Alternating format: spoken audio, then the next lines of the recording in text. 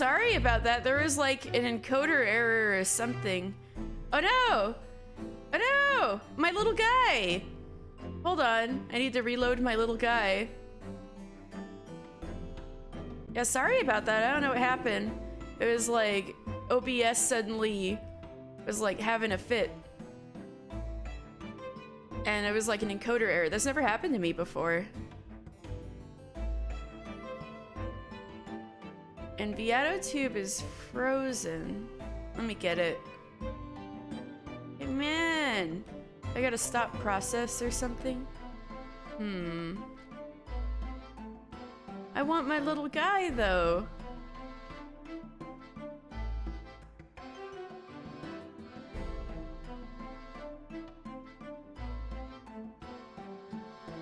Hold on.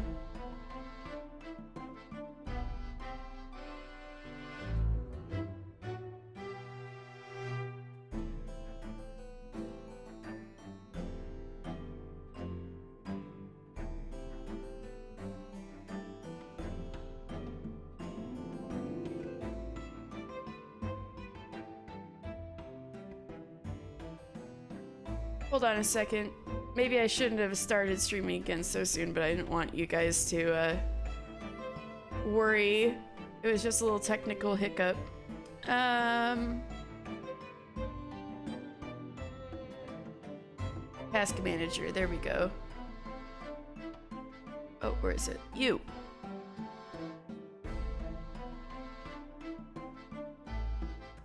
There we go.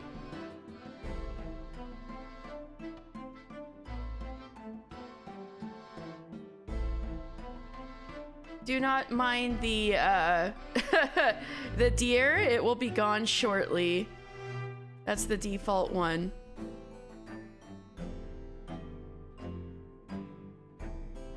There we go. My little guy is back. Now I just need to make it talk. Here we go. I'm back. Phew. All right. Technical hiccup. We're over it. I think we should be good now. So, all right. I'll try this again. Why are these two like this? Oh my god. Why does this poor German child have a bandage on his head? My name is Wilhelm Gosreich Sigismund Ormstein. I have come to the great exhibition all the way from my home in Bohemia.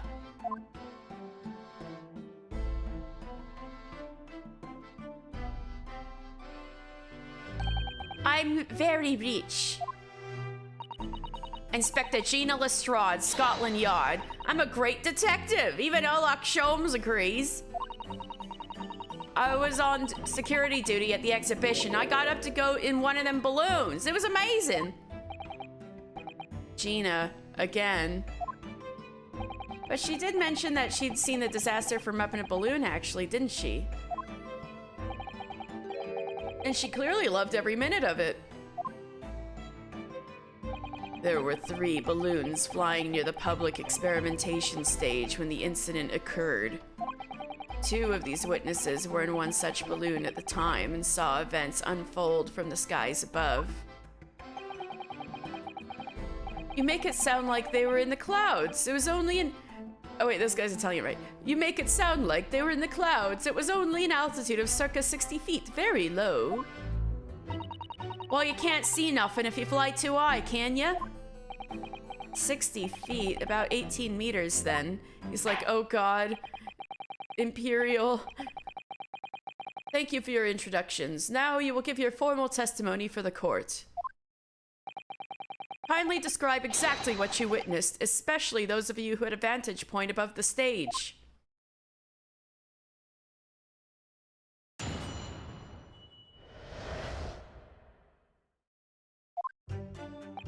It was an incidente terrible. I am only grateful that my balloons were not damaged.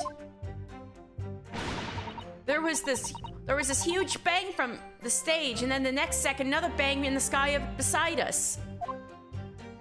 And from amidst the smoke, a cage appeared out of nowhere. The cage, it fell from the sky like a stone and crashed into the crystal tower. I didn't get a good look inside the cage, but no one went near it after it crashed into the tower. So he could have possibly not been inside of it, even though everybody saw him go in. A most extraordinary collective account, I must say.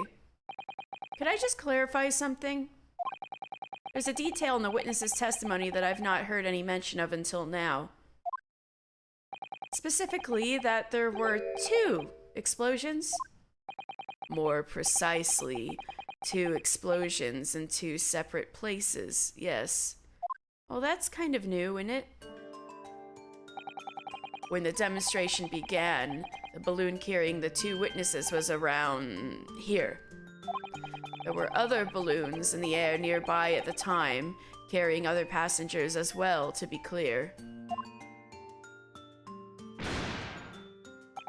Then, as power was supplied to the machine for the demonstration, the first explosion occurred. The so-called bird cage that contained the victim disappeared from the stage, and a moment later, the second explosion occurred, directly adjacent to the balloon carrying the witnesses. But you guys don't know what caused it? Oh, so that's, you think that was the transfer? The explosion transferred with the bird cage appeared at the site of the explosion, subsequently to plummet down into the crystal tower.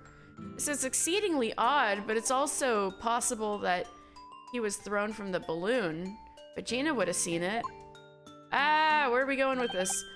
I was very surprised. Suddenly a cage appeared before my eyes with a person inside. The blast was so hot, I didn't want to miss a thing, so I kept my eyes wide.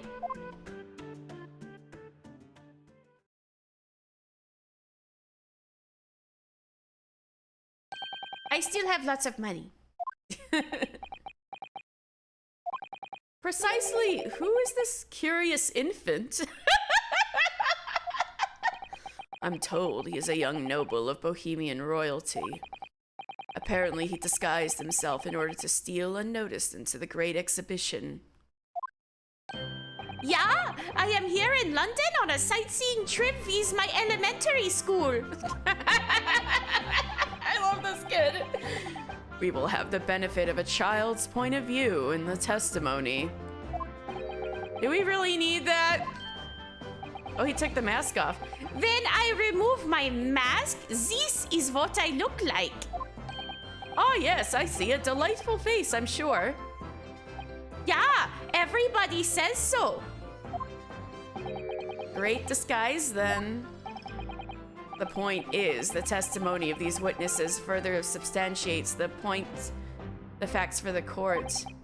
Namely, that despite ending in an explosion, instantaneous kinesis was successfully demonstrated. And furthermore, that until the arrival of the police, no one approached the crystal tower where the victim fell. Wait, Rowan, you're gonna love this. We have a small German child.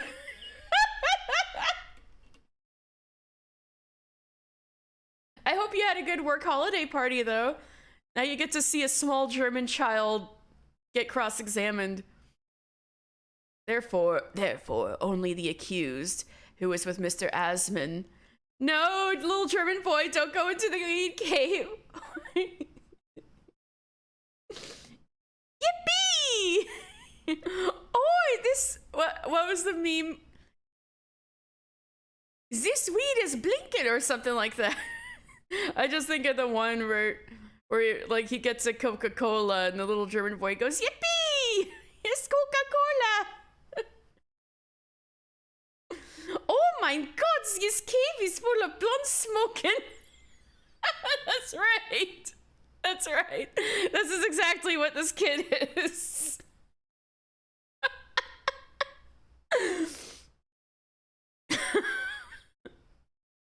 Therefore, only the accused, who was with Mr. Asman on the stage, could have possibly have committed the murder. Creepy Robber! How you been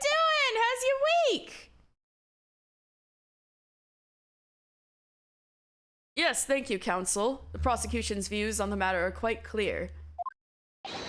So, the defense's cross-examination now, please. Yes, my lord. Blunt smoking.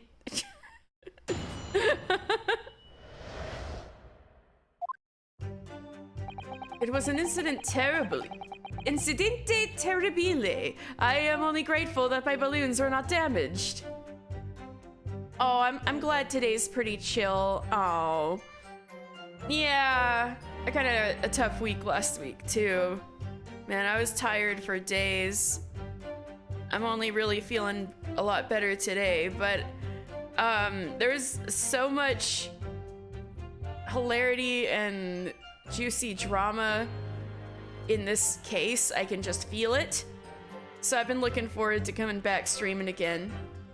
Thank you. I hope you're feeling better too, Gravy. Hold it! There were 3 balloons flying above the experimentation stage at the time, I understand. Yeah, Luftballons. See, all 3 of them, my bellissimi bambini. They are very popular, signor. Some people will pay £10 for one ride. £10? That's more than my annual stipend. £20 a month. That is my pocket money. Royals have all the luck.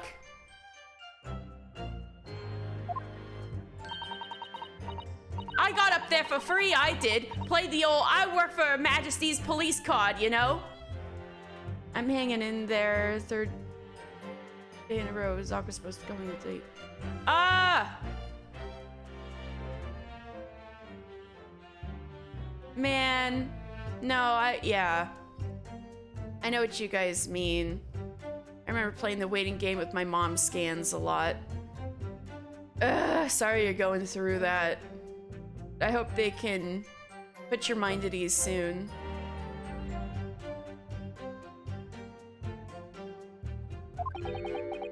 It's all gravy. All right. I'll take... If you say it's gravy, it's all gravy. Detectives have all the luck. If they're so popular, why would you only be operating such a small number of balloons, though?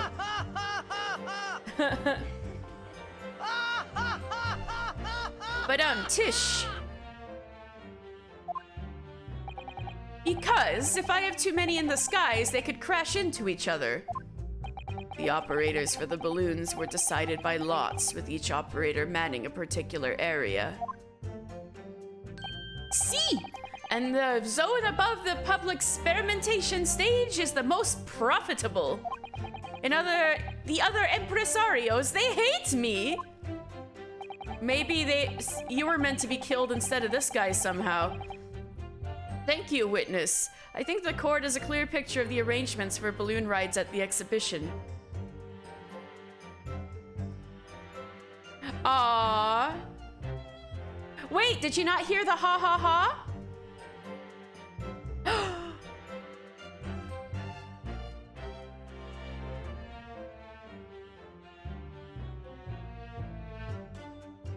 What? Oh, okay, thank you. Okay. Okay, I appreciate it, Gravy. I felt the rim shot key in my heart. Thank you. I could probably set that up myself. I could get myself a little rim shot button.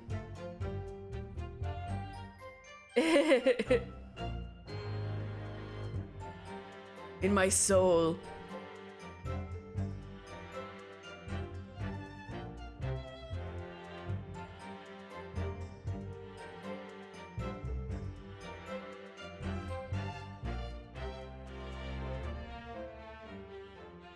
Thank you, witness. I think the court has a clear picture of the arrangements for balloon rides at the exhibition.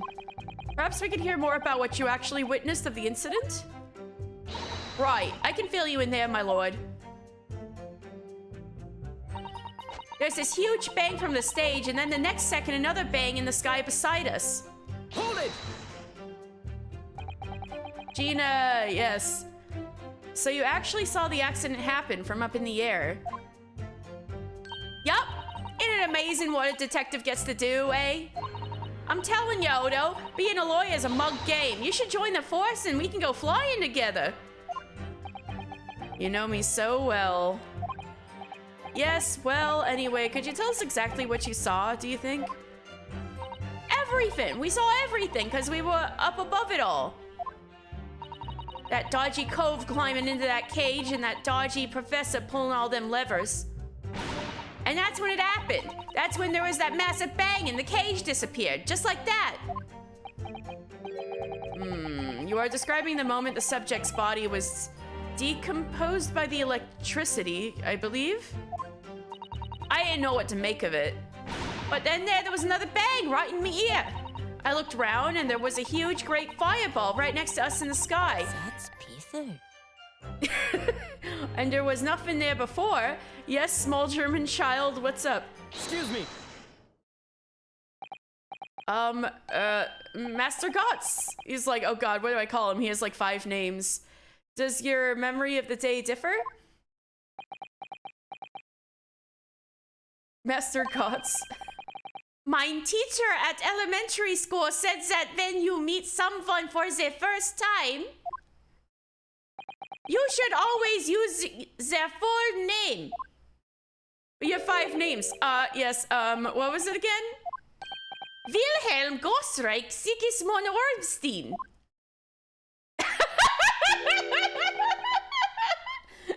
Just the 4 names then? The point is, do you have something to say? Something to add in response to Detective Gina Lestrade's last remark, perhaps? Oi, get it right, Odo. It's Inspector Lestrade. You know, like Sherlock Holmes, as opposed to Herlock Sholmes. Why does everyone have a problem with how I address them at the moment? That is not what I saw. Oh? Yeah, there was a second explosion. It was right beside our balloon. That is true. But I'm sure, which is what I said in it. 1 minute there was nothing there. The next, a massive explosion. My teacher at elementary school says that when someone else is speaking, if you are rude enough to interrupt, you will have the most awful life imaginable. Are all Bohemians brought up to be so full of joy? Oh no, I was brought up with the Grimm's fairy tales about the lady who has to cut off parts of her foot to fit in the slipper. Oh! Thank you for looking that up, Rowan. My friend Ned is the one usually pointing out which characters are the ones that are Sherlock Holmes characters. But thank you for looking that up for me, that the kid is named after a character in The Scandal in Bohemia. Yeah, there's... Yeah. Ned was pointing out a few to me, like, Garadeb and Jezzael are names from Sherlock Holmes too.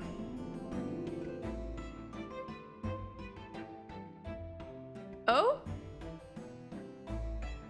One C curb?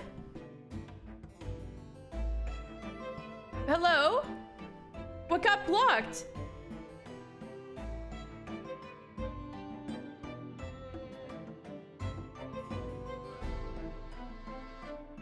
Anyway, welcome to the stream.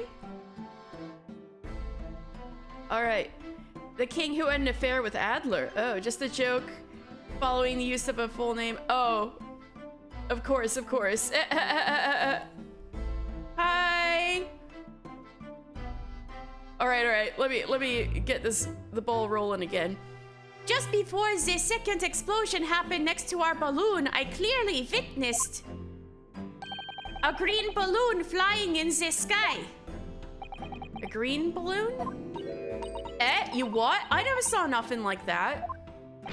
Well, I did! I saw it, and you can't say I didn't! I will complain to the consul! I will cry and scream! My testimony is the truth! I am Bohemian Prince! You cannot say it's a lie! That is not allowed!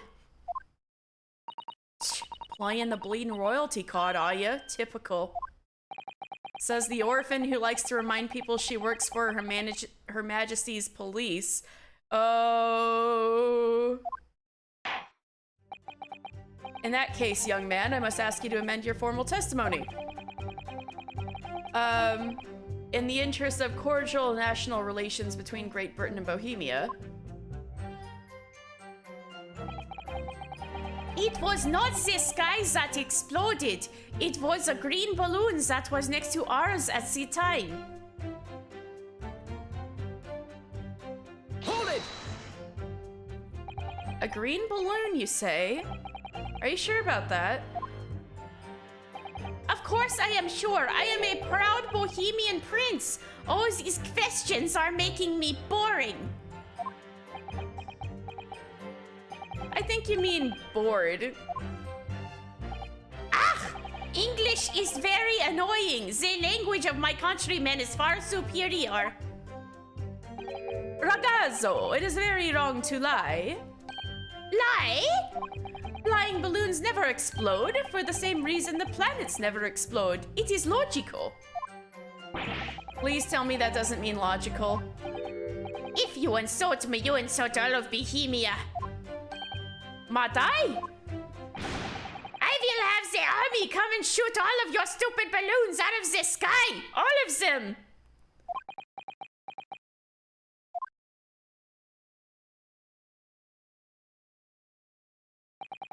Here you are, Your Highness. If only all international incidents were so easily resolved. Now that peaceful relations have been restored here in the courtroom, perhaps we could return to the testimony.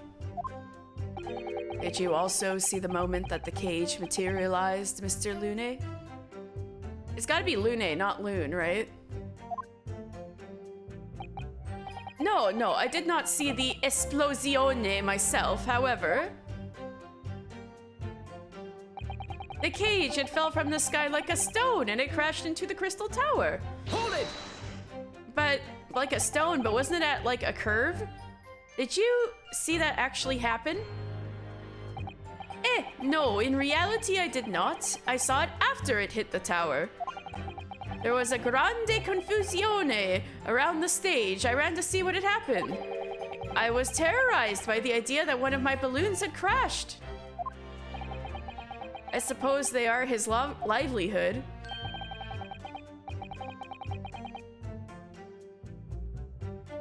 No, it's Loon.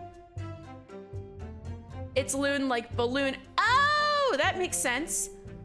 Loon. His name is like Balthazar Loon, like B-Loon. B-Loon. Oh, you guys jinxing and talking about the same thing. You guys jinxing about the same point. That's what I should say. B-Loon. All right, Loon, Mr. Loon. All right, that makes sense. Thank you guys. Jinx. But when I looked up to the sky, all my precious balloons were still there. I saw it though. I saw it slam into the tower. After all, I am a detective now. And tell us what you saw, Inspector Lestrade. That's what I like to hear. I didn't get a good look inside the cage, but no one went near it after it crashed into the tower. Hold it! Was it you who gave the order to keep people away? Use your right, Odo. How could it have been me? I was up in a balloon, weren't I? We haven't invented walkie-talkies yet.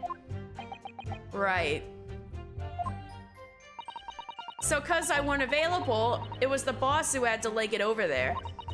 He was getting shoved and kicked all over by panicking spectators as he tried to seal off the scene. It was a real sight to behold, I can tell you. Amazing. Poor Inspector Gregson. So anyway, I couldn't see the cage that well because of all the smoke. And I didn't really want to see, to be honest.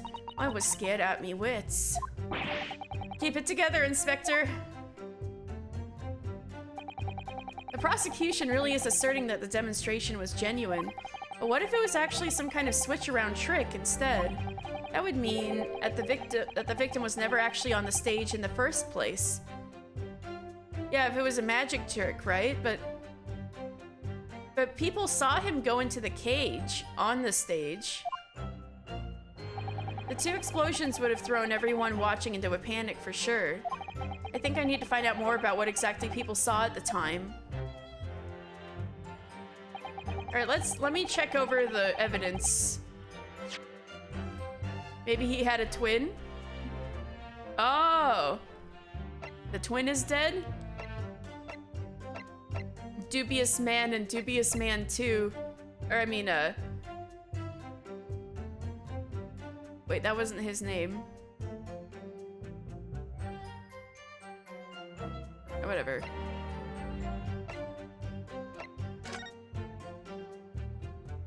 Yeah, it wouldn't have dropped like a stone. Odious Man, yes, thank you. The old switcheroo. Yeah, we didn't look at this mysterious contraption yet.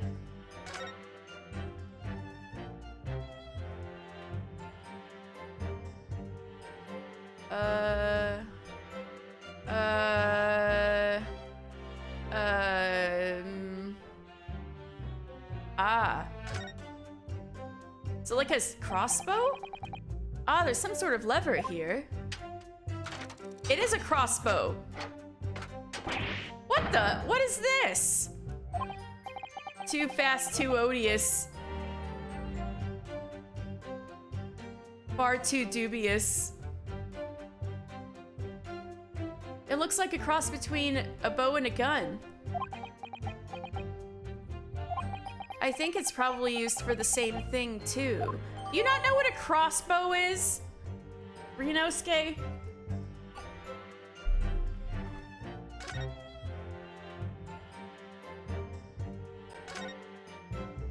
This groove here must be where the arrows are loaded, I suppose. So I was right, it's a sort of bow with an automatic firing mechanism. This would be perfect for someone like me who catches his ear with the bowstring 2 times out of 3. Poor guy. In fact, if I'd had one of these, maybe I could have beaten Kazuma in Kyudo archery training.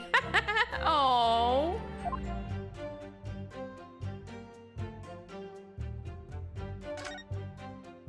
It looks like you wind this around in order to draw the bowstring back and create tension. He saw a bow, he saw a gun, but never the mix. Damn. Ryonosuke is getting more educated in the ways of the world every day. You must be able to fire arrows with a huge amount of force using this device then. In fact, I would imagine it's far more accurate and powerful than a Japanese longbow. I really had no idea what I was picking up when I spotted this at the exhibition grounds.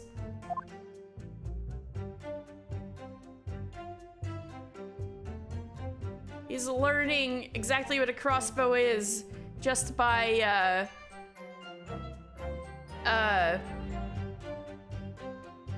hands-on experience. If Kazuma does Kyudo and Kendo, his shoulders must look insane. He was ripped as hell, I guarantee. I bet he was.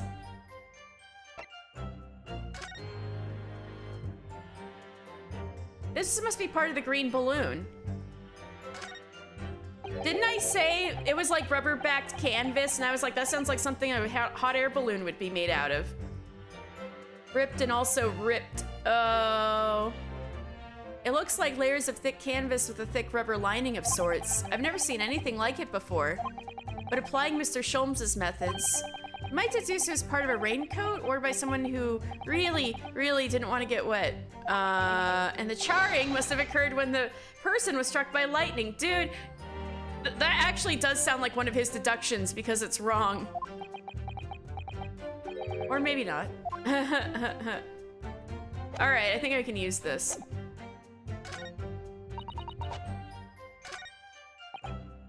Green balloon! Objection! That didn't count? Surely something about that last statement seems odd, doesn't it? Dang it! Why would you want to mull over precisely what you find odd about it on your return to journey to Japan? Damn! My uncle got hit by lightning and now he can't wear watches because he's magnetic and it makes him stop working. Shit, really? That's wild. He's magnetic? I wouldn't be back to give the court an answer for about 4 months anyway. Rest assured, we should be happy to carry proceedings forward in your absence, counsel. Who gave Judge a serving of sass this morning? He is delivering it. He sounds serious. I have to prove my worth before he really does send me back home. It was not the sky. All right, let me look at some more evidence.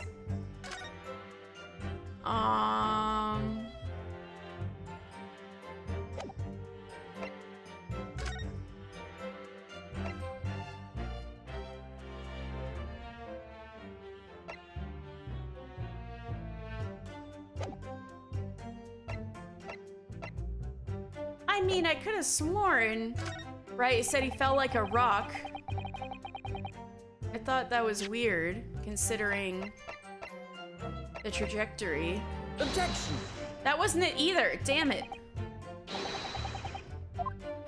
And I would have to overrule your objection, counsel. Oh, the defense would have to accept the penalty given. Glad to hear it. And you would also have to think again, hmm? Oh, damn! The judge is on fire today. Alright, I'm gonna save.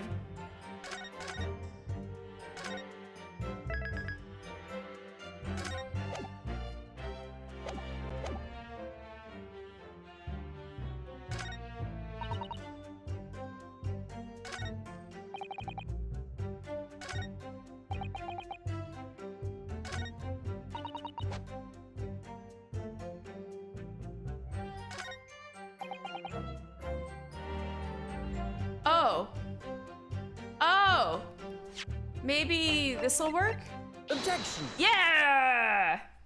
Edgar Allan P, welcome back. Yeah, we love Gina in this house. Mr. Loon, in your testimony, you said that all 3 of the balloons you had operating at the time were undamaged.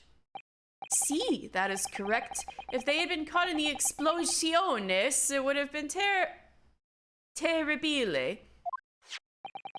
I wonder if you might know what this is? Ah, I think it may be. See, parts of a balloon, a burnt piece of the fabric of the envelope. Sorry, the envelope. Pardon. That is the large round part of the balloon which becomes filled with hot air. I know.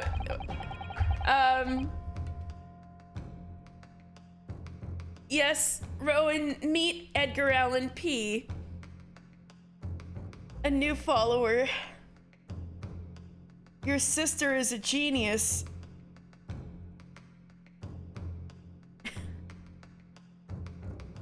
It is made from a very thick fabric lined with rubber. You do not want it to rip when you are in the sky. Just as I thought.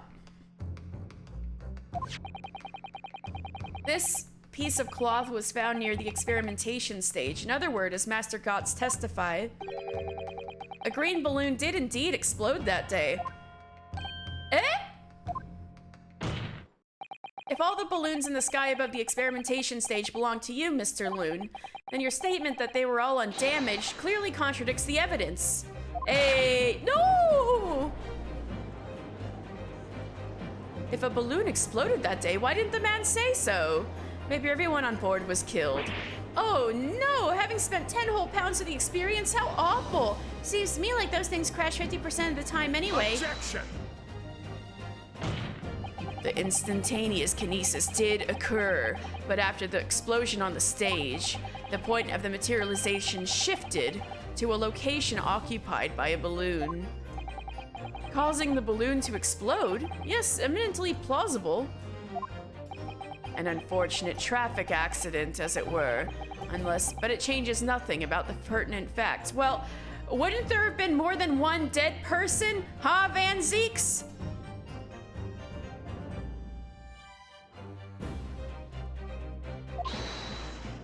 Hold it. This I cannot accept. Why not, Mr. Loon? You are suggesting that I am a liar. That person's died in a balloon incidente.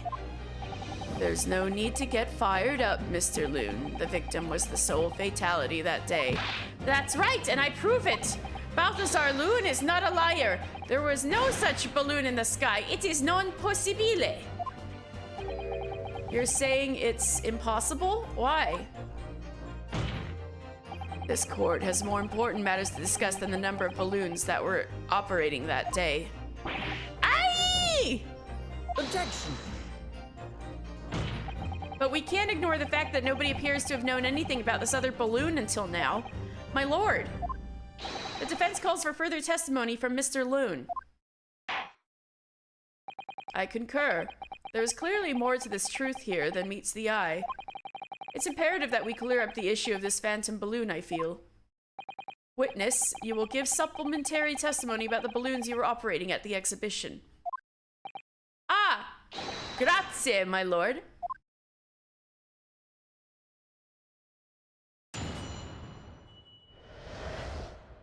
Mr. Loon's balloons. As I said, Balthazar Loon is no liar. Every balloon I had in the sky landed safely.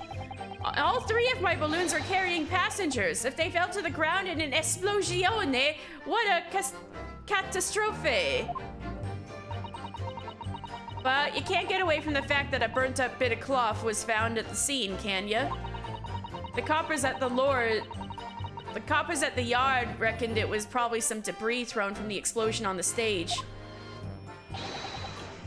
This stupido ragazzo is mistaken. Are you calling Gina stupid?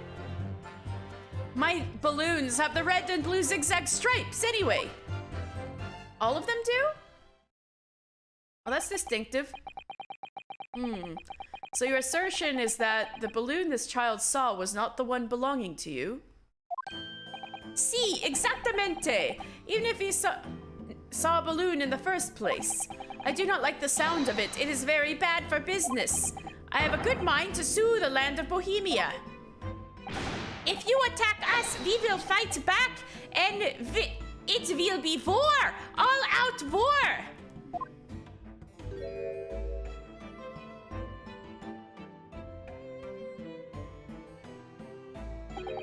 What happened to all-out war?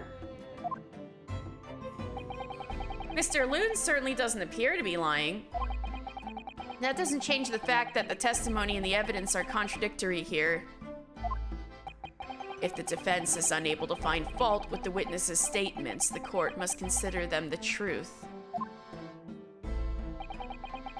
Think long and hard on that, my learned friend. The situation has clearly changed now. I have to get to the bottom of what happened here, no matter what it takes. Counsel, you may now cross-examine the witnesses.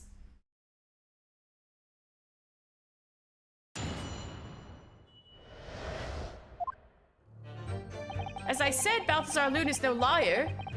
Every balloon I had in the sky landed safely. Hold it! You couldn't just have forgotten one, maybe? Signor? I might not notice if I was given 100 lentils and one was missing. But we are talking about 3 enormous balloons. All right, the number, that's what I was looking for. Do you believe I could make a mistake about something so grande and expensive? I took the liberty of having Inspector Gregson check this gentleman's warehouse.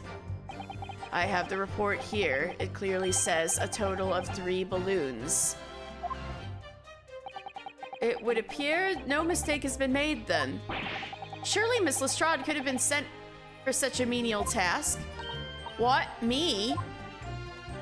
I'll tell you what I told the boss. East End kids like me can only count up to 2. Good defense. All right, you're gonna exchange the chair. All right, I'll see you in a bit, Rowan. Good luck out there. Obviously that ain't true, but the boss bought it and said he'd have to go himself in that case.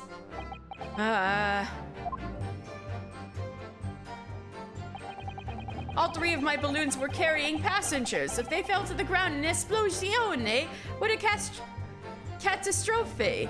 Hold it! It would be quite a catastrophe if they fell to the ground for any reason, I think. On that note, Mr. Loon, tell me, what is it that keeps these balloons in the sky? Are you an idiota? Sorry? That is like asking, why does a candle burn bright? It burns bright because it burns bright. And a balloon flies because it flies. What else? Oh, very extremely scientific. That must be Italian for I don't know.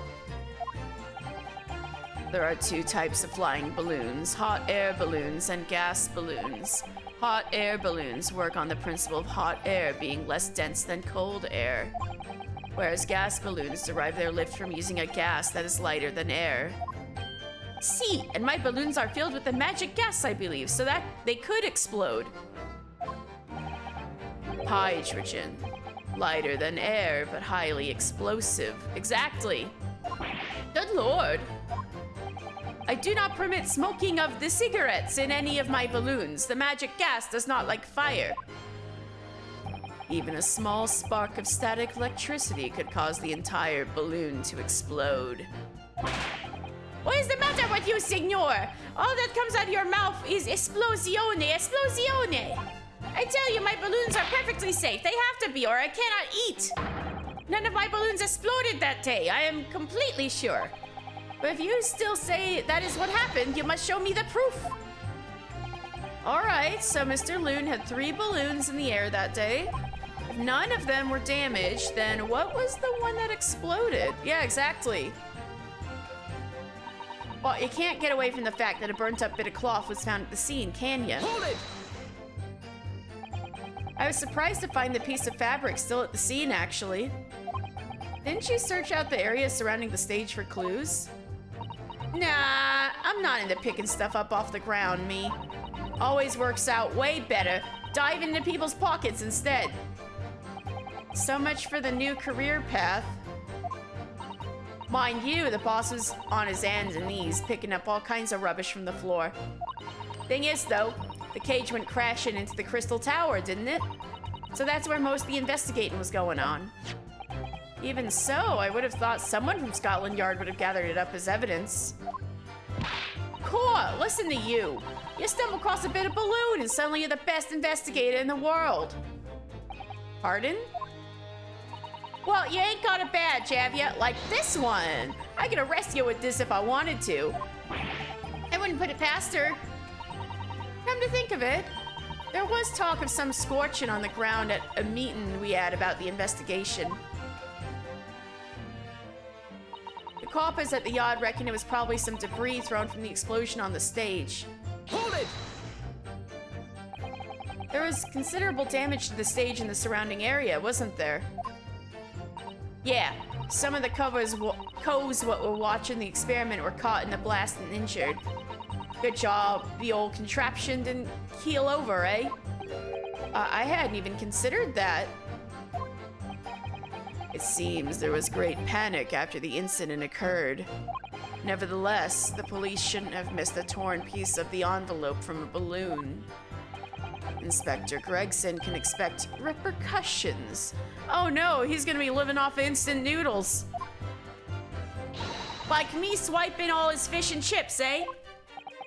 The man's sole pleasure. None of this matters. That scrap of balloon. None of this matters. That scrap of balloon envelope means nothing. Niente. This stupido ragazzo is mistaken. My balloons have the red and blue zigzag stripes anyway. Hold it! You mean the color is wrong? Si, senor. I do not have any green balloons in my warehouse. And yet a piece of green cloth was found at the scene, and it's unmistakably from a balloon. I do not know how that can be. For the sake of argument, let's say that a green balloon did explode above the stage. You couldn't therefore conclude that it happened on the day in question. Why not? There have been recreational balloon fights over Hyde Park. Balloon fights? Oh, flights. I was like, hold on, wait a second, what? Flights. There have been recreational balloon flights over Hyde Park, operating from before the Great Exhibition. One could have exploded on some earlier date. Unfortunate, as I'm sure you'd agree. Wouldn't there be records of that sort of thing? News clippings? You believe it may have been from some earlier balloon accident that predates the explosion. Si, exactamente. As the signor says, it is not from one of my balloons. Clearly this little ragazzo from Bohemia is mistaken about what he saw. Oh, he is angry. Excuse me. Is something wrong, Master Gotts? It's Master Wilhelm Gossreich Sigismund Ormstein. It was on the tip of my tongue. Yeah, something is very wrong. I know what I saw. There was a green balloon there. I swear it. I swear all over Bohemia. You can speak as much bad language as you like, but it changes nothing. If you do not have evidence, ragazzo, then I must tell your parents to punish you, eh? Perhaps we'll let the judge decide when it comes to punishments. Aerial combat in my Ace Attorney, it's more likely than you think, right? Evidence? What is this evidence? To give a simple example, young man.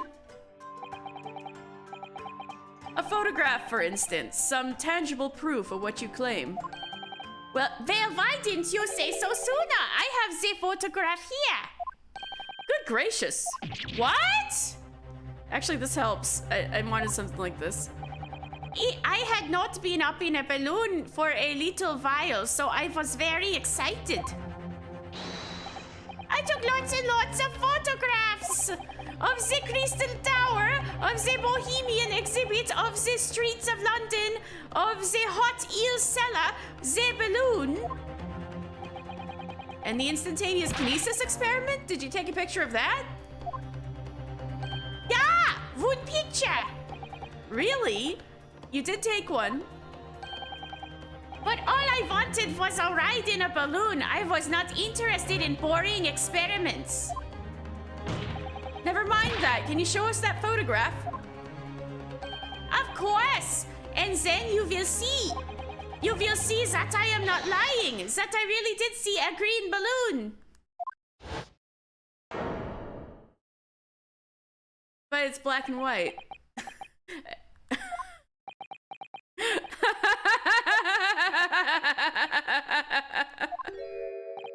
Well, I see you are all too shocked to speak. Yes, I think shocked is indeed the word, young man. Yeah, perhaps you cannot see that it was a green balloon from this photograph, but that is not my fault! That is the fault of the stupid person who made the camera! I'm taking a screenshot of this.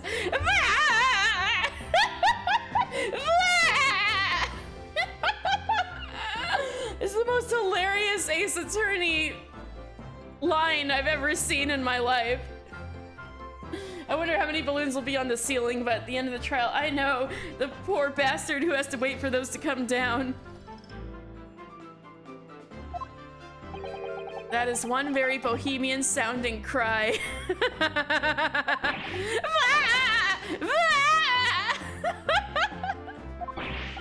Very well, the court will accept this photograph as evidence.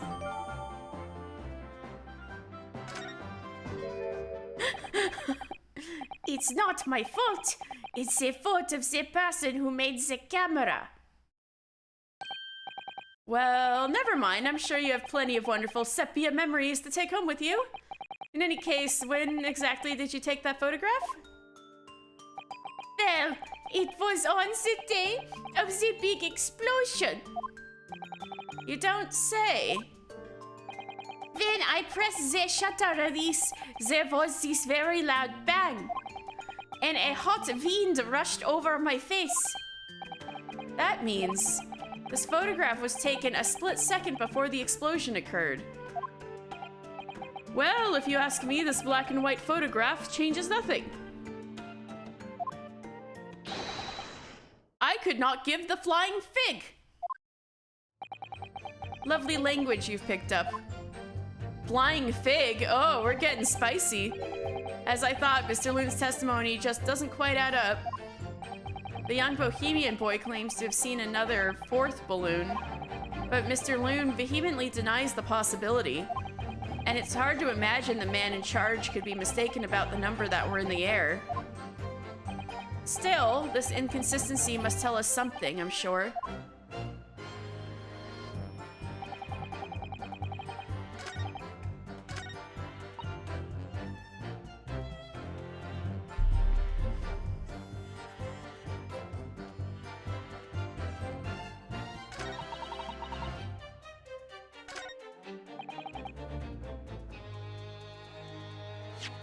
Let's see, let's take a look at this thing.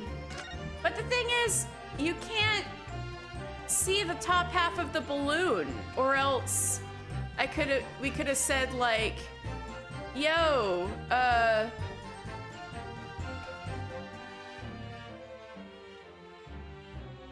okay, but wasn't it suspicious that, oh, you can see the arrow coming up at it.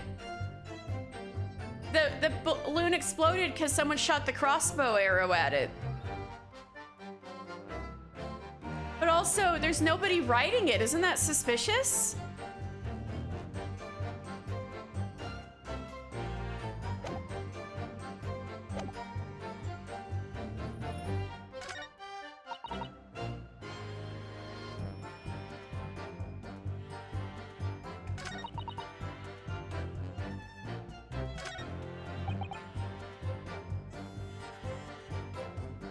All three of my balloons were carrying passengers.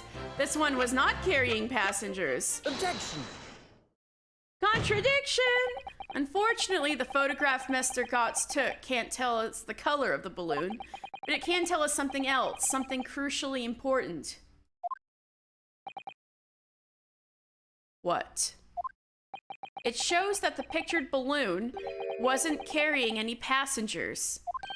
Ah, my goodness, you're right. But surely all the balloons would have been carrying passengers. There would be no sense in it otherwise. See, they are for pleasure, for seeing the view. My balloons only fly with passengers. Which tells us that the pictured balloon isn't one of them. So when the incident occurred that day, there was a fourth balloon in the skies above the experimentation stage. The mysterious green balloon. I know nothing, niente. I can only tell you one thing. If this balloon was not carrying passengers, then it was not one of mine. Objection! There are illegal tradesmen everywhere you care to look. Clearly, one such entrepreneur decided to capitalize on the opportunity presented by the Great Exhibition and managed to operate balloon flights on Mr. Loon's patch without him realizing. See, the competizione trying to steal my profits. I did not notice because of the esperimento that went wrong on the stage. This fourth balloon exploded at the very same moment Mr. Asman was beamed from the stage below. Right, so them scraps that fell to the ground after and left them scorch marks. They didn't come from the stage at all. It was bits of the balloon raining down. Because no one was in it, didn't get no attention. A mysterious fourth balloon carrying no passengers silently floating over the experimentation stage. Objection! This photograph shows us nothing more. Wrong! A stray balloon carrying no one and operated by some rogue trader. Clearly it has nothing to do with the case. Wrong! Its relevance does elude me, I must say. The court is seen sufficient evidence and heard ample testimony already. The prosecution calls for this trial to be concluded. Everybody does look rather bored. Really? Have we really got to the truth yet? No, I can't let this opportunity slip away. The jurors' minds are made up, and not in our favor. What else can this photograph tell us? Is there nothing more we can learn from it? There's more! Objection! Ladies and gentlemen of the jury, wait! Please don't give your decisions yet. It didn't all explode, right? You have to wonder what happened to the sandbags and the basket then. Good question. Maybe somebody...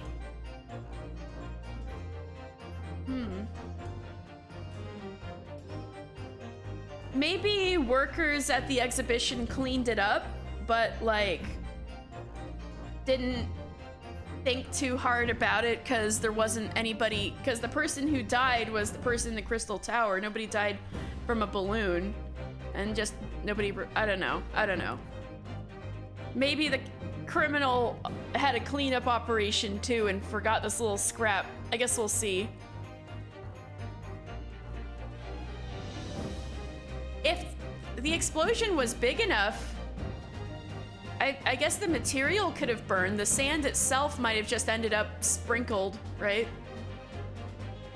Ladies and gentlemen of the jury, wait, please don't give your decisions yet. The photograph from Master Gotts may well be hiding one more vital clue. What's that? A vital clue. Objection! We're well past the point of mere possibilities. It's time for definitives now, so tell the court. What exactly does this alleged clue in the photograph prove? The cause of the explosion. We can reasonably assume that the pictured balloon was destroyed in the searing heat of the explosion. Yeah, that's right, yeah! It was not my fault. Maybe it did all explode. Evidently, because the birdcage from the kinesis machine materialized in the sky where it had been flying. Although it's possible that the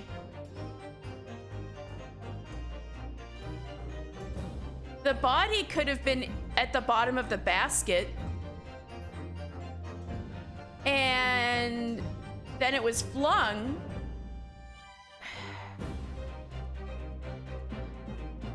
But then how do you end up in the birdcage? We just got to figure this out later. And the balloon being filled with flammable hydrogen instantly and explosively ignited. Objection! No, that's not what happened. What? It would appear that this photograph requires closer examination.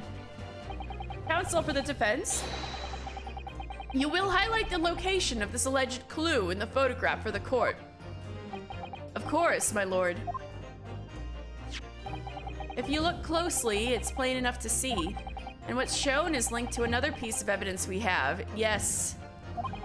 In a way that leads to an unbelievable conclusion. I agree. The clue that heavily suggests the real reason the balloon exploded is this little streak here. Take that! The timing of this photograph can only be described as miraculous.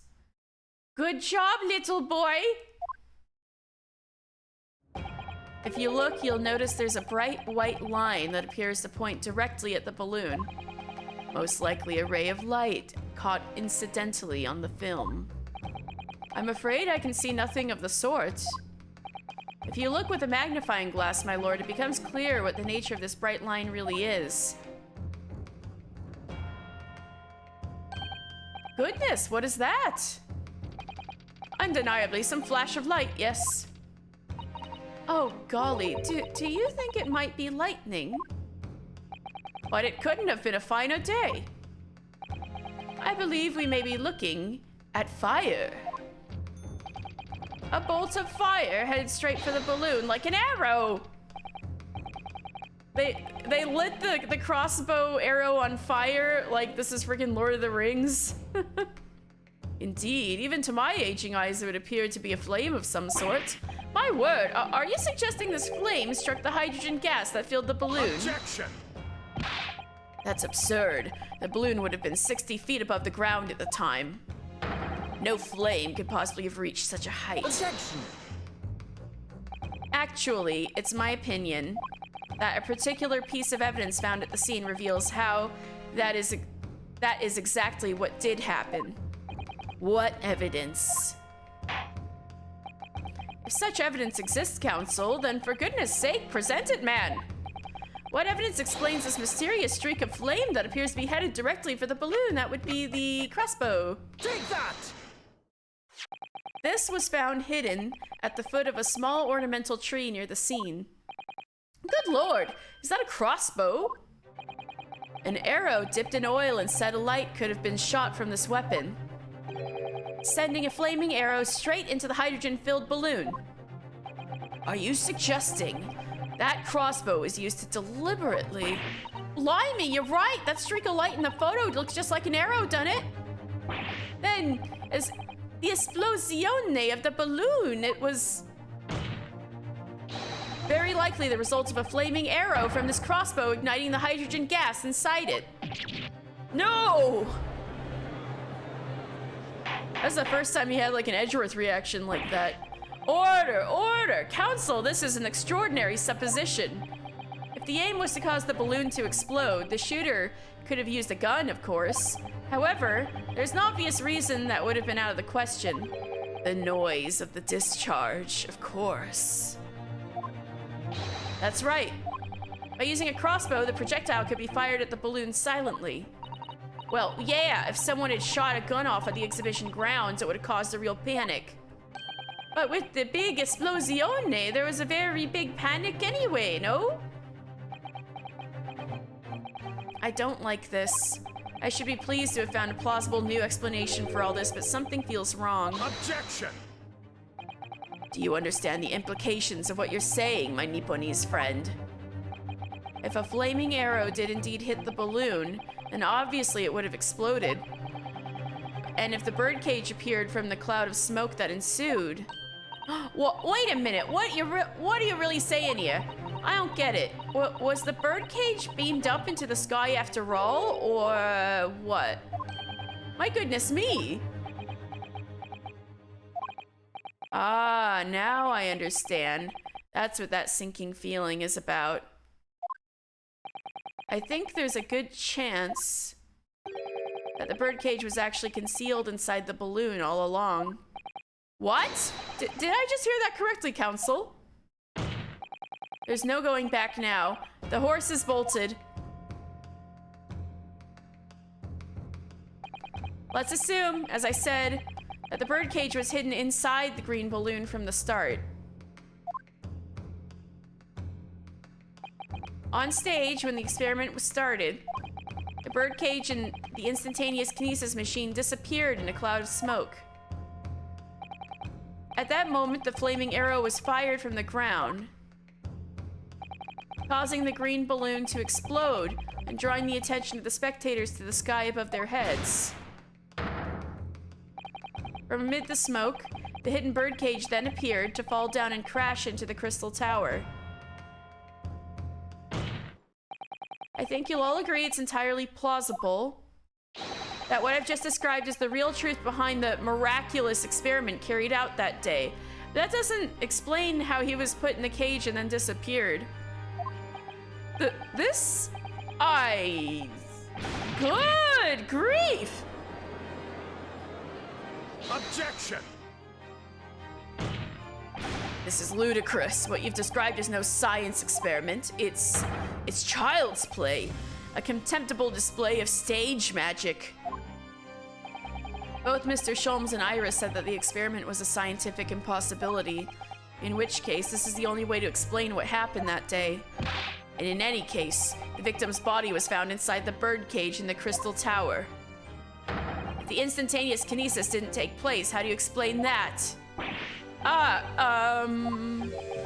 If If I may put in a word, as a man of magic myself, such apparent discrepancies can easily be explained by some simple deception. Juror number 3? All that would be needed is a doppelganger, someone who looked very similar to the victim, Mr. Asmund. Was it Rowan who was saying he might have had a twin? Who said he might have had a twin? Yeah, it was Rowan. When Rowan comes back, I'll have to tell him, hey, good job. And having this other man appear on stage to front the show as a body double. Ah, yes, of course. So in fact, Mr. Asmund must have been inside the birdcage that was concealed inside the balloon right from the start. Objection! That balloon would have been filled with hydrogen. Anything hidden inside it would have been scattered to the 4 winds when exploded. No one would ever have embarked on such a risky venture. Not necessarily. The explosive force of the balloon gas would very much depend on the mixture ratio. Juror number 4. All right, man, let's get some science in here. Flying balloons are rarely filled with pure hydrogen, but a mixture of other gases such as helium as well. Helium on its own doesn't explode, but by controlling the gas mixture ratio, the explosive force can be altered. The mixture ratio? Obviously, the victim's body would have suffered some burns. That would be unavoidable. But not to such an extent as to render the whole obscene charade impossible.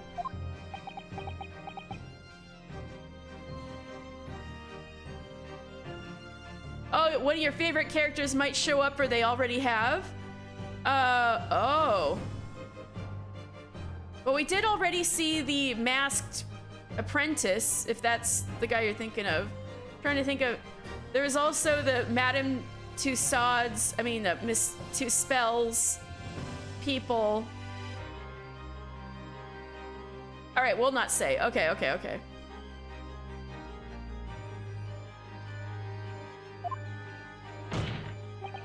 I appreciate it.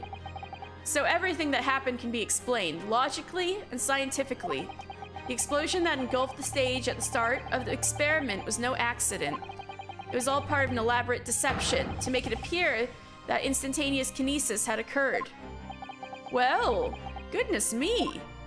And if we accept that this is what happened, it means that the victim, Mr. Asmund, was never present on the public experimentation stage to begin with. I thought they looked a little different. In short, he couldn't have been killed by the defendant who was on stage in full view the entire time.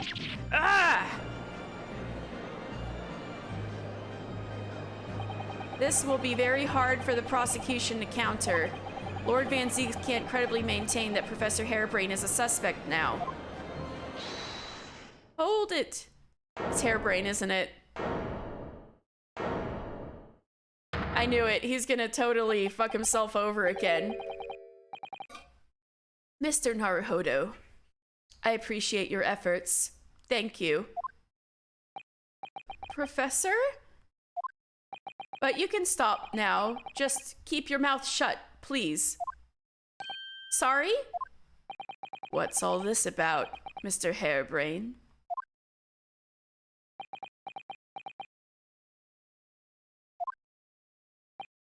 I, Albert Harebrain, hereby confess that it was me who stabbed Mr. Odie Asmund.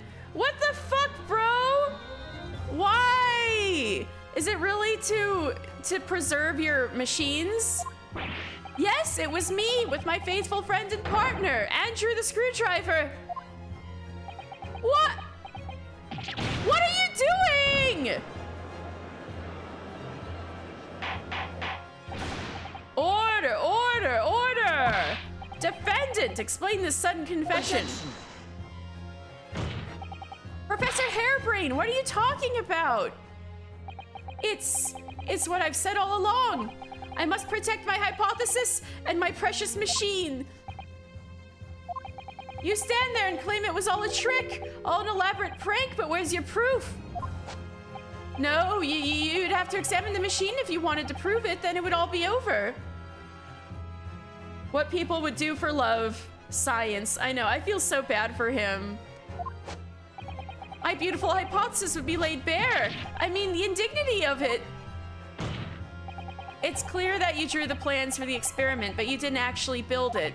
It's quite conceivable that you were duped, Professor. You'll just let me explain. Barrack! Yes. I'll cooperate. I'll do whatever you say. I swear it. So please, ensure the Special Dispensation for Scientific Equipment Act is adhered to protect my creation.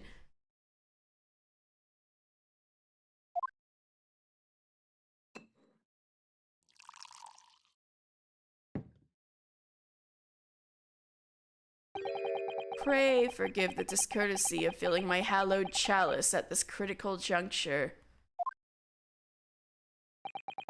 Here's to my learned Nipponese friend. What? And his upcoming attempt to clarify the defense's position in light of the accused's confession. Do you intend to formally assert that the experiment was nothing more than a conjuring trick?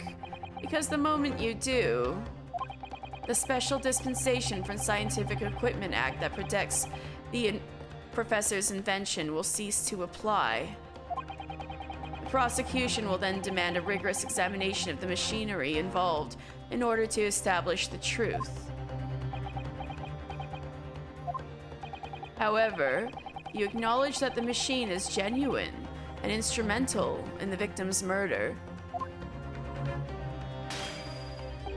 Any chance of investigating will be crushed, and the confidentiality of the professor's hypothesis preserved.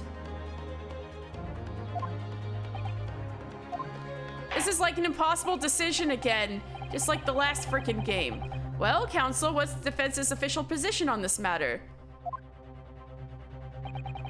What Professor Harebrain, my client, actually asked of me was to prove that the explosion on stage was an accident and protect the secrecy of his hypothesis, but there's no way to do that without implying the professor's guilt. Do I protect my client's life by asserting his innocence? Or do I uphold my client's request but see him condemned? Either way, I can't avoid betraying his trust. You've been silent long enough. Isn't talking your trade, my learned friend? Or has all knowledge of English escaped your confused Nipponese mind?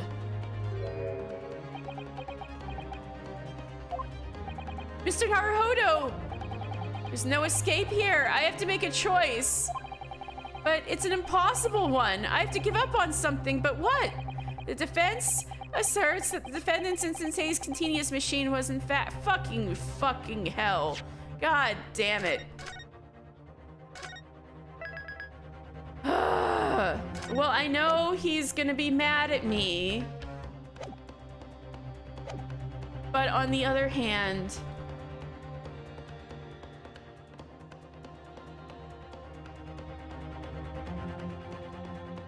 what's the most important is to pursue the truth, right?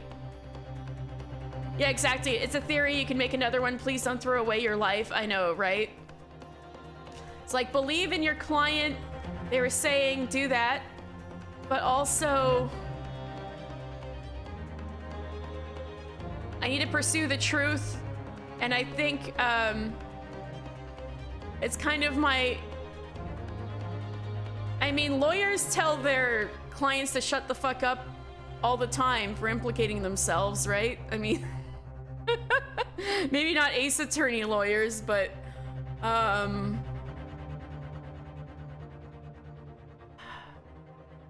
you know,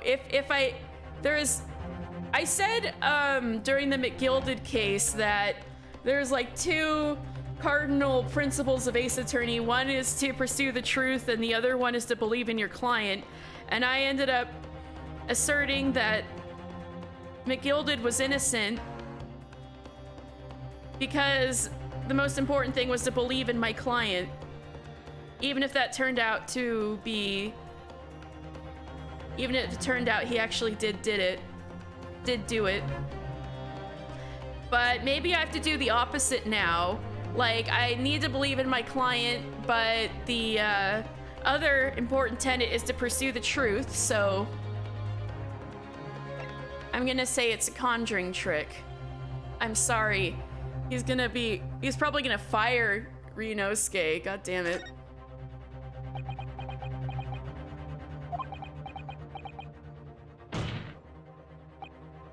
He can't say it. Oh no, no matter what he chooses, he can't say it. Oh, poor guy.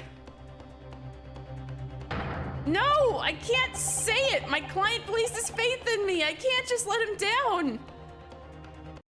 What must I give up on? It's not a question you have to ask yourself here. What?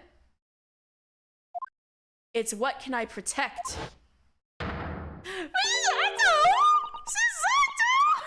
Jesus Christ, what timing? I was like, I feel like I'm hallucinating. Susato's suddenly here. Am I high? I did say there was like nothing holding her back from returning to England, but at the same time, holy shit, we didn't hear a thing. Hello again, Mr. Naruhodo. It's been far too long. Susato-san!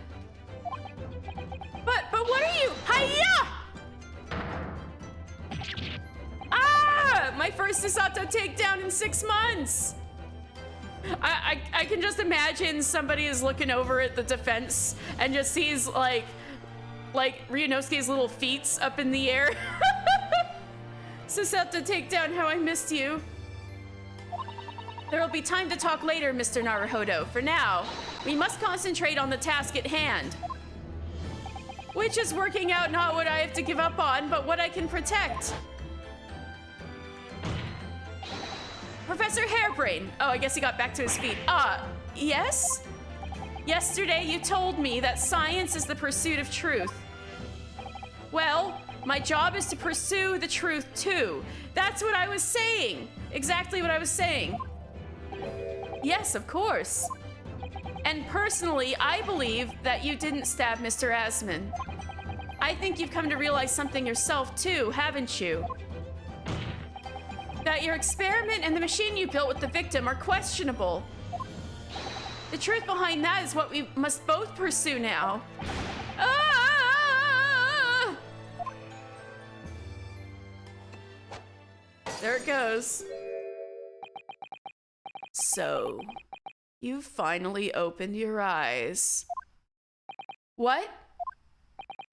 And as for you, Albert, you can't ignore this any longer. Having heard my learned friend's assertion, don't you have something to say? Barrick? Lord Van Zeeks. Gosh, I've never heard him speak that way before. In truth, there is one thing, something I've remembered that's of relevance. What? On the day it happened, just before I began the experiment, I saw a man near the stage. A man holding that crossbow. I beg your pardon. Holy shit! Professor, did the man have any distinguishing features? What did he look like? Taller than me, and thinner than me, with straight hair, straighter and whiter than mine. Sounds like a pretty distinct individual. Let me see, one less lens than me too, a monocle, a rather stylish black... Wait, is this like... DeKiller's ancestor? Sephiroth? It's Sephiroth! He aireth the balloon. Hot aireth balloon. A rather stylish black monocle, but one thing in particular will help to positively identify the man. You see, I know him very well. After all, He's the engineer who built my invention. Well, yeah, I think you were duped, my guy. What? He built the machine? That's right. Mr. Asman introduced him to me a year ago. He's a man by the name of Enoch Drebber. Enoch Drebber? Does this name mean something? Members of the jury seem flustered. Not a name any scientist wishes to hear. The man's an abomination. Not a name any conjurer wishes to hear either. You take me for a conjurer of cheap tricks? Who on earth is he? I'm afraid this isn't the first tale of this nature that I've heard in scientific circles in connection with that name. I mean, you got funded by an odious man, Professor Hairbrain. You gotta, like, use your brain. There's talk of other flamboyant experiments that turn out to be nothing but stage trickery in the end. Obviously, the rascal is after the government's research grant money. When magicians are in need of money, I have heard of them resorting to these underhanded tactics. Some acquaintances of mine with experience of such things have mentioned Enoch Drebber's name before. The man is both an engineer and a magician. Yes, we're dealing with an unparalleled confidence trickster here. That's Enoch Drebber for you. Fascinating.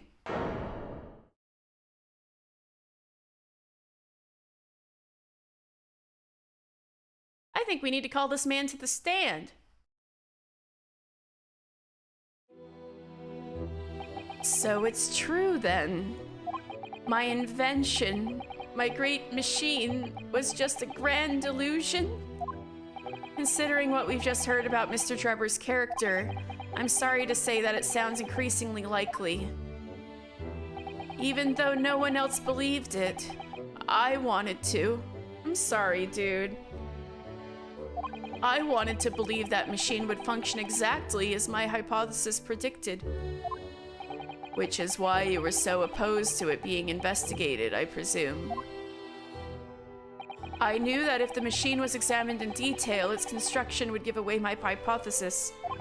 Obviously, I didn't want that to happen, but at the same time, I knew that if it was found to be nothing more than a trick, than a work of deception, then everything I'd worked toward, all my research, all my dreams, my whole life would be over.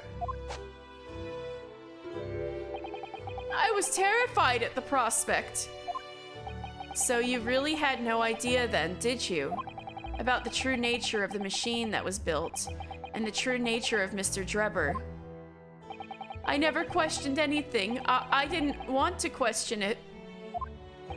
It's entirely possible that Mr. Asman and Mr. Drebber were working together to use you as a means of fraudulently acquiring the research grant money.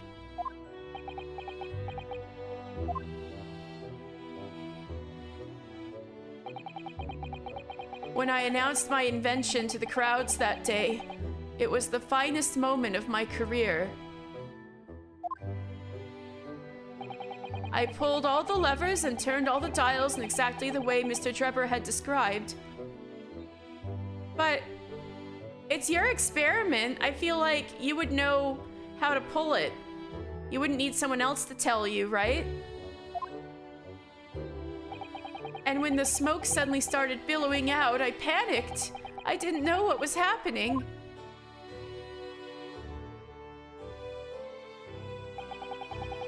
But I really don't know how the whole illusion was made to work. I don't know anything anymore. I'm sorry, dude. Let me confirm one final point with you, Professor. Do you now consent to the prosecution submitting the necessary paperwork to release your invention from the protection afforded by the Special Dispensation for Scientific Equipment Act? Yes. Please go ahead. I'm very sorry. This was not your fault at all, my man. I mean, maybe you could have done some more due diligence, but you were duped. It would appear that we shall have to suspend proceedings for the remainder of the day now. Lord Van Zeeks, my lord. The court has newly been made aware of another party whose involvement in this matter is critical. Yes, Mr. Drebber. Gather information about the man. If possible, I should like him served with subpoena.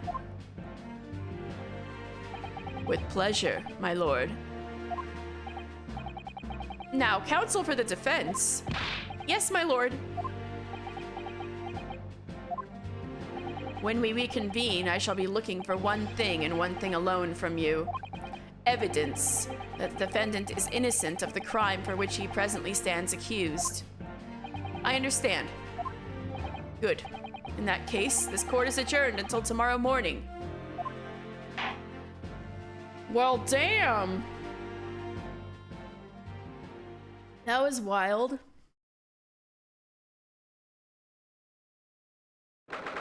23rd October, 1:36 p.m. The Old Bailey, defendant's antechamber. I'm sorry, buddy. Mr. Naruhodo. Ah, yes? I'm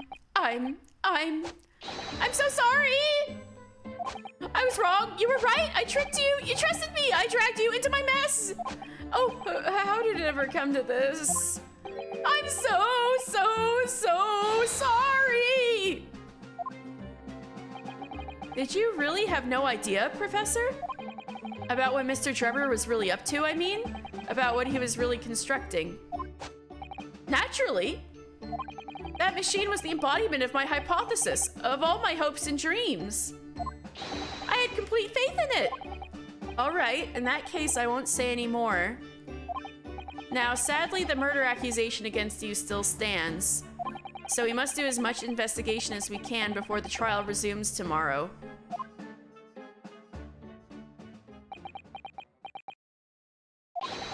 Well, thank you for doing so much for me. Shit, I guess we're on better terms now, but Jesus. Susato! I'm so sorry for arriving late this morning, Mr. Naruhodo. We didn't even know you were coming! Arriving late? Didn't you receive my postcard? I wanted to let you know when I'd arrive. Postcard? What postcard? I hid it from you, Bruno, so it would be a surprise. God damn it, Iris! Well, did it work? I was surprised, all right, especially when she threw me to the ground. Oh dear, I'm so sorry. I was just so happy to see you again that it sort of slipped out. This is such a takedown, just kind of jumped out.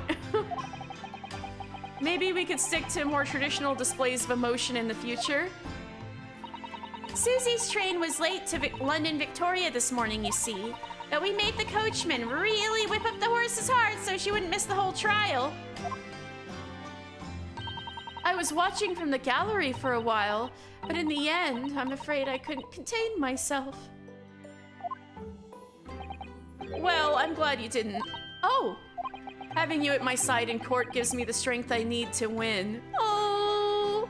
So, I'm, delighted to see you back in London. Oh, you're too kind, Mr. Naruhodo. I'm delighted to be here. I hope I can continue to be of service to you. Of course. So, what brought you back?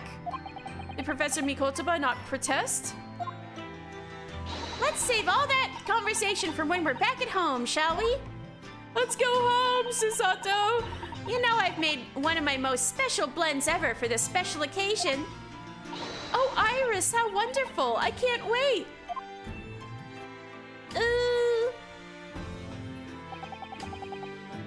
Susato-san was back in London.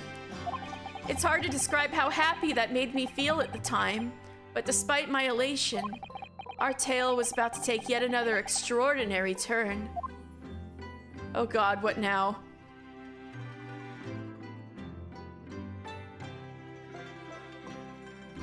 Oh, she's back!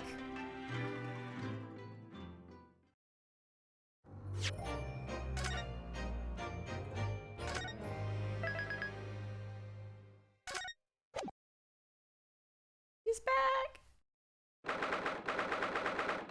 23rd October, 2:41 p.m. Naruhodo's legal consultancy. We're back! Oh, this room. It's been too long. It hasn't changed in the slightest, though. And it's been some 6 months, hasn't it? It's a long time for things to stay so familiar. I didn't know when you might return, and I wanted everything to be as you'd left it. But it has been some 6 months, it's true.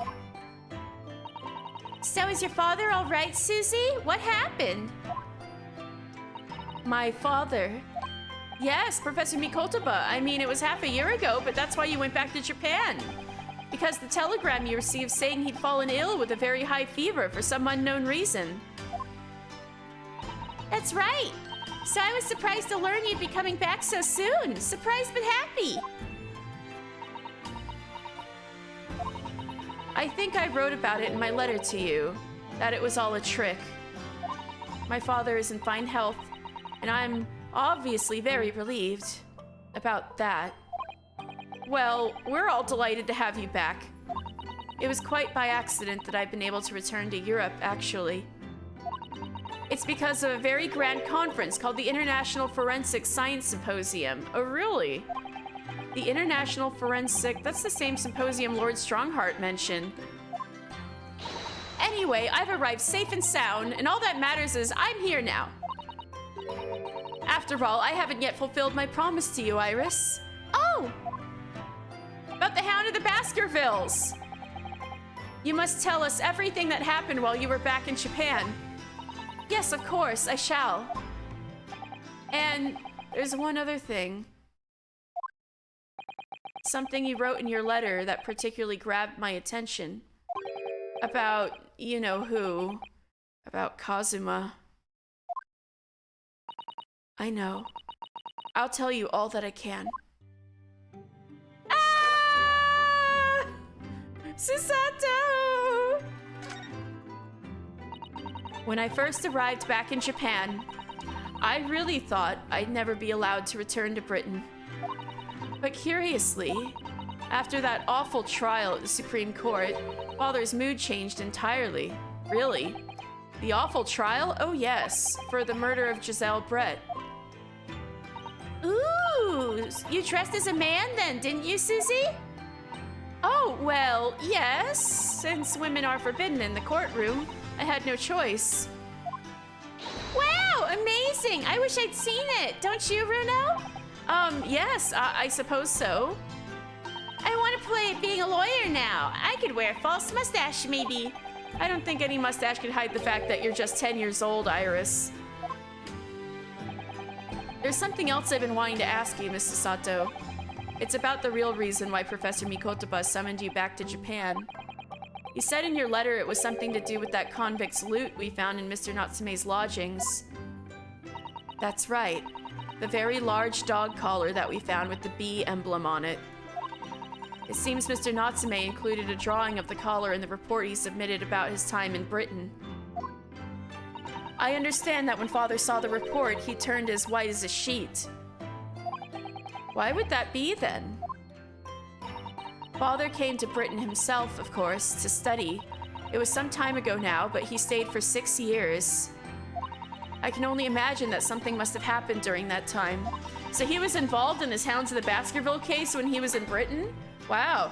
But if he refuses to tell me what it is, then I intend to find the answers for myself. Go Susato! And I've decided that I, for one, won't keep any more secrets. So, are you gonna tell Iris that her dad's dead? Oh, Susie! That's a very meaningful look Susato-san's giving Iris there.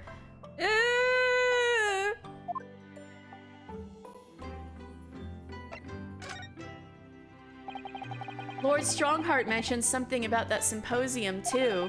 I think he said that investigative authorities from 40 different countries would attend. Yes, and from Japan, my father and Judge Shigoku have been invited. It's something of an honor, I believe. Well, Professor Mikotoba is the leading expert in forensic medicine in our country, after all. But who's the other person you mentioned? A judge, you said? Did you say? Yes, His Excellency, Judge Seishiro Jigoku. You've met him, Mr. Naruhodo. Last year, in the Supreme Court. You can't possibly have forgotten. That terrible trial of yours when you were accused of murder. Oh, yes, I try to think of that as a positive turning point in my life these days. Well, it was Judge Jigoku who presided over that trial. If I'm perfectly honest, I'd be happy never to see that man's face again in my life. Oh, well, anyway, as father was invited to the symposium, he agreed to me returning to Britain, too. He won't actually arrive until next month, but, well, I couldn't wait. So I pleaded with him, and in the end, he agreed to me going on ahead. Yes, about the symposium. It seems as though Lord Strongheart has put in an awful lot of work to make it happen. Damn, so Professor Mikotoba is coming, huh? This is gonna be spicy. With all the Herlock Sholmes and stuff going on. It seems as though Lord Strongheart has put in an awful lot of work to make it happen. It's obviously very important. I believe it is, yes. As I understand it, Lord Strongheart organized the entire event himself. I think he's hoping that by achieving exceptional results, he'll get the job of Attorney General. The most senior position in the British justice system. He's hoping to use his power to create the world's finest policing institution. That's what Father said, anyway. Apparently, it's Lord Strongheart's lifelong ambition. Does Professor Mikotoba know Lord Strongheart personally, then, I wonder? Actually, Lord Strongheart gave me a long speech all about this very subject only yesterday. But I sort of lost the will to live early on. And didn't listen to much of it. How trying for you. Giselle Brett. The woman whose unforgivable actions ended in me being wrongly accused of a crime I didn't commit. The murder of Dr. John H. Wilson. Yes, Giselle Brett. That's a name I won't forget for as long as I live. The extraordinary thing is, though, it seems it's a name we should all forget. Sorry? Since the incident, our government's intelligence services have been investigating Miss Brett. But it turns out that an Englishwoman by the name of Giselle Brett didn't actually exist. I had a feeling it didn't exist. But how can that be? Because she was going by a fake name because she's part of this conspiracy shit. It was a pseudonym. Her real name was Shin. And she wasn't a visiting student either. That was a front. So they finally are finding out about her real nature. Good. A front? Who on earth was she then? Miss A. Shin. Her name is literally all our intelligence services have been able to ascertain about her. Miss A. Shin. Mission? She's on a mission?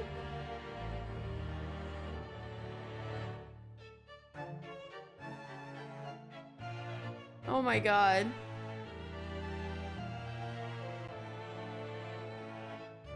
Wasn't that one of the names from the very end of the first game that was on the music box disc, the intelligence? Nobody knows why or even how she came to be in Japan. It's a complete mystery. But that makes no sense. It's no easy task to be accepted as a foreign student anywhere. What could the woman have been up to? I'm afraid I really don't know. The only thing we can be sure of is that she had some business in our country that we don't yet understand. And now she's been killed. Well, all the questions surrounding her existence remain unanswered. I'm afraid so. A. Shin. Who on earth was she? And why do I feel as though I've heard that name before somewhere? Yeah, because it was on the disc. What about Kazuma? After my friend Ray's trial, the reporter who actually killed Miss Brett said something very strange.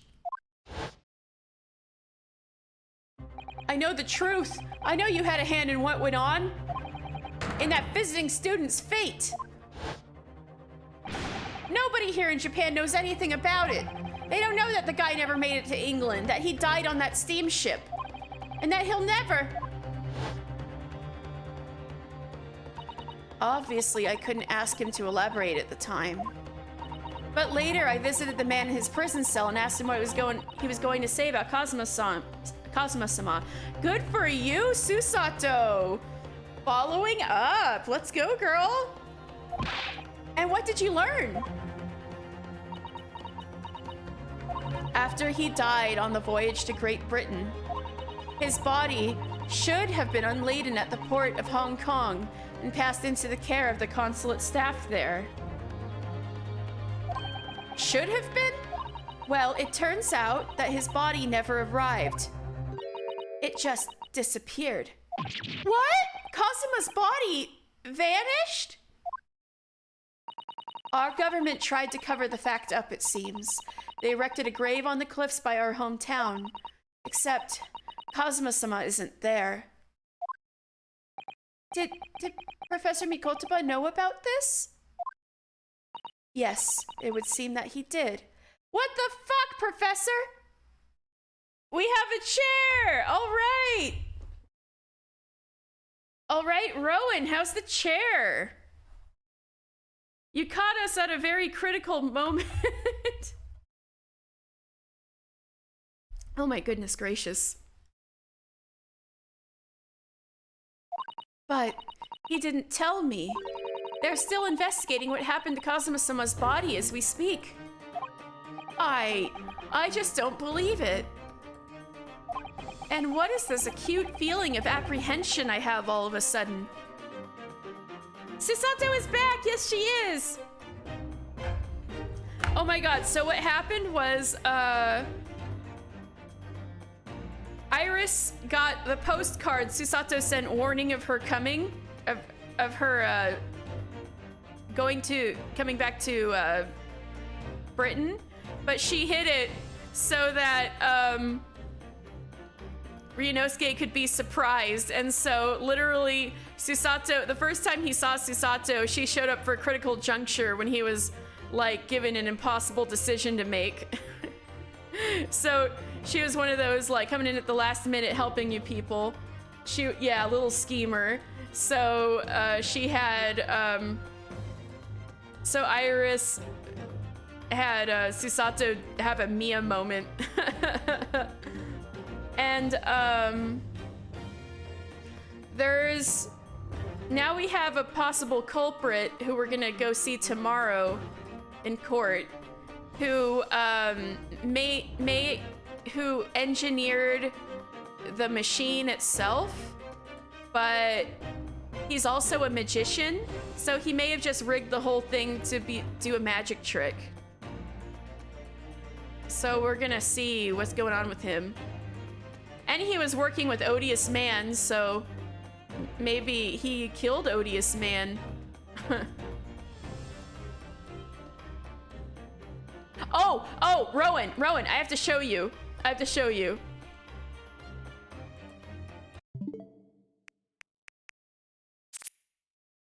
The German child crying.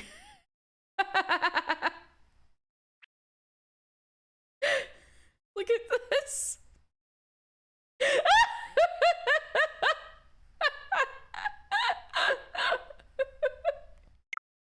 Okay. Let's... All right, and so for right now, Susato is following up on. She is doing a lot of work in Japan. Apparently, her father is on his way here with the Japanese judge too, because they're invited to Lord Strongheart's like forensic science symposium. Oh my god, this trial is full of sobbing kinder.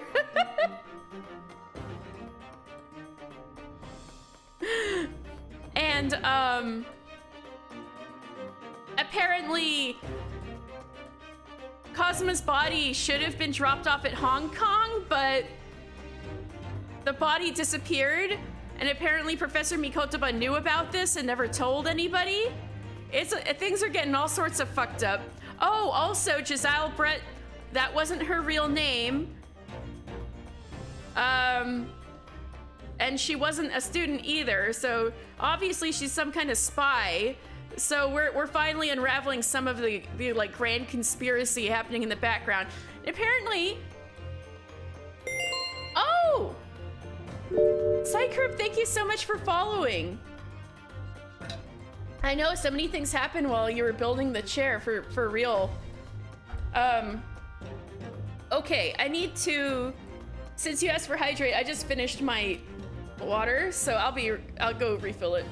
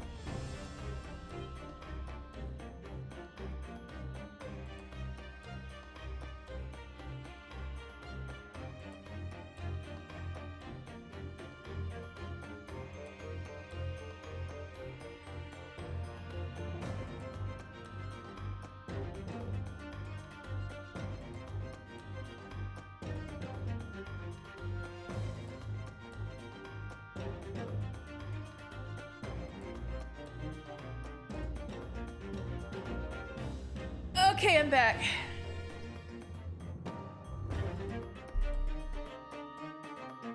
Huh. I am hydrated. Thank you. Thanks, Psycherb.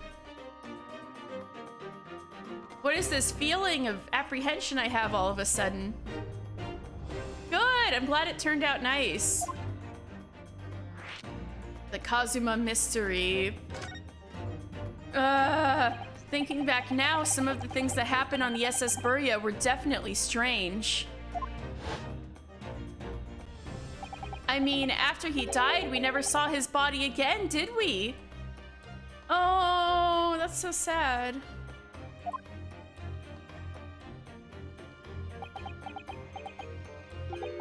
Could it be? Could it be that he's actually still alive? Stop it, Mr. Naruhodo. It's too much to bear. I'm sorry. I didn't mean to. Just thinking about the possibility pains me so very much.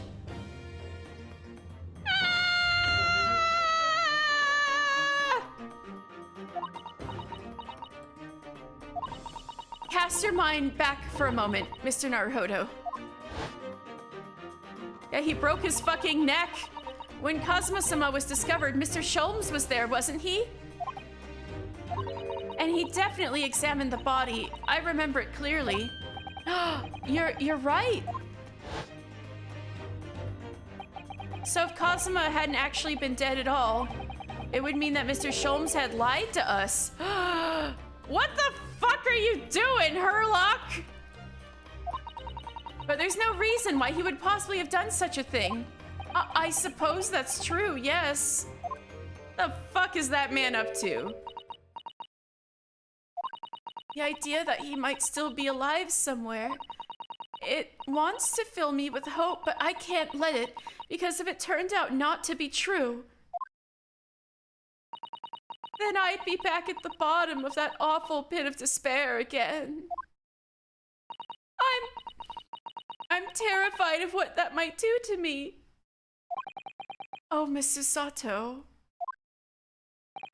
I know she's given the idea the thought it deserves. It's Susato-san we're talking about, after all.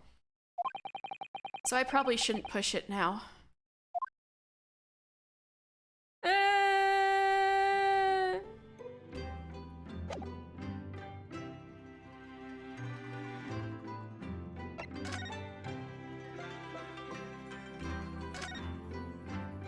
You have water gently boiling on the stove, I see.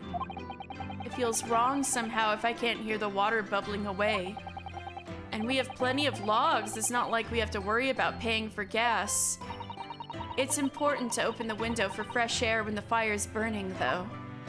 You can't keep it closed just because it's cold outside. It could be a matter of life and death.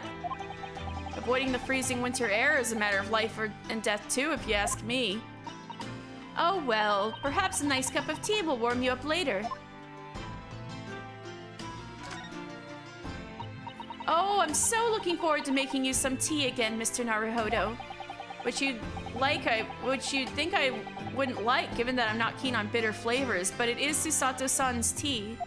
And it's amazing what a little cake or something on the side can do. I would dearly love to serve you some sort of Japanese sweet alongside your matcha green tea. But I suppose that's simply not possible, given how long we've been staying here in London. Well, I do like the little chocolates you put with my tea. They go wonderfully. Oh, Mr. Naruhodo! You would, wouldn't you? That gives me a warm glow inside for some reason. Aww.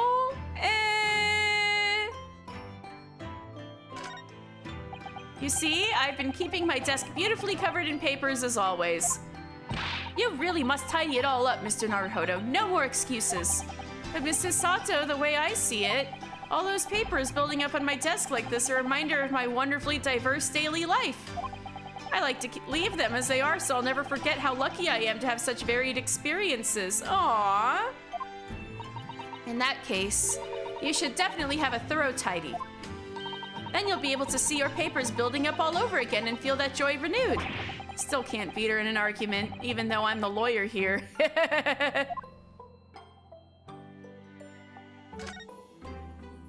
I see your Dharma still has only one eye filled in. Well, we agreed that it's something we'd do together, didn't we? We could do it right now if you like. I'd be happy with that. I rather like the anticipation, I think, Mr. Naruhodo. Iris! I left your desk completely untouched, Mrs. Sato, so it would be ready for you whenever you return. It's beautifully clean. There isn't a speck of dust on it anywhere. You've been cleaning in my absence, Mr. Naruhodo. Whatever next? Well, I couldn't allow my great assistant's desk to sit there gathering dust, could I?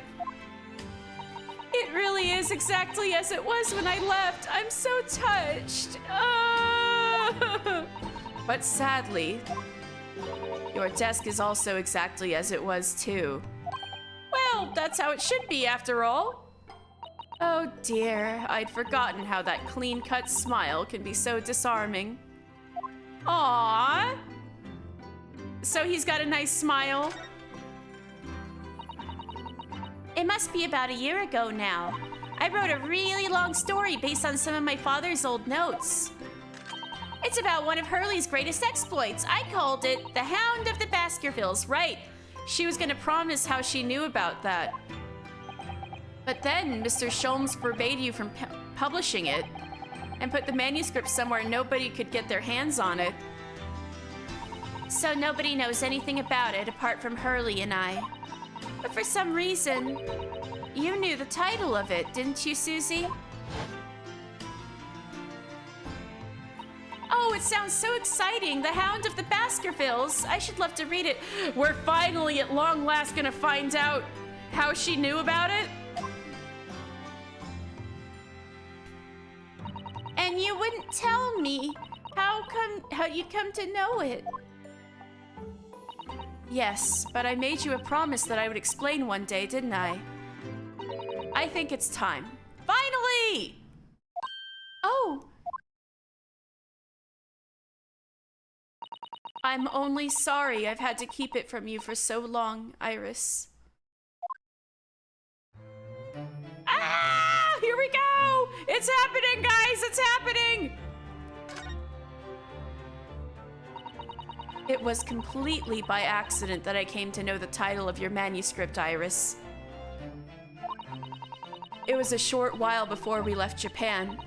I was cleaning Father's study. I had you know, with this extra information, I was gonna think this maybe had something to do with Professor Mikotoba.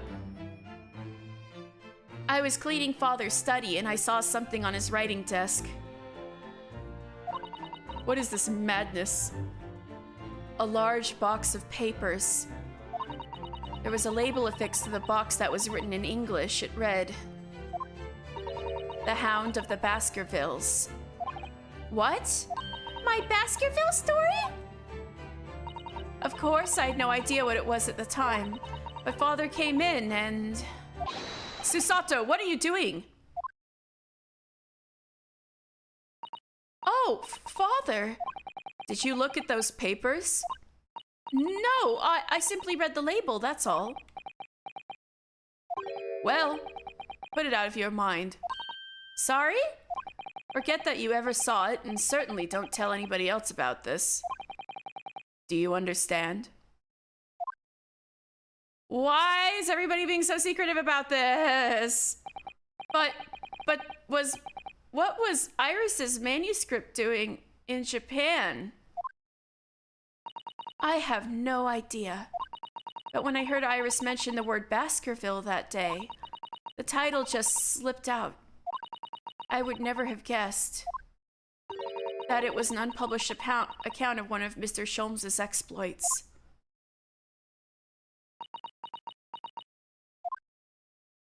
When I returned to Japan, I asked Father to explain, but he refused to answer any of my questions, and there was no sign of the big box in his office.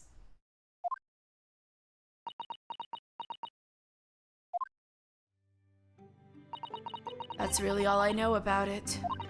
I've no doubt that Father has a very good reason for being so secretive about it, but still. I made up my mind to explain myself to both of you. Well, thank you for being so honest, Susie. So when are you gonna tell her about her father and that he's dead and that he was friends with Professor Mikotoba? So, Mr. Naruhodo, I'm ready to start investigating if you are. Still not the right time to tell her, huh? I've committed every detail about the case to memory. And Iris has told me about the disturbing happenings at the Waxwork Museum as well. Oh, you're excited about that, aren't you? So, you're fully abreast of the situation already, Miss Susato. I'd expected nothing less, to be honest. I would think our first port of call should be to investigate this Mr. Drebber, the engineer responsible for building and the elaborate machinery that was used to effect this extraordinary trick. Yes, a conjurer of sorts, by the sound of it, well known in the fields of science and magic. Then we need to go and arrest him! Well, yes. You must know the truth behind this case, so I agree we really do need to find the man. Sounds like it's a case of tracking someone down. Which is a job for the police or a great detective. Are we supposed to guess who she might be thinking of? We don't have much time, so we need to get started straight away, I think. Good idea. Well, best of luck then. Oh, you're not coming today? I'm going to Brixton Road shortly for the herb market. Well, let me know later how you got on, won't you?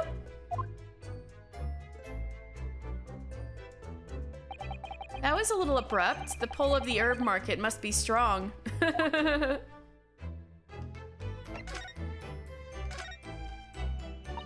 Do you know, I honestly thought I might never have the opportunity to return to Great Britain. And certainly not so soon. It's funny, for the past 6 months I haven't been able to work in court. Meanwhile, you've been raising a storm in the Supreme Court of Judicature back in Japan. Please, Mr. Naruhodo, I may have been dressed as a man, but it was a very reserved performance. So what your father said in his letter about a Ryutaro takedown is reserved? Yeah, and the times you were trying to pretend to be a misogynist. Like, well, anyway. And you were like, yes, this is my very manly thing. I did this because it was so manly. Like, stuff you were getting up to. I'm back here in this great capital now, and ready to assist you again in any way I can. Thank you, Mr. Sato. It's my pleasure, Mr. Naruhodo.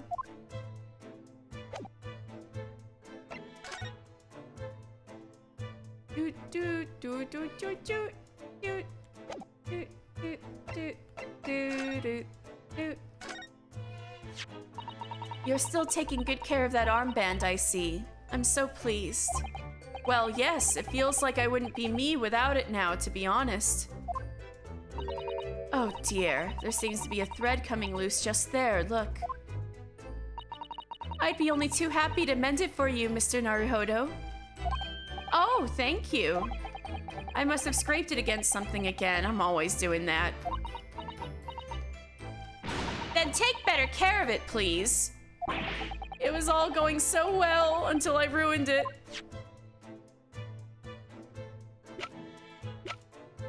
All right, let's go. Our lovely little office. What wonderful memories I have from this place. Aww. Oh, Mr. Sholmes' suite is just as it was when I left.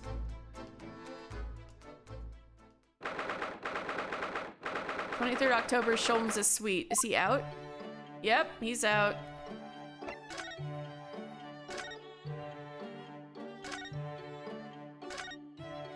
Everybody's out. He must be at the wax museum.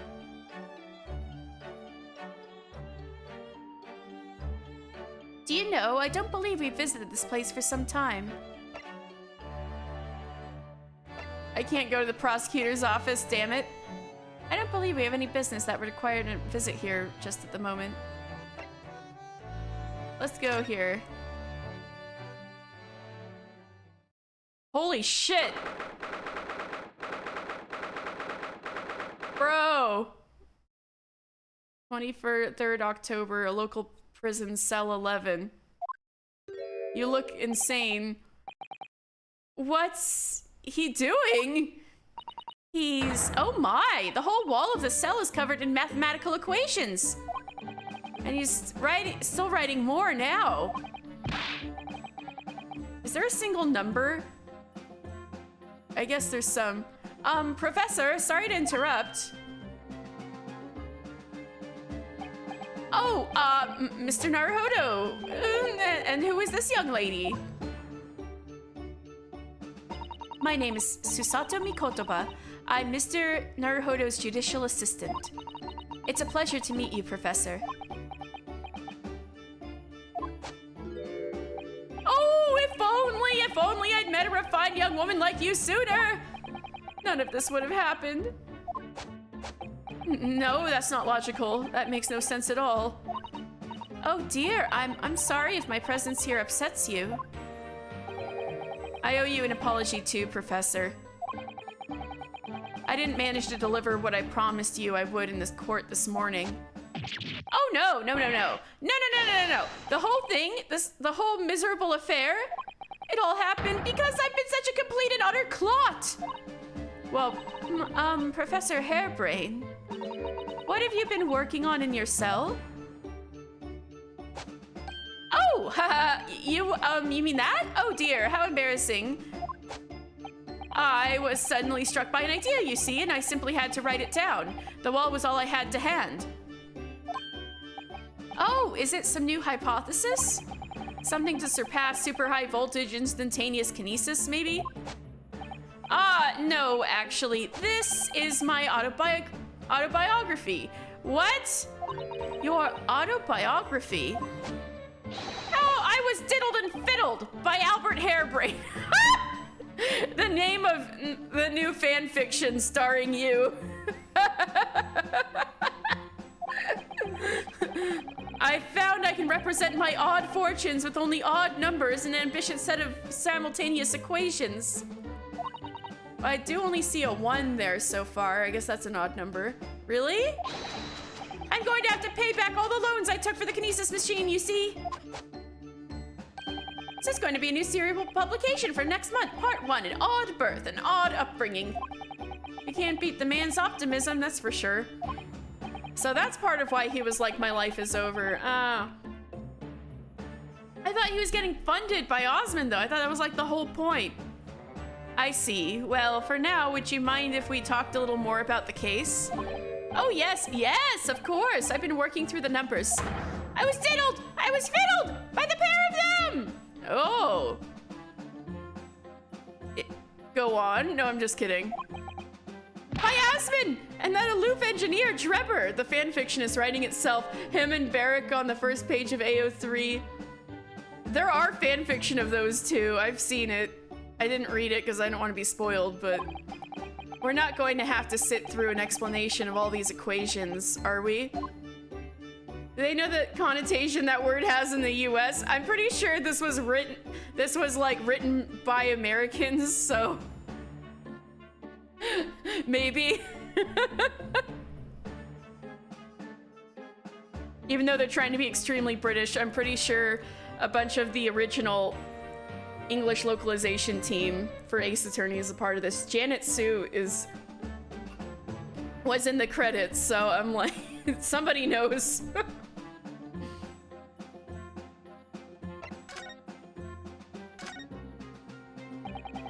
Everything I believed in has been turned on its head.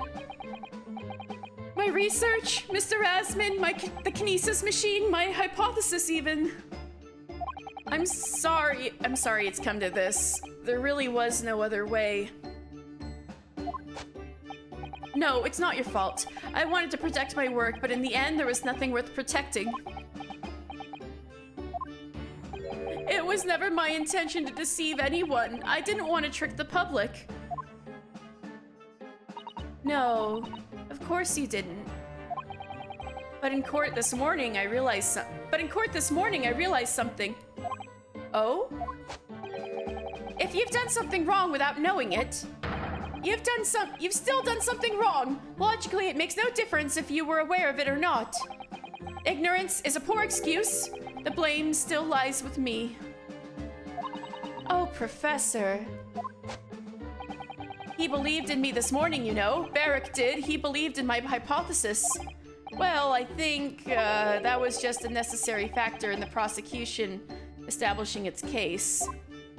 No, Barrick wouldn't do something like that. I'm sure he genuinely believed it. I don't know about that, man. But you are old friends. Did he? I think I understand now why it was that he decided to take on the prosecution in my trial, I mean. Oh, go on. After the terrible accident happened, nobody would believe in my hypothesis anymore. Not the police, not the prosecution service, not any lawyers even. I feel like I dealt some kind of finishing blow there. So if any other prosecutor had taken the case, it was anyone other than Barrick. I'm sure the prosecution would have declared my hypothesis a complete and utter nonsense. And in that case, you would have been declared a fraud yourself, Professor. Oh, he was looking out for you? Aww.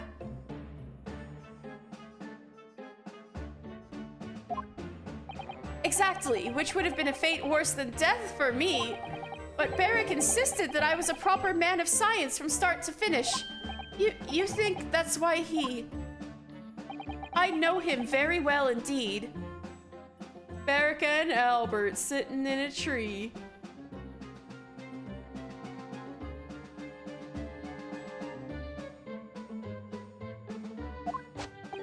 He's an extremely kind-hearted soul.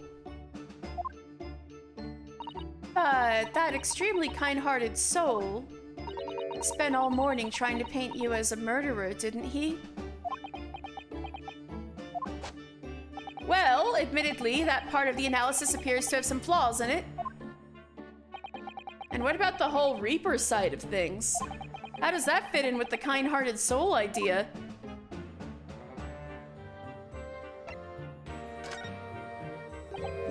Do you think he set out to trick me from the very start? I'm sorry to say, that does seem likely, yes. Mr. Asmund. When I first met him, he introduced himself as a wealthy financier. He looked over the papers I've written and said my work would benefit all humanity and must be pursued. He was so enthused. He was so emphatic. But in reality, he was the mastermind of some vast criminal network, it seems. I still can't believe it. As the machine was essentially a set decoration for some stage magic. It probably didn't require a large amount of investment, actually. Every time they say the victim's last name, I think they're talking about Asmongold. Me too. I have to not think about that either. I'm like, Asmon, and my brain's like Asmongold, and I'm like, Asmon with an A whenever I'm saying it out loud. Same. Me this entire time.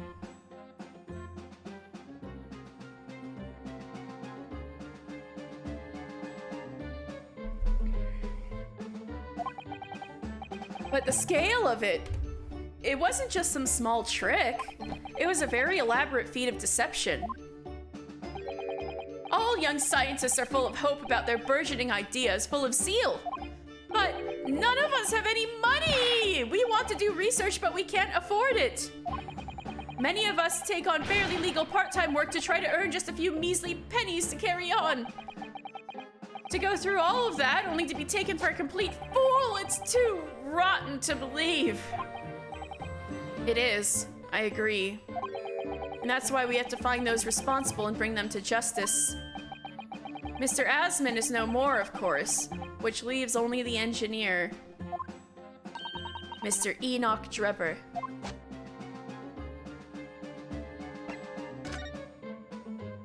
Is he an engineer, or a magician, or a swindler?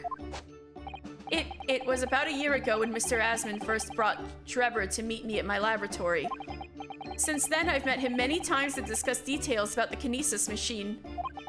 But at no point did you have any inkling that he was just an illusionist? Oh, he definitely wasn't just an illusionist. What do you mean? He was a wealth of deep scientific knowledge. There's no question that the man's a genuine scientist. It's instantly apparent in conversation. I see. But the wretched man deceived you, Professor. It's unforgivable. We must do everything we can to find him and bring him to justice. Are there no more clues you can give us as to his whereabouts? I'm sorry, we only ever discussed the kinesis machine. Nothing else. Although, just once... I did visit his workshop. What workshop? Drebber's enormous fabrication laboratory where he constructed my great machine. Oh, that's a good place to start. Where's that? Why didn't you mention this before? Enoch Drebber's workshop. There's every chance we might find the man there.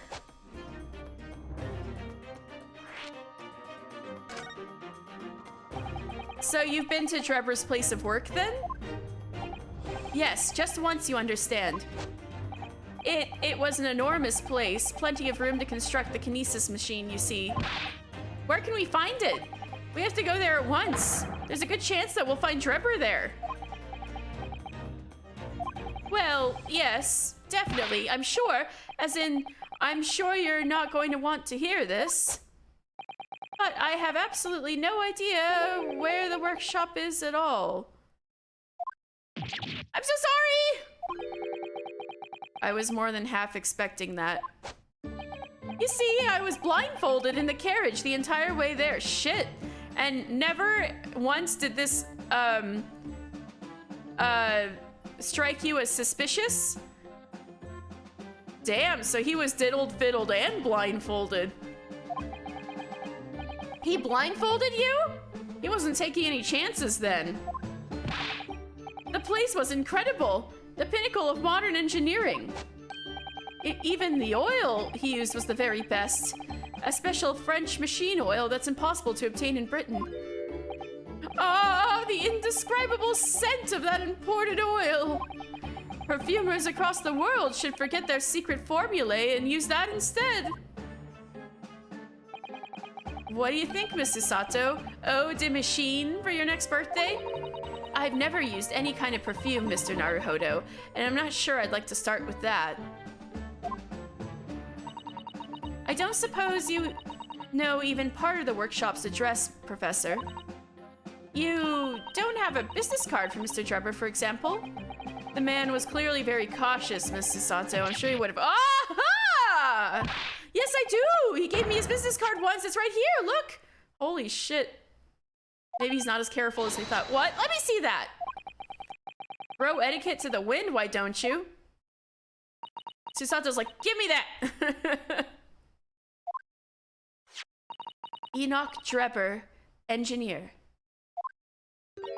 I'm afraid that's all it says. There's no address. No. Oh well, I can't say I'm surprised. Still, this could be useful.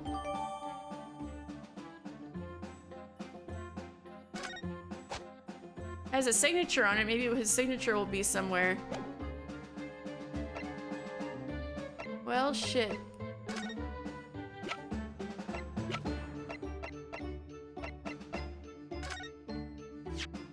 Professor, do you recognize this?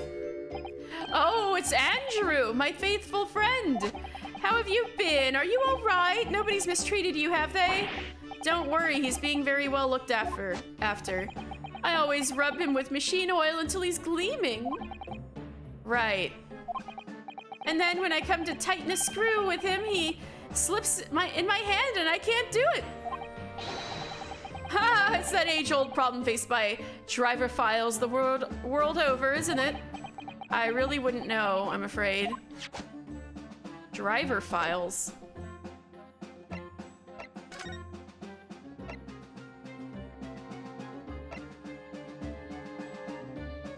Guess we're going back to the crime scene. 23rd October, the Great Exhibition Grounds, foot of the Crystal Tower. Stella, don't even think about it. Wait, what's that animal? Oh. I had no idea there were so many people in the world. I know what you mean. It's really packed here today. It feels as though it's taken us 2 hours just to make our way through the crowds to this point. Has it? I shut my brain down so I didn't really notice, to be honest. Gosh, I do wish I had your absence of mind sometimes, Mr. Naruhodo. There you are. I had a feeling you lot would show you mugs before long. Puppy? Is having a fight to the death with Gina? What? Oh, Inspector Gregson. I see you're hard at work as usual. Warm greetings to you. I do hope you've been keeping well since we last met. What's with all the ceremony? We just saw each other in court this morning. Not you, Sunshine, the gentlewoman so loyally at your side. Oh. Why, thank you, Inspector. How good of you to notice. He might be a bit rough around the edges, but he's still a proper English gentleman at heart, I suppose. As you've probably guessed, we were hoping to investigate the scene some more. Right, well, that's the young trainee's domain. Stella, don't even think about it. Oi, get over here, Gina. Oh, you're just petting the puppy. Puppy, licky licky. She seems to be busy playing with a puppy. Probably giving it a traditional East End training. Gina? She's a police officer now? Amazing, isn't it? She's a good kid, actually. Heart's in the right place, anyway. She's got the detection bug, if you ask me. Yup, I think she'll follow in my footsteps nicely. What do you mean? I'm being transferred. It's time for me to say toodaloo to London. Oh shit. Are you gonna live out, Hot Fuzz? Oh no, really? That's a bit sudden, isn't it? I had no idea. Where are you going to be posted then? We'll come to see how you're getting along. Haha, not likely. But you're welcome to try, if you don't mind a trip to France. France? To France? I'll be working in the Paris Police Prefecture. Should be right up my alley. But France? It's an entirely different country. I don't understand. Why would you be sent there? That's the way the adult world works, Sunshine. Stella! I'm gonna kick your butt. Come on. Off.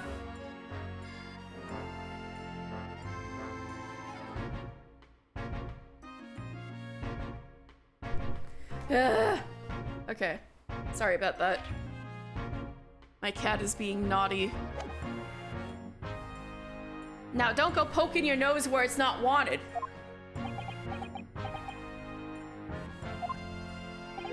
I'm intending to take the kid with me when I go. Gina's leaving too? What? You're taking Gina to Paris? Well, I can't leave her here in London. Who knows what become of her? We'll look after her. I suppose he's worried she'd slip back into slipping her hands into people's pockets and purses. I don't think he's worried about her pickpocketing, Mr. Naruhodo. I think he's worried about the Reaper. Oh, of course. So that's playing on Inspector Gregson's mind too, is it? Anyway, I haven't mentioned any of this to Gina, so don't go blabbing, you hear me? No, of course not. I've got to keep that diving diva safe and sound until all this is over, at least. Oi! Did you just call me a bloomin' diving diva again? So you heard that, did you? Right, well, any questions about the scene you can put into my capable detective diva over here. All right, you're the boss. Inspector Lestrade's in charge here now. I suppose I'd better keep my word and not mention anything about Paris. So, Gina, you've got a new dog, have you? Puppy! Puppy! Puppy! Isn't he great? Toby's his name. Toby! Wait, wasn't there a dog named Toby? In, like, The Great Mouse Detective? It must be in Sherlock Holmes, too. Isn't he great? Toby's his name.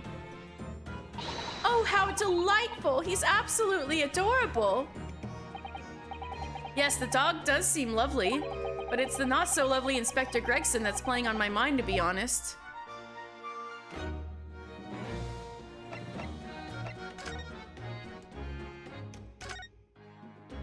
Everything that I'm recognizing since I haven't read the Sherlock Holmes books is I'm like, oh, like The Great Mouse Detective. Gina. Toby is a dog who is used by Sherlock Holmes. He appears in The Sign of Four and is described by Watson as a ugly, long-haired, lop-eared creature, half spaniel and half lurcher, brown and white and colored, very clumsy, waddling gait. That's exactly like the Toby in Great Mouse Detective. Except he was dog size, so he's like fucking gigantic compared to Basil. Holmes states he would rather have Toby's help than that of the whole detective force in London and requests the dog by name. Aww, so cute. Gina. So yeah, I had no idea Toby the dog from The Great Mouse Detective was a reference to the novels all this time. We were actually hoping that we could investigate the scene again. In the Holmes' The Great Mouse Detective, 1986, Toby is a basset hound and a permanent resident of 221B Baker Street. See, basset hound, that doesn't sound that far off, right? I guess it's not a spaniel, but lop-eared, lumbering, brown and white.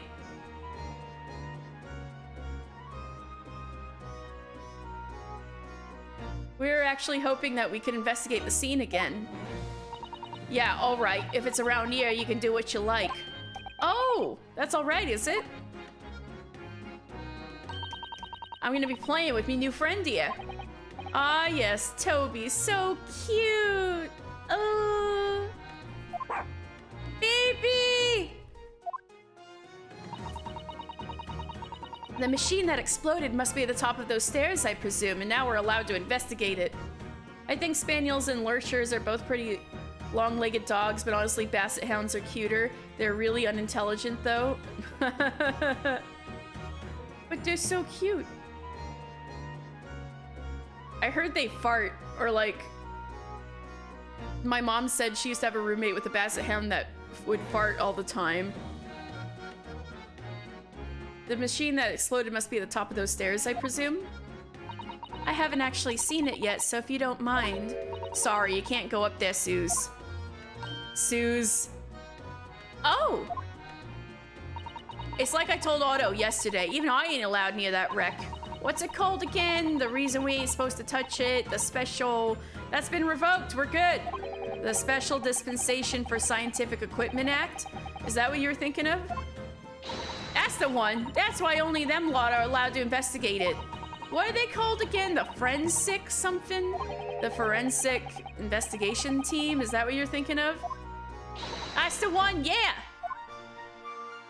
But isn't it the case that the special dispensation has been lifted? I think so. I don't really get it, to be truthful with you. You're still supposed to get permission from some bigwig or other, as far as I know. Really? Seriously? What was his name again? Lord Strange something? I'm not sure that's quite right, Gina. I think you mean Lord Strongheart, perhaps. That's the one, yeah. Apparently he's always watching the time or something. So without Lord Strongheart's express permission, we can't investigate on the stage. So I guess we do have occasion to go to his office anyway.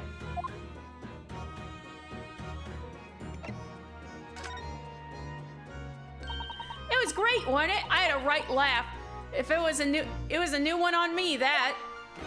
You know, being in court and not spending the whole time worrying I'm about to be found out. Oh. You did keep an awful lot of secrets in all your previous court appearances, didn't you? Yeah, and Otto has made things odd for me every single time and all. Just doing my job, Gina. But watching someone else get in the neck is a lot of fun, actually. Maybe that's why the Ace Attorney games are popular. It was amazing when you showed that dodgy professor's dodgy experiment was a total fix. The dodgy professor, as you put it, Gina, is Mr. Naruhodo's client. Yes, I'm starting to wish he wasn't, though. Poor guy. It's the boss I feel sorry for, sent off to do the impossible. What do you mean? He's supposed to arrest that other cove, ain't he? And in time for tomorrow and all. You know, the dodgy engineer. What's his name again? Mr. Drebber, you mean? Enoch Drebber. That's the one, yeah. So the police are looking for this mysterious man with the black monocle. I guess they would be. It's putting too much on the boss, if you ask me. He says it's giving him gut ache. You for sure it's not from all the fish and chips? Oh dear, but I do wonder if that's not actually from all the fried food.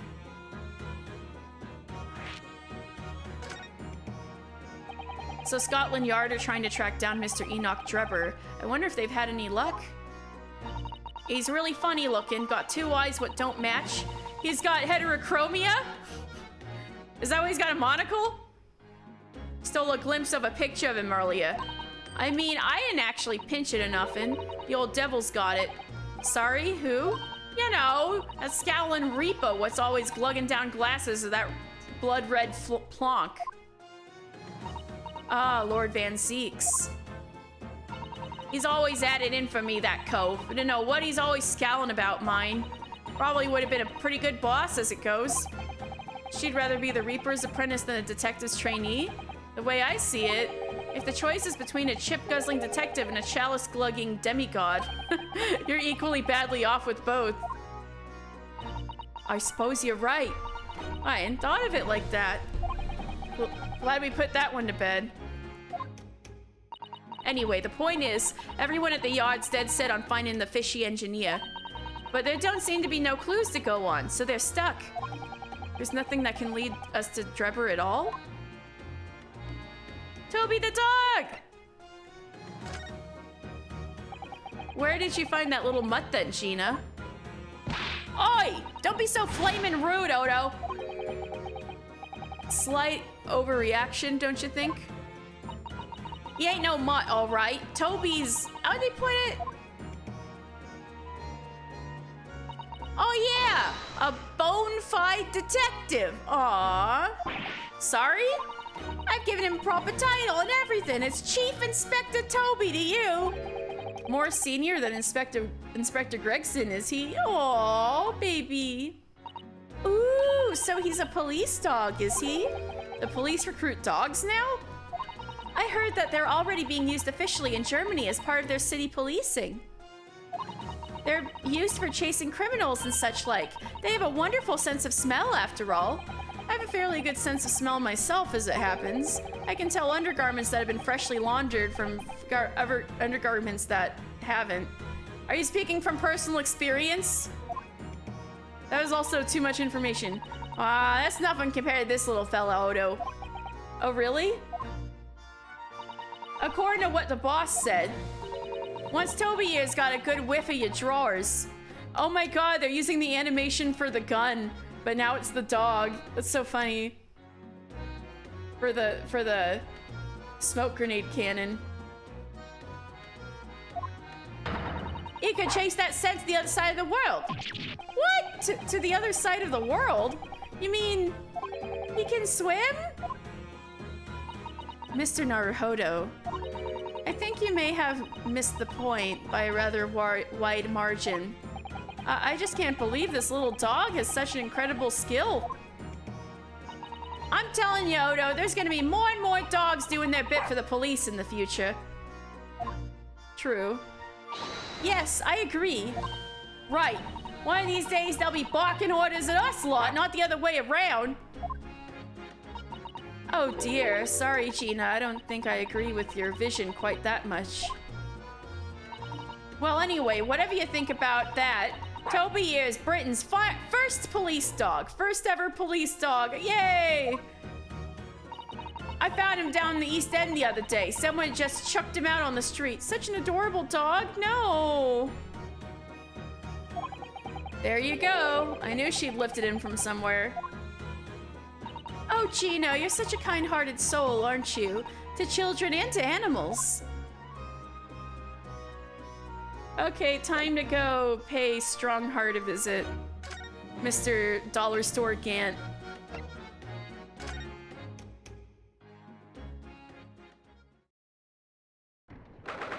Is that Drebber? Did they have him here?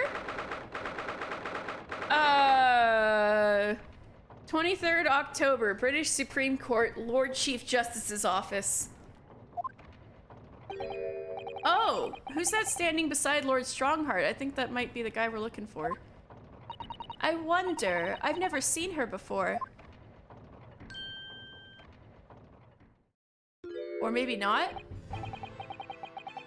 Ah, the young champion of the court. You had some success this morning, I understand. And you've thrown the entire government into disarray as a result. Oh! You mean because of Professor Harebrain's experiment? Sham science being demonstrated at London's Great Exhibition. The country's been made to look foolish, and now politicians are scrabbling to respond. Lord Van Zeeks is in Whitehall as we speak, giving an emergency briefing. Oh dear, I didn't mean to cause any trouble. None of this is your responsibility. The government is entirely to blame for having been taken in. A special dispensation that prevents investigation at the scene will be announced later today. Once that happens, my forensic investigation team will move in and deal with that scrap metal in no time. It's scrap metal now, is it? Until later then, Lord Strongheart. Who are you? Ma'am?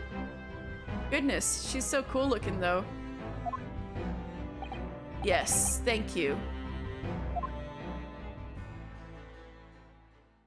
Hot lady. Did anyone point out Gregson is also the name of a Holmes character? No, I didn't think so. Please tell me about the Gregson lore. I think yeah. Who is that? That was Dr. Courtney Scythe.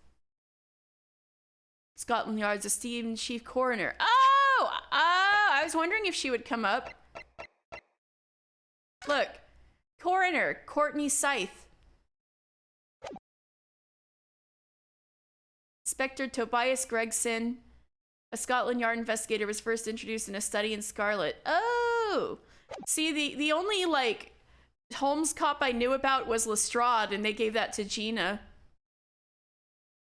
Holmes declares him to be the smartest of the Scotland Yarders, but given Holmes' opinion of the Scotland Yard detectives, this is not sweeping praise.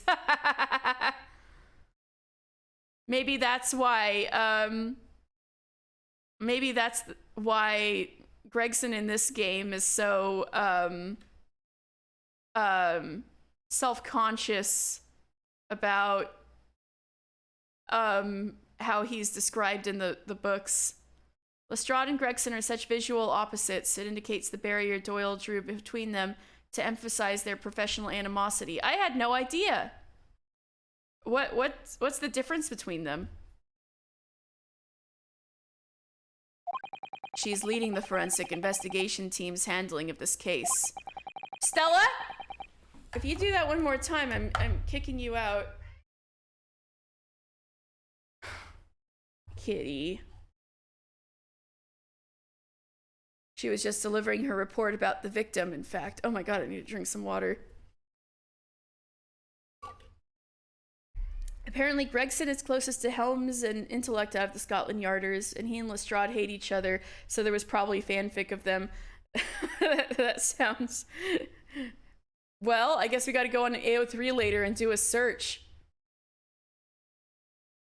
for, like, original novel Sherlock Holmes, because I'm sure there's plenty of that.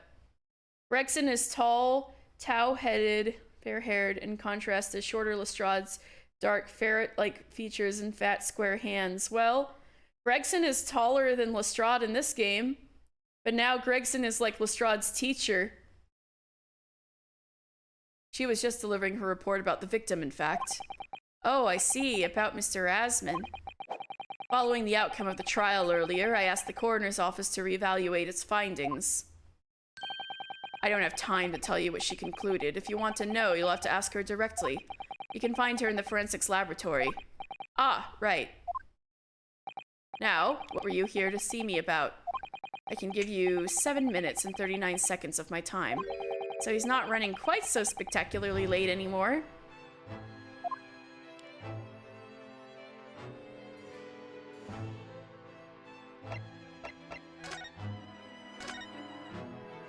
What exactly is the forensics investigation team that you mentioned before?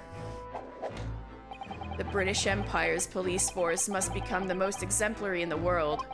For that to happen, it's imperative that we embrace forensic science and everything it has to offer. I first created the forensic investigation team a year ago now, unofficially of course, to pave the way.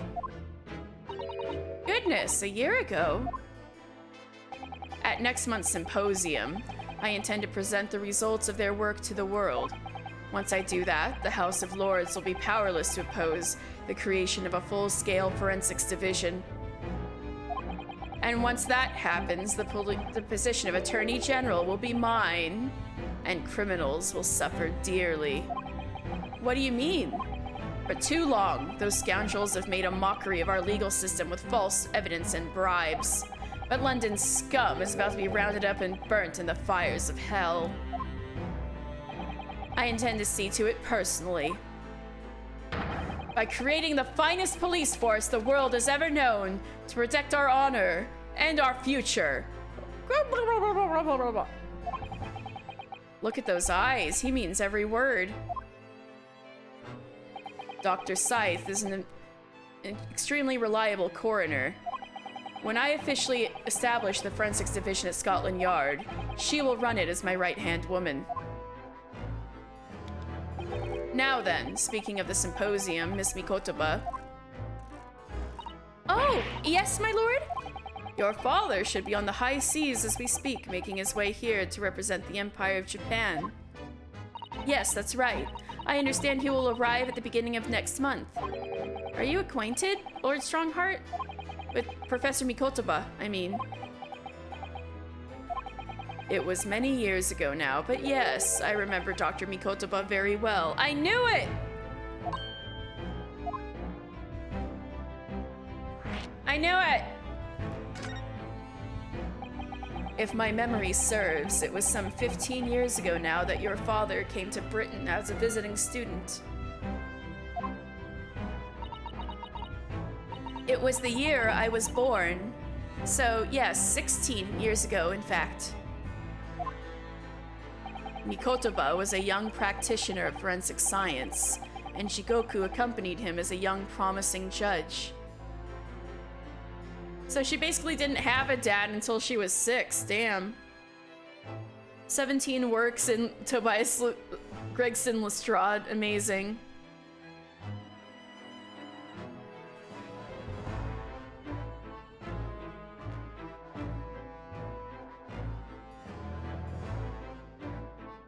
Mikotoba was a young practitioner in forensic science, and Shigoku accompanied him as a young, promising judge. So, wait. So the judge came to England too? The punctiliousness and politeness of the Japanese at the time impressed us greatly. At the time, thanks a lot. Not that I wish to imply impoliteness or carelessness on your part in any way. I didn't think that you were. Dr. Mikotoba studied forensics at one of London's large hospitals. Saints Sinners. Saints and Sinners. Yeah, we went there in the first game. Saints Sinners, if I'm not mistaken. Dr. Scythe was also there then, as it happens. Then, Dr. Scythe knows my father, does she? She was a young medical assistant at the time, so I doubt their paths crossed regularly. But I've no doubt they knew each other superficially. After all, Dr. Mikotoba was here studying his subject for some 6 years in total. 6 years? That's a long time to be studying abroad, isn't it? I lived with my grandmother in those years, so he left his newly born daughter behind and went overseas for 6 whole years. It was a rather turbulent time at home. Oh. Perhaps father wanted a reason to get away. What the fuck was going on? What drama are you not? Spill the tea, please, Sasato. Oh my god, there's one tagged Fluff and Angst when Lestrade goes missing and Gregson is considered a suspect. Oh my god. What do you mean? Why? Well, so much for not keeping any more secrets, huh, Sasato? Clearly something was going on at the time. I know I'm being mean. This is personal family stuff. What's going on? I wanted to ask you about Lord Van Zeeks, actually. I heard that his older brother was killed some years ago by a mass murderer known as the Professor, who targeted nobles and royalty. Is that right? You Japanese are a thorough lot. You've done your research well. Yes. And you could say it was that very incident that gave rise to the Reaper. I figured. What? Why? When his brother, Clint Van Zeeks, was murdered. It was just after young Barak had graduated from... Got it! Stella. Alright, that's it. Stella's going to jail. Kitty Clink!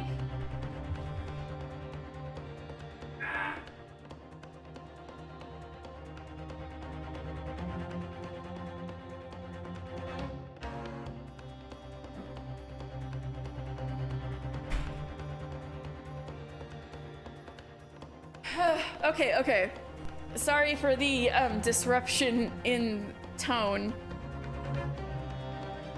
It was just after young Barak had graduated from the University of London and became a prosecutor, when obvious criminals who managed to evade conviction in court started disappearing. Rumors quickly spread throughout the capital. Londoners started to say that wherever Barak Van Zeeks went, the ghost of his dead brother wasn't far behind. Ooh. Wait, it's actually really funny. Do you want the punchline? Yes, I do. Are you reading entire fan fictions right now? Oh my word. So, Lord Van Zeeks isn't the Reaper, it's the ghost of his brother? Ever since that time, he became a very aloof figure in London's legal circles. 900 words you were skimming. What do you mean, how? Can a man go on vacation without his coworkers declaring him dead? I told you I was heading to the country that day. I told you both. Oh, he wasn't dead after all. Aw, happy ending. Goodness gracious. Oh yes, Lord Strongheart. Go ahead. It's about Professor Harebrain's experimental machine. We'd like your permission to examine the remains, if possible. Are you well versed in science, then? Not in the slightest. In fact, you could say I was barely aware of the subject at all until recently. Well, the special dispensation legally preventing investigation of the machine is currently being annulled.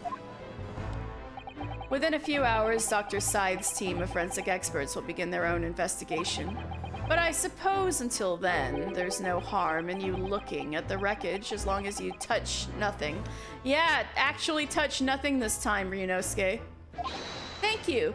Being able to look at it is better than nothing. And I'll be able to see it too. Your time is up. You'll have to excuse me now, I'm afraid. My next engagement calls. We are extremely sorry to have troubled you when you are so busy, my lord. I have important matters to attend to in preparation for the symposium, you understand.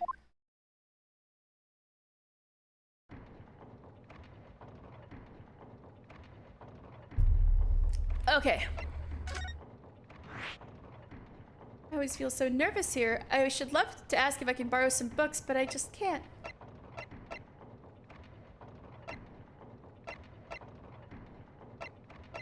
I guess we'll go and investigate, huh?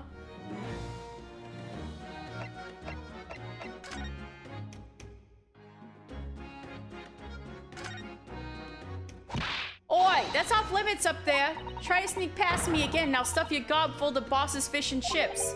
Yes, please, I love fish and chips. I suppose we need special permission. We did, didn't we? Just now. I got special permission. Maybe something else needs to happen first.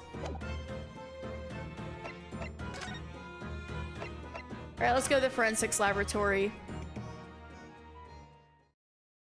Ooh, cool. Also frightening and scary. This looks like half cool and half this totally a serial killer is here. 23rd October Forensics Laboratory. I guess they're only cutting up dead people, but still. She has a nice lamp. I believe this is it. Dr. Scythe's laboratory. That chemical smell really assaults the nose, and there's plenty to assault the eyes in here, too. It looks as though the doctor isn't here. But we're here now, so we may as well do some sightseeing, don't you think? What a seasoned tourist you've become, Mr. Sato. We could just have a little look around, being careful not to upset any restless souls. Scary.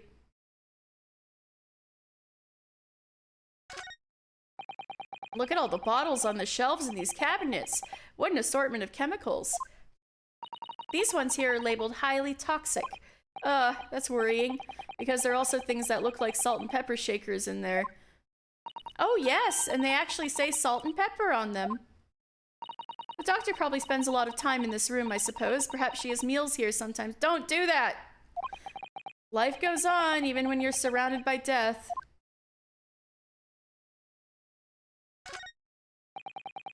A table and a set of sharp tools. When you consider each in isolation, it all looks quite innocent. So why is it that when you put them side by side, they seem so horribly disturbing? It might be best not to ponder it too deeply. Seeing the large tome that's open on the desk does make me wonder, though. How can anybody concentrate on bookwork with this acrid odor of chemicals in the air? You'd either have to be a cast iron constitution or a really terrible sense of smell.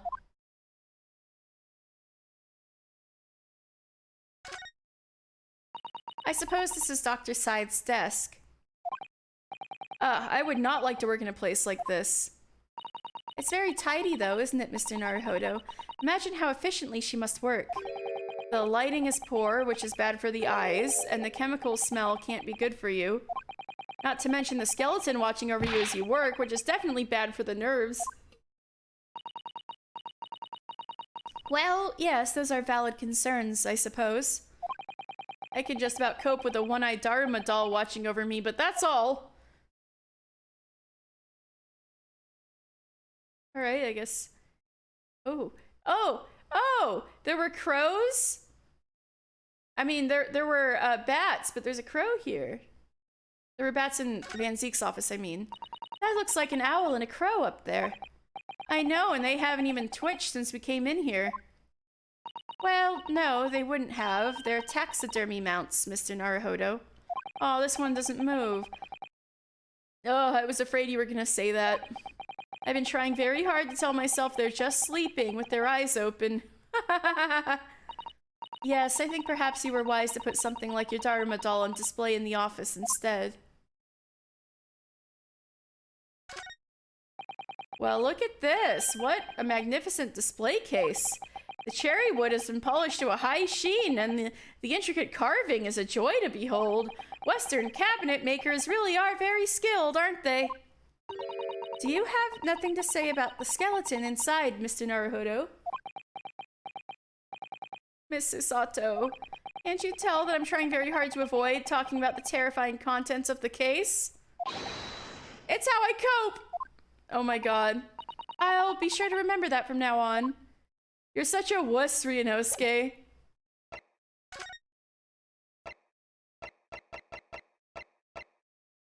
Well, I guess it's time to go to Madame Two Spells.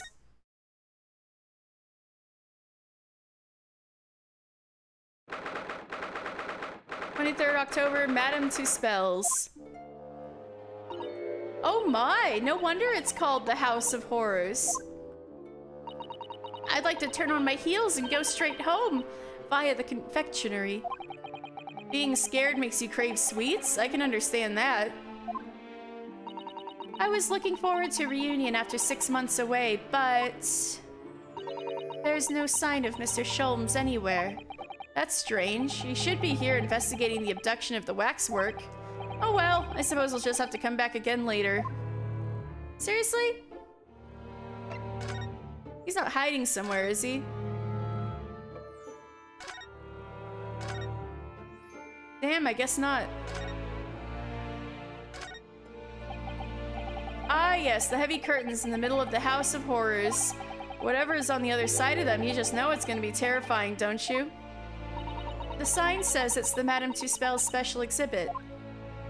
I see, so you have to pay extra to go inside. I know! Can you believe that? Pay more money? As if we haven't been scared enough already! It's not my doing, Mr. Naruhodo.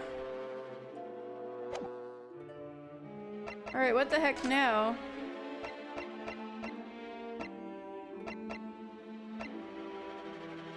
If he's... is he at home then? No? And he's gone, right? Yeah. Do we go back to prison?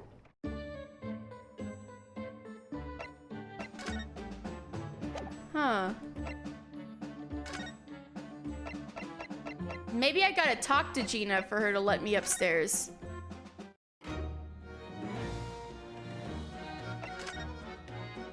There we go. There we go.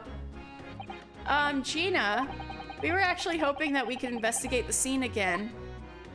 Yeah, all right. If it's around here, you can do what you like. Oh, that's all right, is it? I'm gonna be playing with my new friend, Nia. Ah, yes, Toby. Aw, baby. The machine that exploded must be at the top of those stairs, I presume? I haven't actually seen it yet, so if you don't mind... Sorry, you can't go up there, Suze. Oh. It's like I told Otto yesterday. Even I ain't allowed near that wreck. What's it called again? The reason we ain't supposed to touch it? It's the Special Dispensation for Scientific Equipment Act? That's what you're thinking of? That's the one. Oh, yeah. Alright, I gotta skip to the new bit.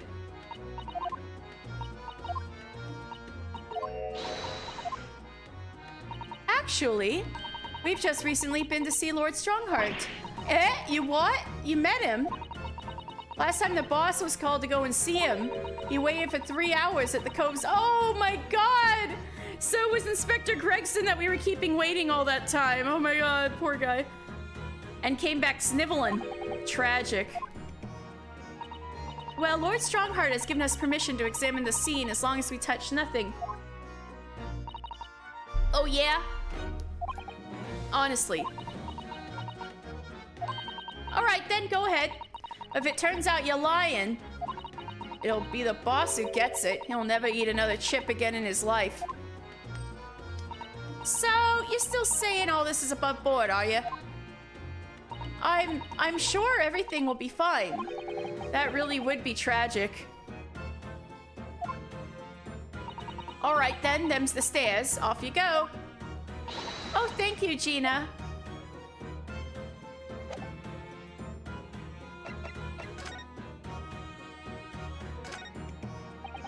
These stairs lead up to experimentation stage. Let's go and see what we can find out.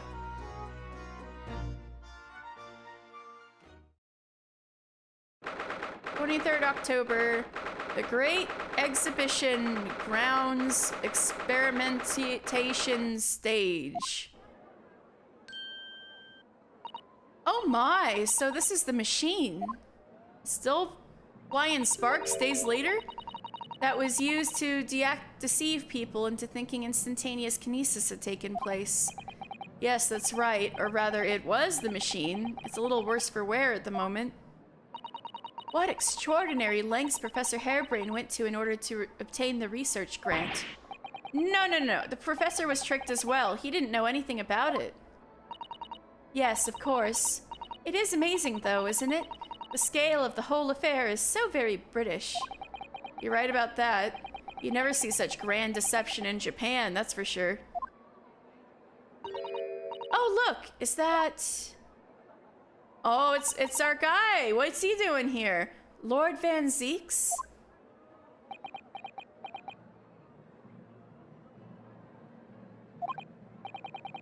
So, I think we're more or less done here, aren't we? Shall we, Mrs. Sato? Come on! Already? He is the Reaper, remember? We do all to keep our distance, I think. Ryunosuke... But we have permission to be here, from the top. We're perfectly well allowed to investigate in this machine, as long as we don't touch anything. From the top? You mean Lord Strongheart? Exactly. So we can stay here and stare at this wreckage for as long as we like.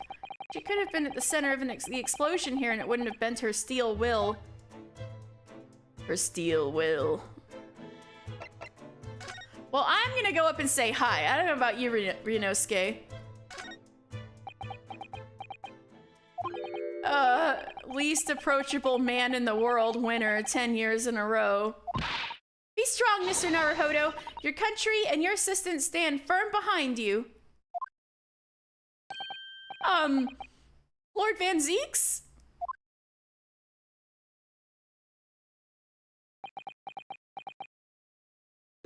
What? Well... Beautiful weather we're having, isn't it? You're such a dweeb. Ryunosuke.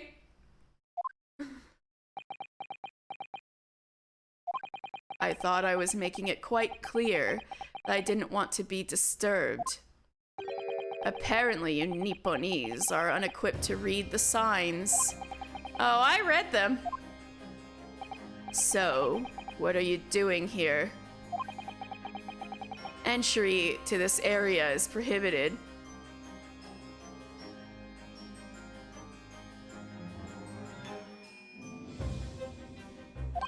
Ah, well, the thing is...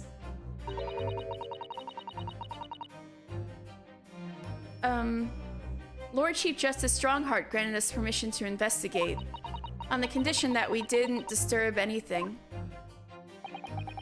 And yet you've managed to disturb me. Ah! Never mind. State your business then. Come to think of it, there are quite a few things I'd like to ask Lord Van Zeeks about. Not least of which is that awful case, even though it's nothing to do with this. Ask away, Mr. Naruhodo. You won't know unless you try. Oh my god.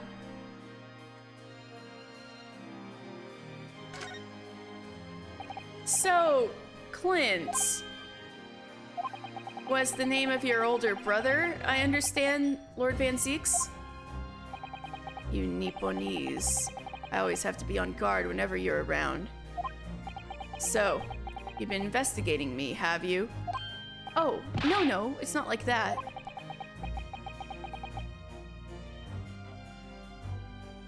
I'm knocking at the door, but I don't know if it's my door. Hold on a moment.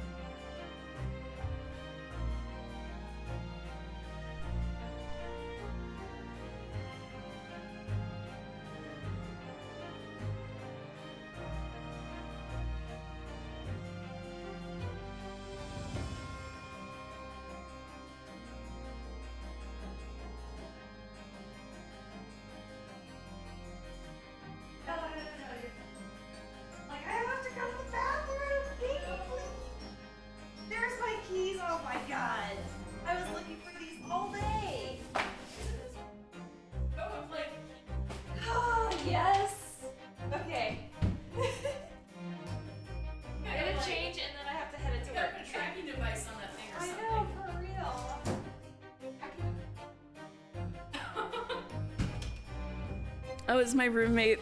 I wasn't hearing her attempts to come in because I had my headphones on. I gotta shut the door. Hold on a second.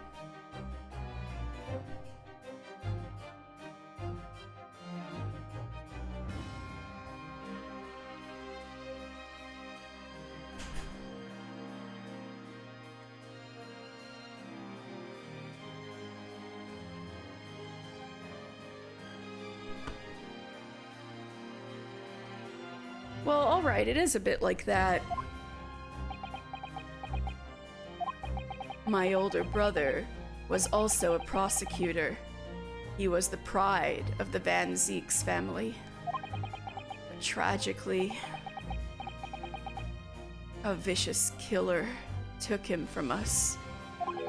The professor, you mean?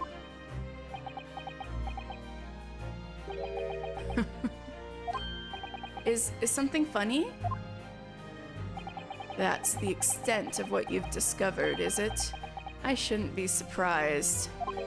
Sorry, there's more to it then? Lackluster work is very much your trademark, isn't it? Thanks a lot. You're too kind. Are you gonna tar all Nipponese with the same brush next? So tell me, what's your interest in that historic incident? As it happens, Lord Van Zeeks, there's a rather curious case that's come to our attention. Are you aware of the Madame Tuspel's Museum of Waxwork by any chance? I am, naturally. I believe that since last month I feature in one of the displays there for public scorn. Of course, the infamous Reaper of the Bailey would have to be exhibited, wouldn't he? Well, a particular waxwork has been stolen from the place and held for ransom. A particular waxwork, which... Wait, you mean... Yes, it's the professor. Mr. Sholmes is investigating the case as we speak. I was unaware of that. He's turned white as a sheet, and he was already pale. Aw, we told him something he didn't know. Are the police trying to locate the engineer, Mr. Drebber, already? Surely that goes without saying. We're very keen to see him found as well. The trouble is, we don't have much to go on aside from the description of the man we heard in court earlier. Which, according to Professor Harebrain, was of a tall, thin gentleman who has straight white hair and wears a black monocle. So I was just wondering, I mean, I realize it's probably not possible, but we'd very much appreciate any more clues you can give us. Wow, Susato-san really knows how to take the bull by the horns. I wish I had Susato-san's assertiveness. Ryunosuke's being too relatable.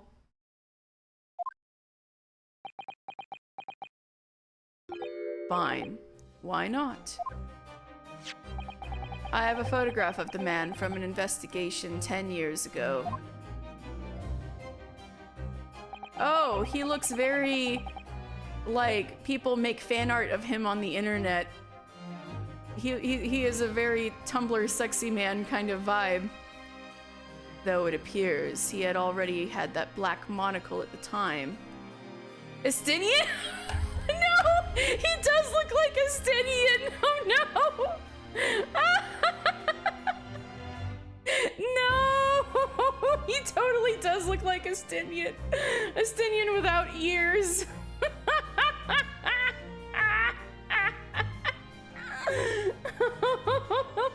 It's Estinian!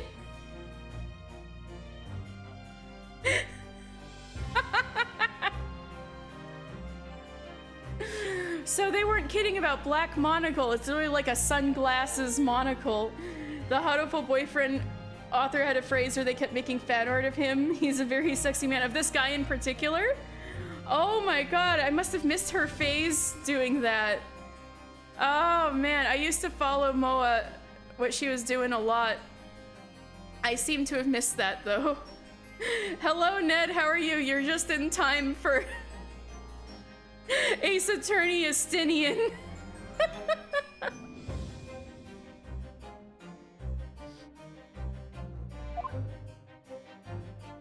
Hello, you're popping in quick just before bed. Oh, thank you for popping in. I really appreciate it. What? Oh, no, nothing. I was just surprised that you shared that with us. We all need the man's testimony in court tomorrow, which means we have to do everything we possibly can to track him down in the short time available. So why wouldn't I show you the photograph? What is it about Lord Van Zeeks? Sometimes I just can't work him out at all. Me neither. I think, like Hairbrain said, he is a disaster of a human being. He is a dumpster fire.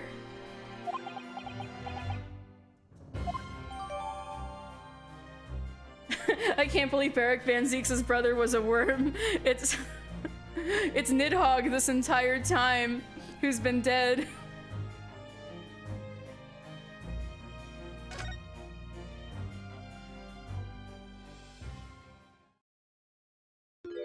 Oh, it's you. Ah, the file I requested for the trial tomorrow. Thank you.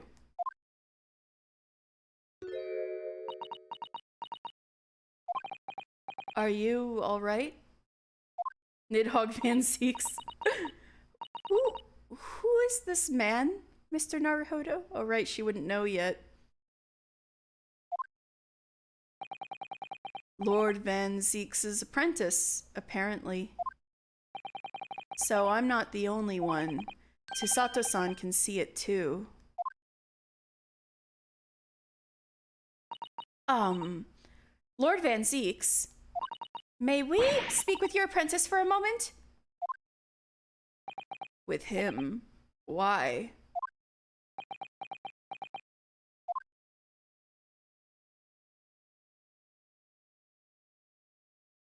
Ah, there he goes. Kazuma-sama! Man, she saw through that right away. She saw through that right away. Hey Van Zeeks, if you're so racist, why do you got a Japanese guy working for you? Oh my god. Kazuma? I don't believe it. Your posture, your presence. It can only be... It's you! Isn't it, Kazuma-sama? I saw the sparks in the background. It looked like he was sweating cartoonly. The sparks jump scare me sometimes too.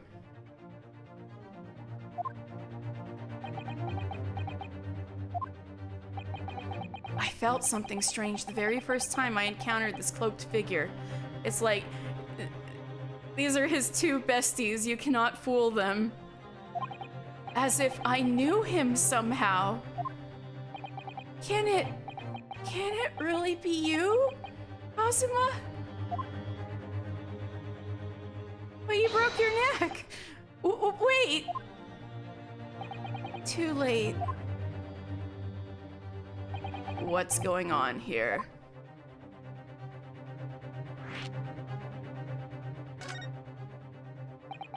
What is your interest in my apprentice exactly? You act as if you know the man or something. Well, since when has he been in your care? I don't recall you having an apprentice before I left Britain 6 months ago. Lord Strongheart introduced him to me about 3 months ago now, with instructions to mentor him as a prosecutor.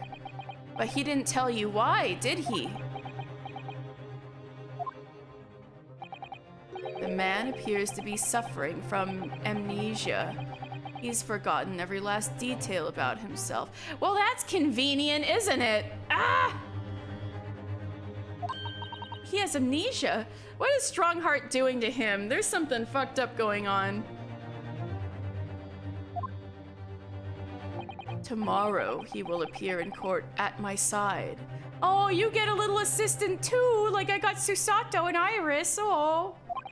What? What? He's to serve as my judicial assistant on Lord Strongheart's orders. He'll be in court with us? Oh, how do they keep making this case spicier?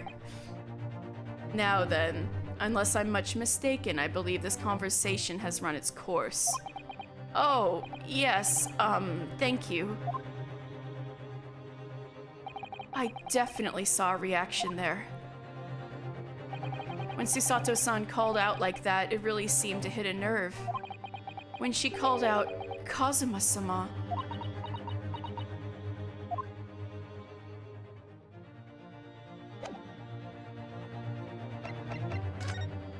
Do I have anything weird to give him?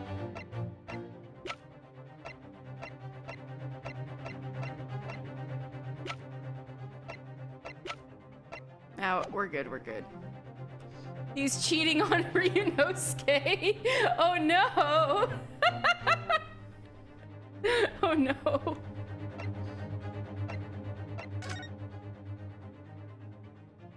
Alright, now we've got this incredibly tense atmosphere in which to investigate. What a terrible explosion it must have been. Even the steel girders have buckled and twisted in the blast. And what they call the birdcage was right in the middle of it all, just here. But look, Mr. Naruhodo, that metal grill on the floor. Looks as though it's designed to open. It does, doesn't it? Yeah, there's hinges on all those sides. If the floor had opened at the precise moment the explosion occurred, the birdcage could have dropped through and disappeared from sight. I don't think there's any doubt that this was a very elaborate hoax, is there?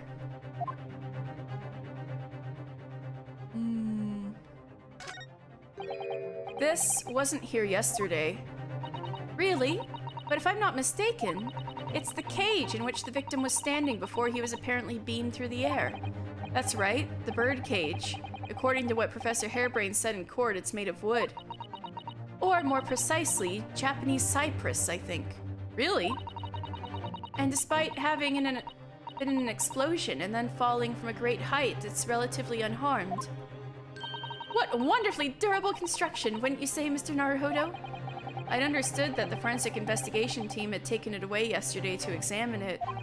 I suppose they must have brought it back here when they'd finished with their work. But sadly, not with the body inside it. No, that's right. I know we were given strict instructions not to touch anything, but still, it's too important a piece of evidence to overlook. We might need it for the trial. So I'm gonna stuff the entire thing in my pocket.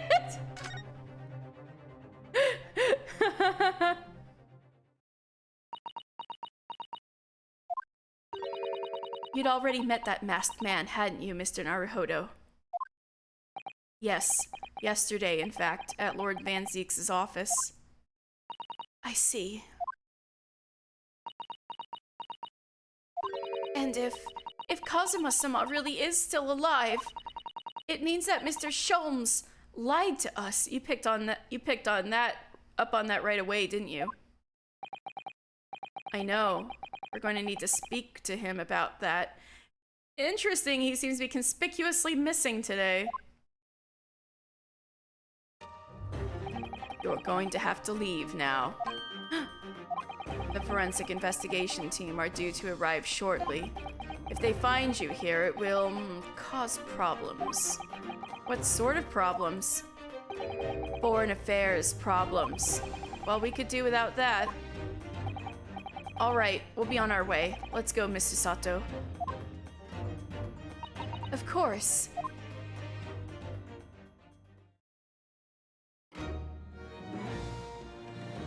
Bye, Gina. Nothing new, right? Oh! Again? I wonder if that's a glitch. Or if that just comes up every time now. Gina. Oh, it is new. We were actually hoping that we could investigate the scene again. Yeah, alright. If it's around here, you can do what you like. Oh, that's alright, is it? Oh, here, around here we can, now that they're up there. Gotcha, gotcha. I'm gonna be playing with a new friend here. Ah, yes, Toby. Apparently we can't look around on the stage now because the forensic investigation team are at work. Can't you do anything, Gina, in your capacity as Inspector Lestrade? Look, I'd like to help you out. But I'm just a trainee, ain't I? Ain't nothing I can do. When it suits you, yes. Alright, let's go.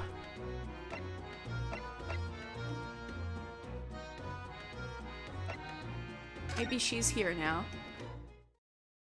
Nope.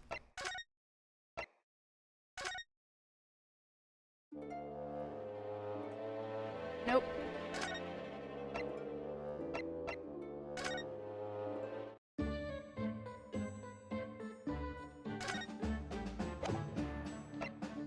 Oh, maybe he's at home. Bro, are you home? No.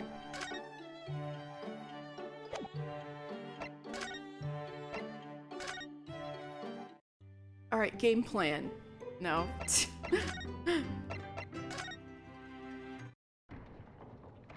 Nope. Huh.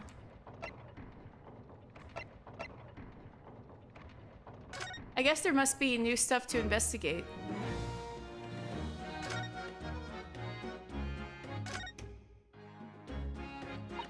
Ah, it's the Crystal Tower. I can't believe I'm seeing it at such close... What's wrong with me? I need to sip some water. Such close proximity with my own eyes. You've really been looking forward to the great exhibition, haven't you, Miss Susato? Oh, yes. When I found out that I had to return to Japan, I'm afraid I cursed my luck. But here you are, back in London, gazing up at the magnificent tower. She was so excited for it. Now she gets to see it. Yay. I know. Perhaps I was wrong to curse my luck so harshly.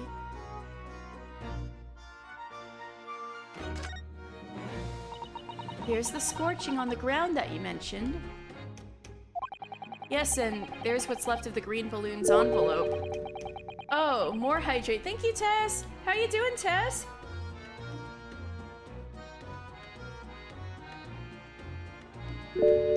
And stretch. Oh, I probably need that. Thank you. Thank you, Rowan. Ooh. Ooh. Alright, that was a good stretch. All clear evidence of the balloon that exploded on the day of the incident. Poor Professor Hairbrain. I do feel sorry for him that his dreams have been shattered like this. Someone's well and truly burst his bubble, as it were. That's you. You did that.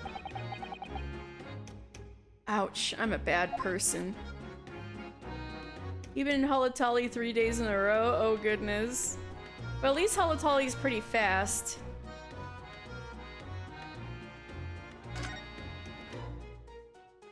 Howdy, boys. How you doing? What a shame that the symbolic landmark of the Great Exhibition has been damaged like that.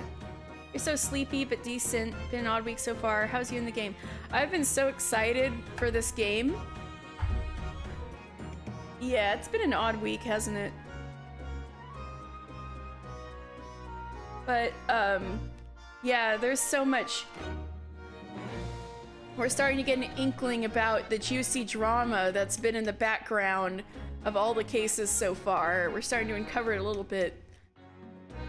And apparently there's a Tumblr sexy man we're going to we're going to meet.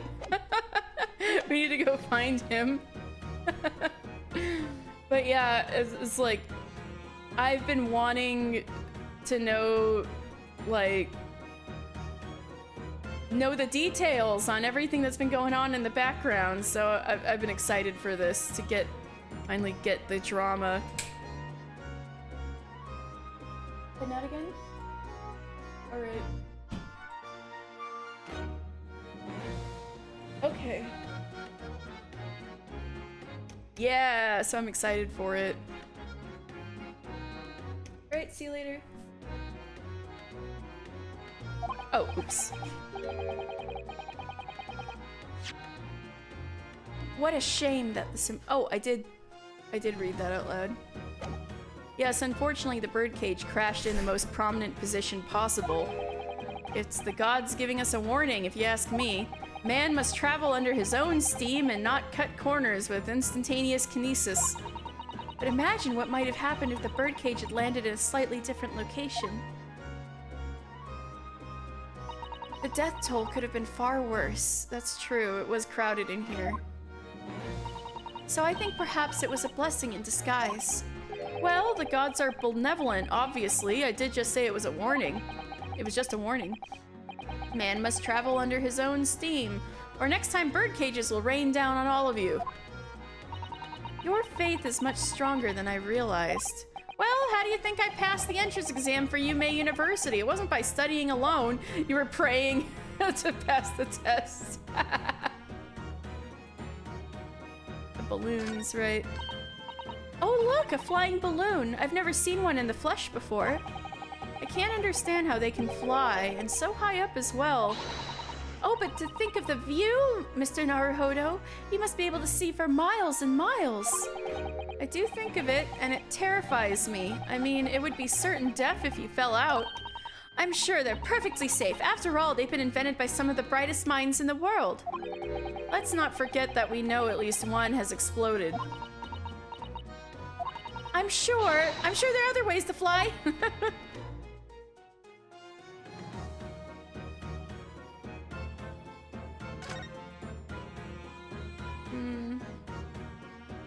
Well, I guess that's it for here, besides the fact that we can't go back over. We better not try going up those stairs to the stage area now. If we were to bump into the forensic investigation team, it sounds like it'd make trouble. Alright, so is there something else I can— ooh, what's this? The stage up there is where the experiment was set up. It's very high, isn't it? About 30 feet, I believe. Or 9 meters if you prefer.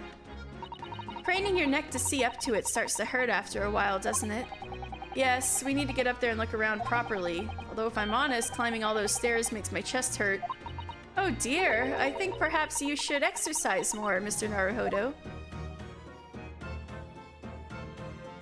Calling him out. Alright, let's see. There's something I can— oh, wait, I should investigate this. Maybe this is what we need.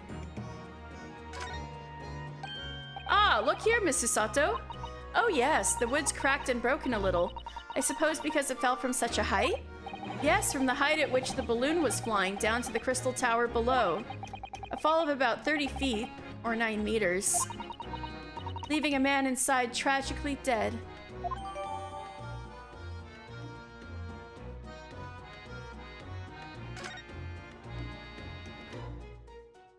Anything else? It doesn't look very scorched.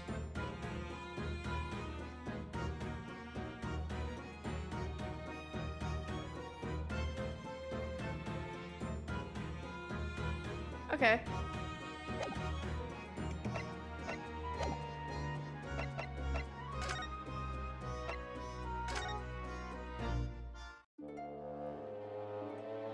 Nothing.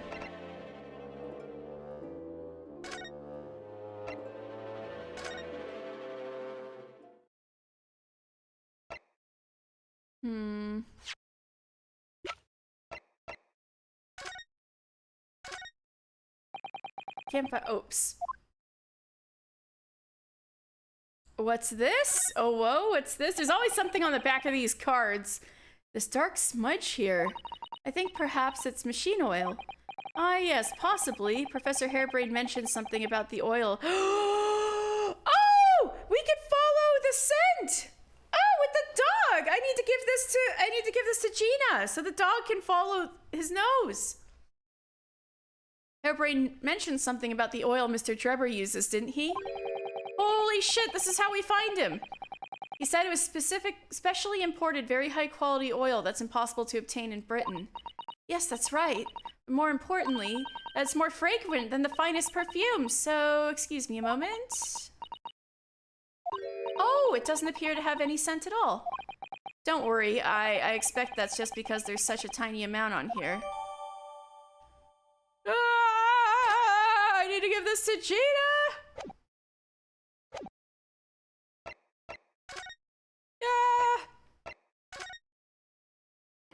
Here you go! Here you go! Doggy! Doggy!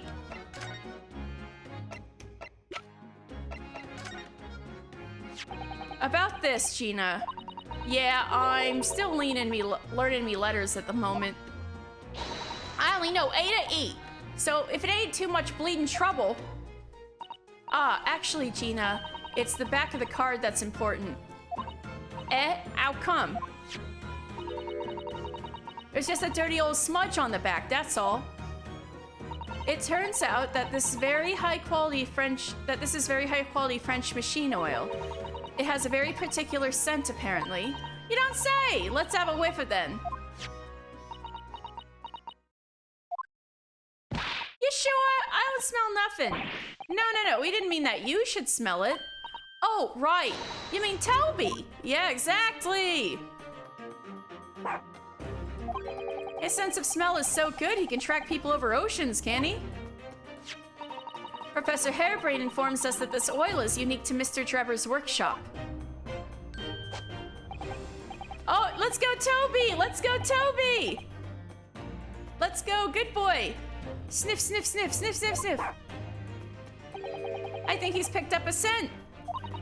So you mean if he follows the scent of this oil, Toby could lead us to that dodgy cove's workshop? That's right. That's exactly what we were hoping. All right, then. We'll give it a go. I'll just borrow that. Wait, when did you... Once a pickpocket. If I can lead everyone to that Drebber's workshop, I'll be the boss's boss before next week. Oh, yes, Gina. I'm sure you'll be promoted. Poor Gregson. All right then, Odo. Leave it to me. Sorry? We're gonna get going after that dodgy engineer cove right this minute. Oh, but hang on. Someone's supposed to be on guard duty here all the time. I'm afraid we can't help. We need to get on with our investigation as well, Gina. Oh, right. Oh well, never mind. It ain't gonna be me what gets it in the neck. It'll be the boss. Poor Gregson again. Oh my god.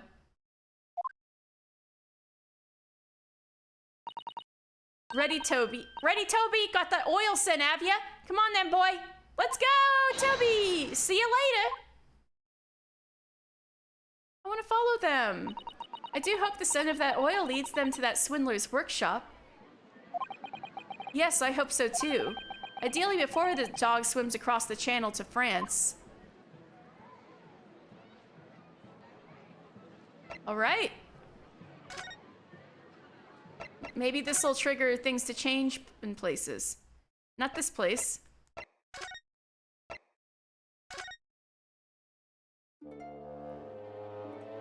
Not this place either. Hey, Hey, thank you for the card, dude. Maybe Sholmes is home?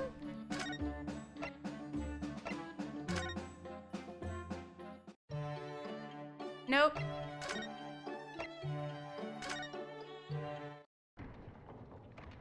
Nope.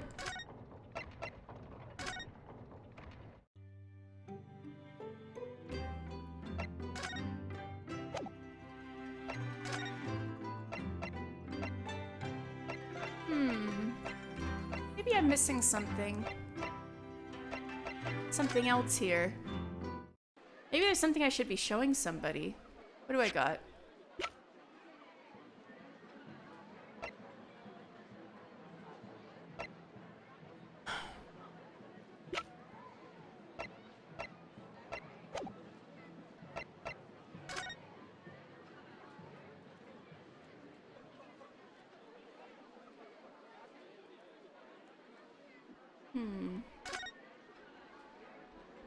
But that's like it, right?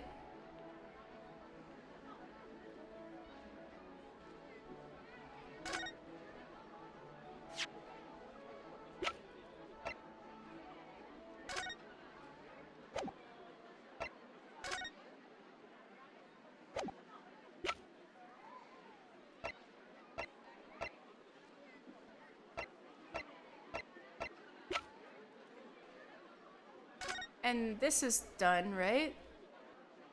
I didn't really see anything I could...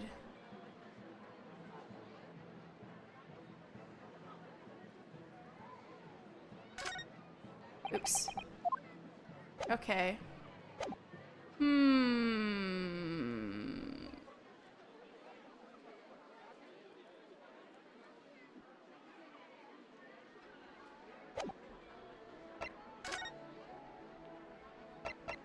Maybe there's something I need to show Hairbrain?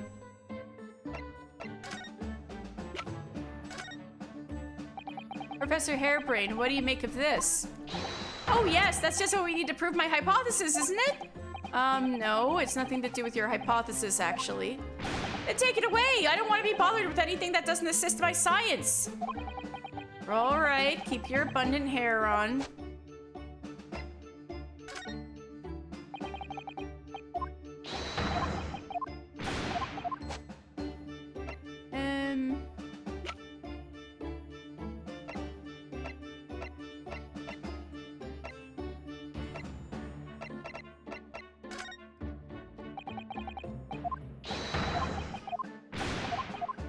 I wish we could just follow Gina and be like, hey, what did the dog find?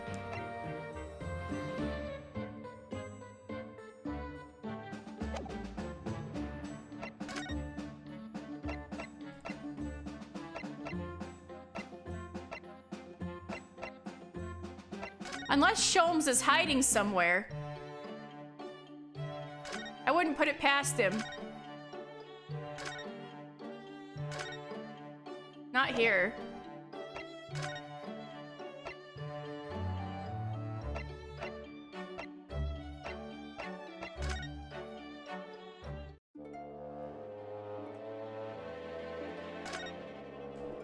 Sholmes? You hiding? Alright, might as well investigate around.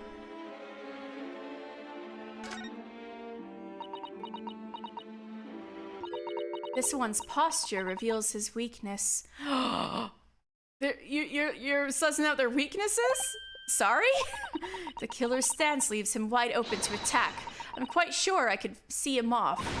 With a Susato takedown, then a Susato squash, and finally a Susato smash! Right then. And if that doesn't render the culprit unconscious, a Susato slam should finish him. A Susato slam? Oh, I'm sorry. It's rather hard to explain. Get his ass, Susato. He's made out of wax. Get this wax statue's ass, Susato. Leave yourself open slightly and I'll demonstrate. No, absolutely not.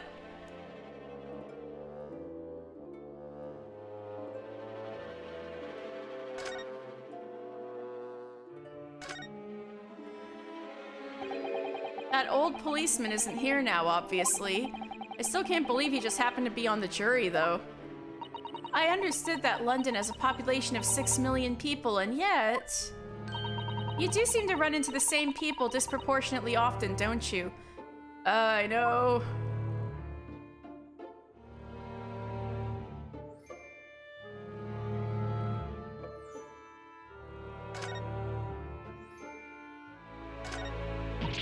Oh, what a horrifying scene! A murderer caught in a grisly act. I know, and in case you were wondering, it's the one with the big knife that's supposed to be the killer. I don't think anybody would be in any doubt about that, surely. And did you know that according to the description, the bathtub at the back has no particular significance? What? Really? I would have thought it was meant to show that the killer also worked in a bathhouse peddling criminal wares. Aha! So we have a new theory. Oh my god, what am I supposed to do? Alright. I'm gonna look all over the place everywhere.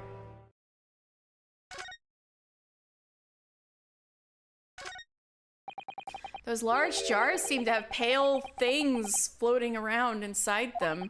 I suppose they're fruit liquors or something? Or like pickled umeboshi plums we make back home.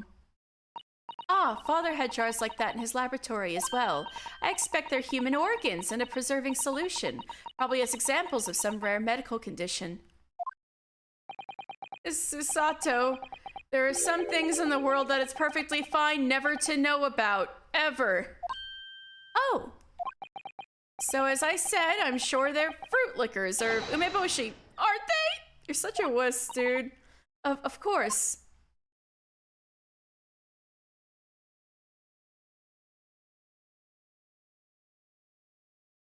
Is this it? Is this it? Yeah.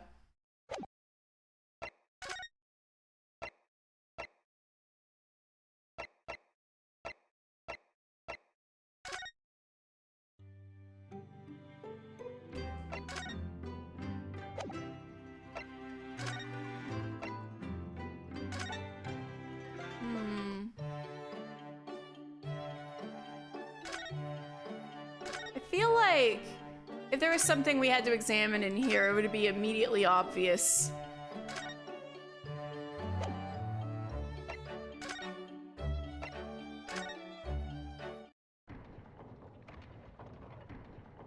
Same here.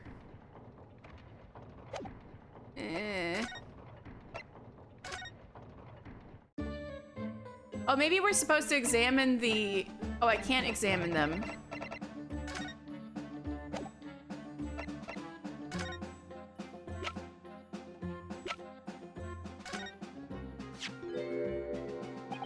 Ah, fascinating, yes.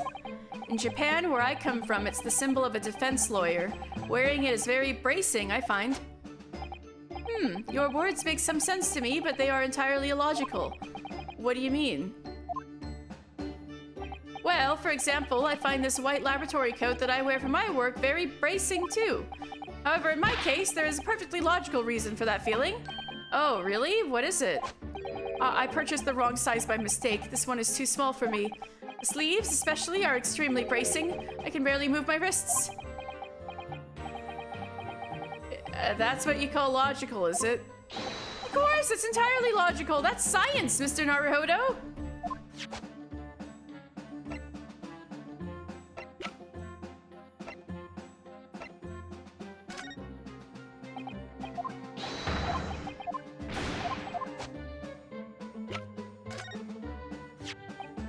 Oh yeah, I saw this before. Andrew!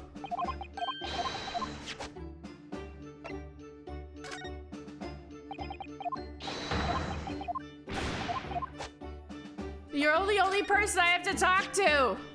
Oh. Oh, how could this have happened? You must feel awful.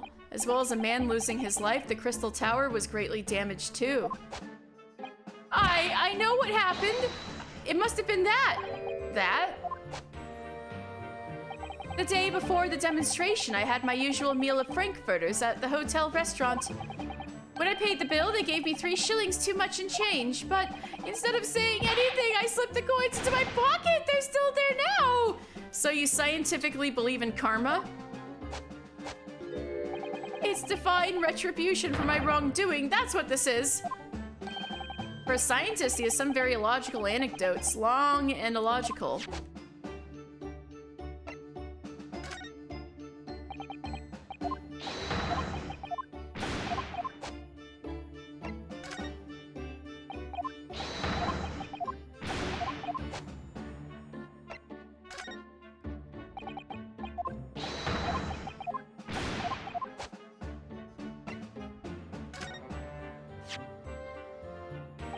Oh, how could this have happened? You must feel awful. As well as a man losing his life, the Crystal Tower was greatly damaged, too. I know what happened. It must have been that. Oh, great.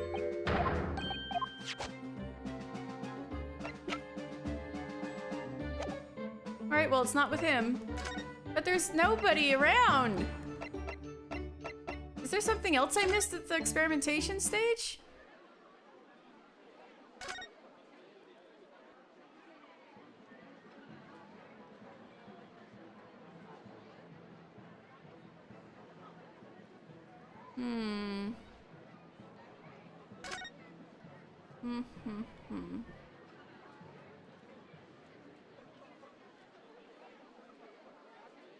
I can't go up there now. I think I got everything here. Right?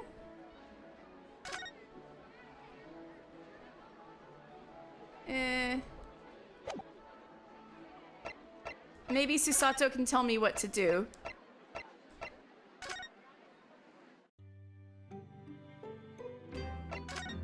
It's the same as before. Damn it.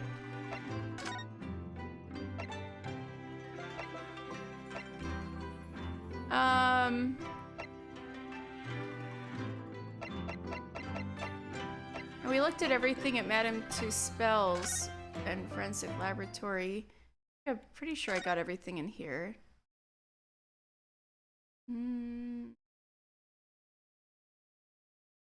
Oh, the book itself! I need to examine the book itself. Look at this big, thick book here. Ah, it appears to be an accounting ledger. It's a record of the forensic investigation team's spending, I think. Oh? What is it? It's clear that the team purchases various equipment and supplies on a monthly basis, but... well, one entry seems rather strange. Really? In what way? They're buying 500 scalpels every month? 500? They must be working really hard on dissecting corpses. I don't know. Judicial autopsies are only carried out in certain special circumstances. This is terrifying. And scalpel blades can be sharpened, too. It does seem a bit strange, you're right. Somebody's planning murder. 500 scalpels a month? What could they possibly be using them all for? That's what we needed. What are you doing? Yay! Here comes the lady, finally. Scalpel pit. Ah! Sorry, we had something we wanted to ask you, but you weren't here, so... So you thought you'd snoop around. That's acceptable to you people from the East, is it? You too? Why is everybody like this? Well, what do you want? Not lady time, racist hot lady. I'm just like, your comments like, hot lady time, racism. Oh god. Lord Strongheart told us, you see. Can y'all British people stop being racist for 5 minutes? British people can't even stop being racist for 5 minutes nowadays, or at least the royals can't. Like... That it was you who examined the victim's body, Mr. Asman, I mean?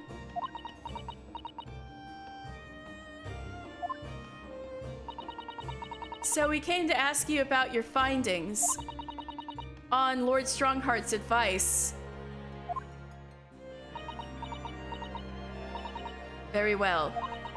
If the Lord Chief Justice has given his consent, I'll tell you what our investigation revealed. But when we're done, you must leave immediately. Are you related to the Tembler sexy man?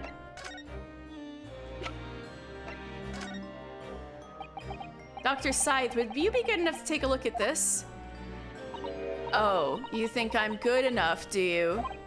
Oh, no, I didn't mean... So I'm not good enough? In that case, why would you show me anything? Are you okay? Oh, clearly you're too good for me to show you anything again, ever. All right, fair. Let's just talk then. So, you want to know what the forensics investigation team determined from its examination of the scene? The victim, Mr. Odie Asman, who disappeared from the experimentation stage amid an explosion. And the Mr. Asman, who appeared moments later partway up the Crystal Tower, were without question one and the same person. That is the team's conclusion. But that can't be right. If it was an elaborate trick, we can only speculate about how it was carried out. Let's see, if two people who looked very similar to each other were involved, they could have made it appear as if one single person had switched places, couldn't they? Very true, but sadly in this instance, that was not the case. How do you know? The man who disappeared and the man who subsequently reappeared was the same person. How do you know? The fingerprints at the scene. Oh, okay. The fingerprints at the scene make that quite evident. Oh, fingerprints. They're not yet officially recognized as forensic evidence in the British justice system. But one day, they will be used as an investigative aid as a matter of course. Scary smile, but also true. Oh my, but that would mean that the instantaneous kinesis actually took place. So where does that leave us? My team was tasked with the investigating, not drawing conclusions. Instantaneous kinesis is impossible, and yet the body did move from one place to the other. This hasn't cleared anything up at all. It's made the whole thing even more of a mystery. Damn. Holy shit. Mama, what is this? Who the fuck? Your daughter? What is this? Ah! Where did she spring from? And did she just call the doctor Mama? Right? I'm like, hello? This is a lawyer, dear. Oh, hello. To meet you. Pleased to meet you. Yes, I'm a defense lawyer. Mama? Yes? Can I cut this one up? Ah! What? Oh God. I've never seen inside an Eastern person before. I want to know what it looks like. It looks the same, you freaks! Of course you can't. It's a live specimen, as you can very well see.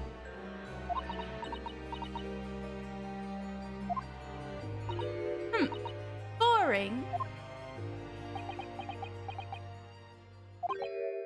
I think I just had a near-death experience.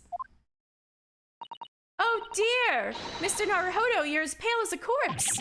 Then let's leave before I'm mistaken for one. Well, I think we've done all the investigating we can here for now.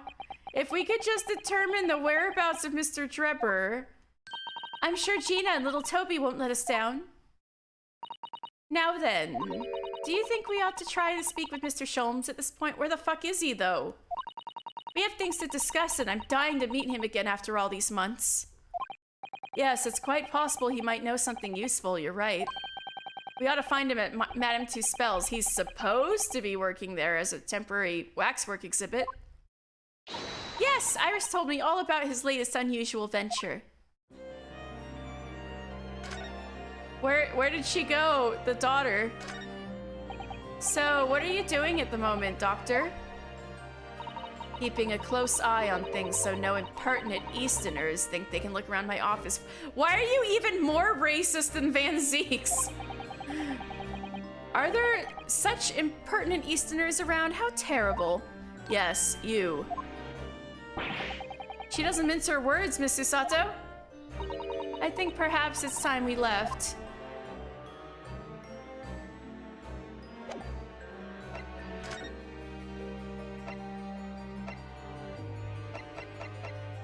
Alright, hopefully something will actually happen at Madame Two Spells now. 23rd October, Madame Two Spells, Museum of Waxworks. Here we are again at the House of Horrors. I'm afraid I haven't got used to the place yet. I'd still like to turn on my heels and go straight home. Via the confectionery, of course. Susato-san really is after something sweet today, isn't she? Eek! What's the matter? Look, Mr. Naruhodo, look at that waxwork. I'm quite sure it wasn't there before. Yep. It looks exactly like Mr. Sholmes down to the very last detail. Aha! What is it? Oh, sorry. I think you'll find that's the temporary waxwork himself. There she is! Ah, the friend of my dedicated employee. You're a much cooler hot woman. Oh, yes, hello again, it's Ryunosuke. Ryunosuke Naruhodo. I must say, I am quite spellbound by the great detective. He is a marvel. My precious waxwork is already back where it belongs. You don't mean... But yes, the mystery is solved already. Damn, he works fast. Wow, Mr. Sholmes can really engage his brain when he's hungry enough. Oh my god. So as you can see, he has returned to his habitual duties. Yes. His habitual duties? Allures. Do not disturb. But I do need to disturb. Poor Susato-san, she looks very perplexed. Watch her be like, where'd all these come from? Oh, I didn't read your thing before, and you got it. Oh my god. Poor Susato-san, she looks very perplexed. Can we look in then? I know we have to pay extra, but nah. Right, hey, you. We really do need to speak with Mr. Sholmes, and I am longing to say hello again. But where is he? There he goes! I think you might find that he's quite nearby, actually. Oh! Where do you... How does he do that? Indeed, my dear fellows, it is I! The world-famous great detective in waxwork, Herlock Sholmes. He's hitting the dookie.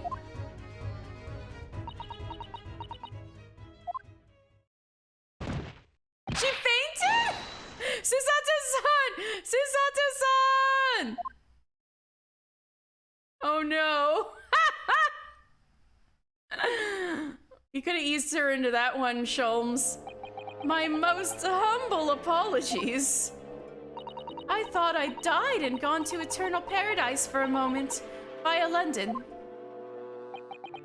My dear madam, allow me to make amends by offering you a tasty free deduction at some point. As long as it's not a questionable street food quality. I don't understand. Why are you working as a waxwork here, Mr. Sholmes? Merely a secret identity, you understand. Though the case is largely solved now. Largely solved? We're talking about the waxwork abduction, I presume.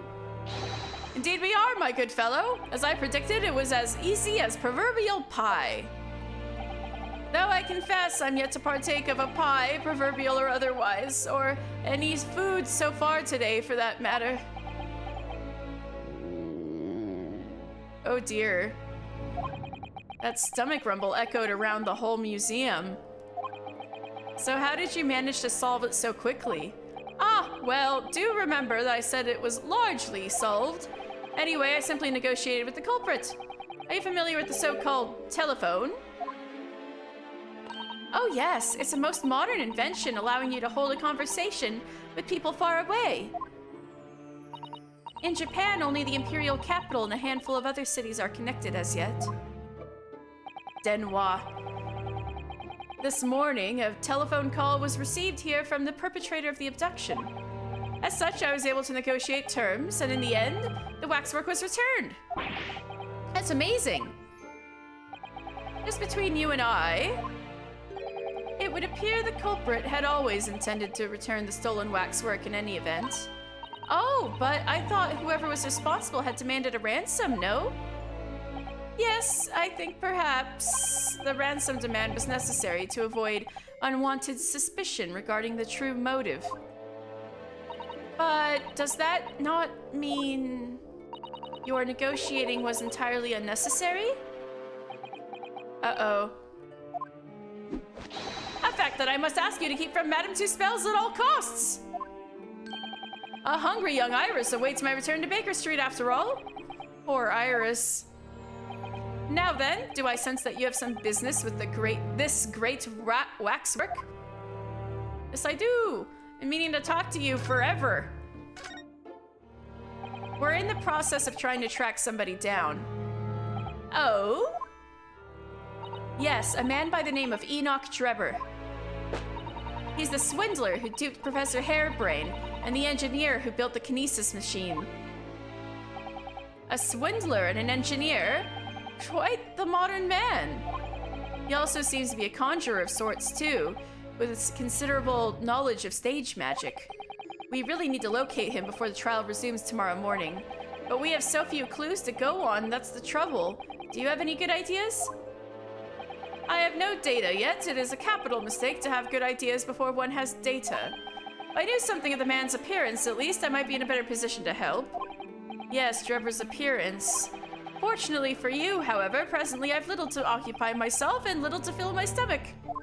Don't eat the photograph, please. As soon as you find any clue, no matter how small, I should gladly give you my thoughts on it. Please don't eat it. Well, you know what? Let's just go with that first.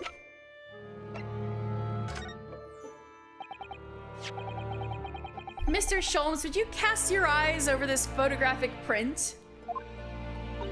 It's of Mr. Enoch Drebber, the face of the engineer we seek. Well, all Englishmen look broadly the same, of course. So looking at the photograph won't be particularly instructive. You know this man, don't you? Are you all right, Mr. Sholmes? I like how whenever he has a straight face, you know something's wrong. Ah! Yes, forgive me. Very interesting, this. Very interesting indeed. What the fuck happened? What's wrong, Mr. Sholmes? You've turned quite pale all of a sudden.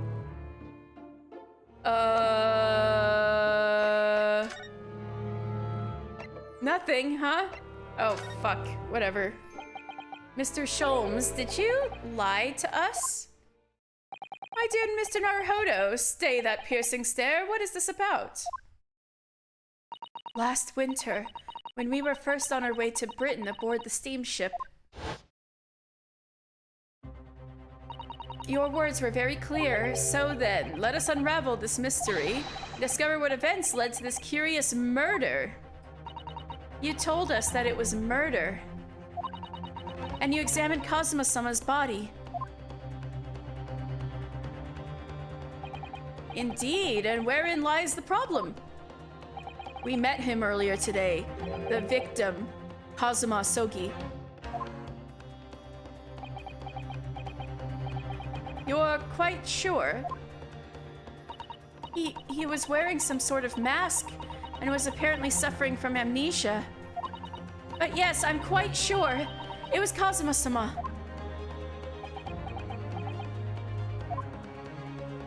You must have known it at the time, Mr. Sholmes. That he wasn't actually dead.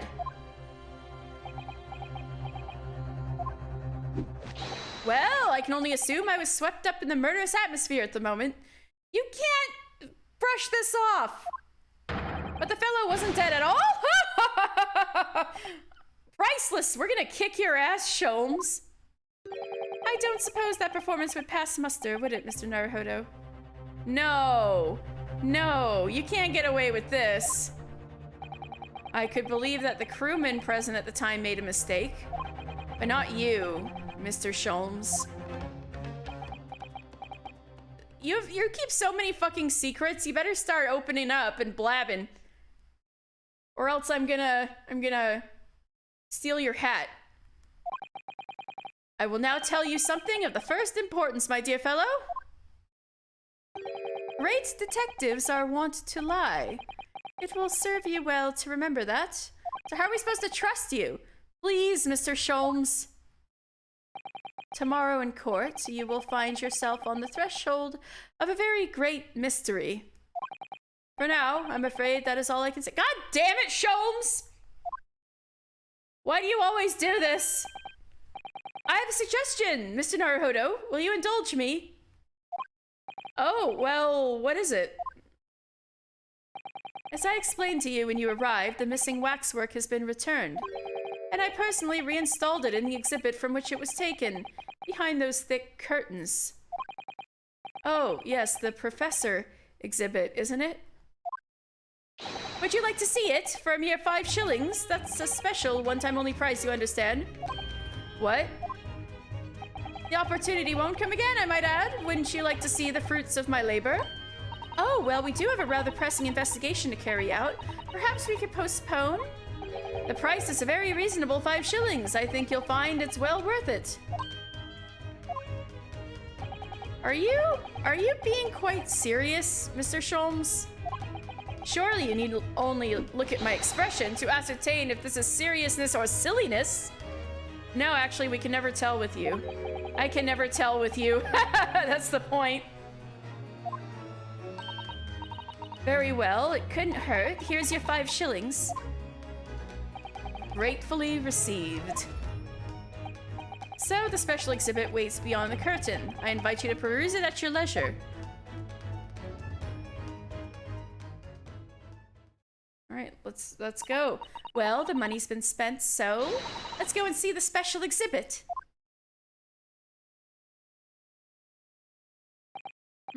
Through those heavy curtains at last.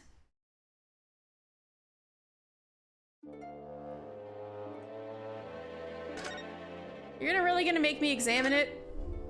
5 shillings we've had to pay. Doesn't seem right somehow that Mr. Sholmes slipped the money into his own pocket, does it? No. Ah! We could ask Gina to retrieve it for us using her special skills. Pickpocketing police officers and diddling detectives.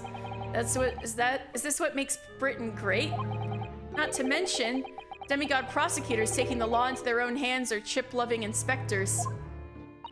Inspector Gregson comes off rather well in that list, I think.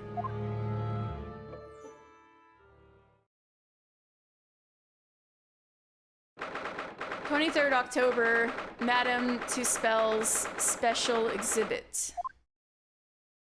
Ah! Why would they do this? Why would you do this to me? Where's his fucking head? Oh dear, I felt a shiver run down my spine as soon as we walked in here.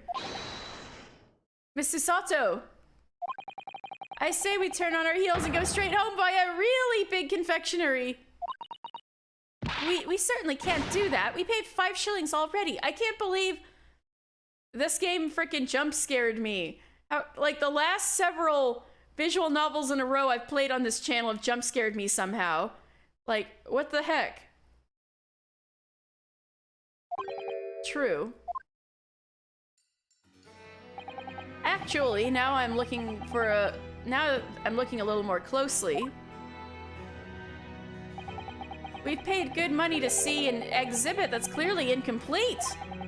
The nerve of the great diddling detective is far more terrifying than anything else in this place.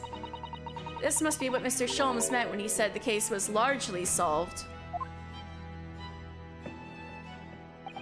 Be that as it may, Mr. Sholmes heavily implied there'd be a clue about the engineer in here, didn't he? But where? Since we paid 5 shillings, let's do 5 shillings worth of investigation, shall we? Yes, we will get what we paid for. Is that fear or frustration that's making Susato-san's voice tremble?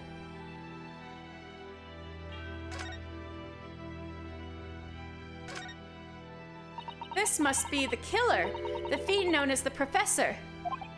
Yes, I think so, according to what Madame Tuspels said. He killed 5 victims, all of noble or royal blood.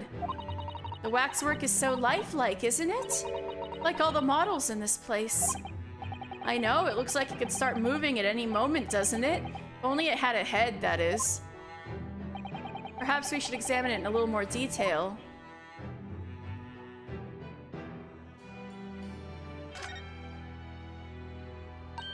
So scary.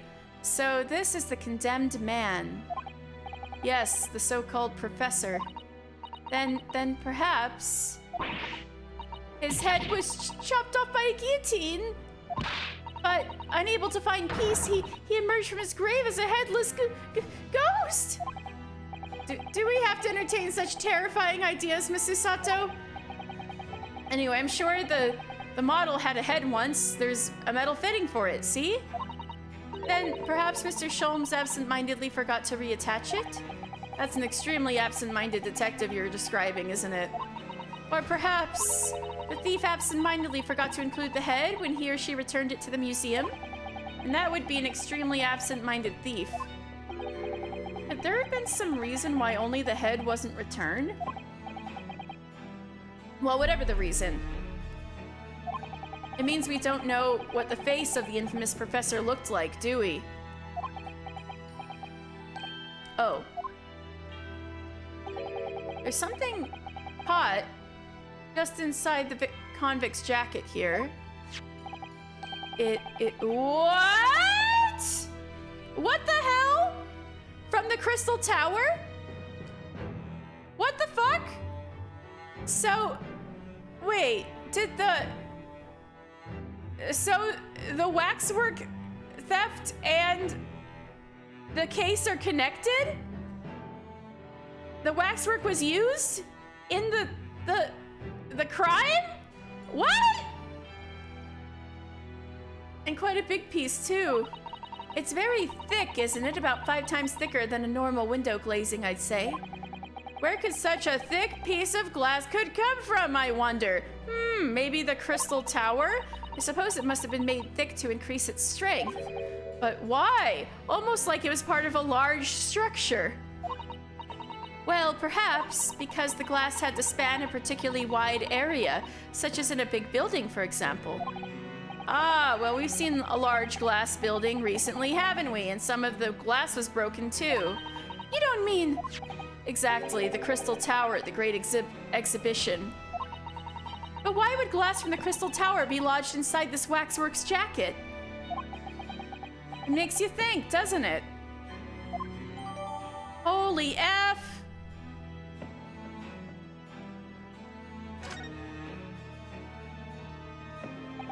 Earlier in court, we established that the kinesis experiment was a trick. And now we discovered this fragment of glass here in this waxwork. Is it just a coincidence? No way. Yeah, so scary. So he was number 139. His prison number or something? That's it, huh? Is that really it? Must be it. Nothing too helpful about...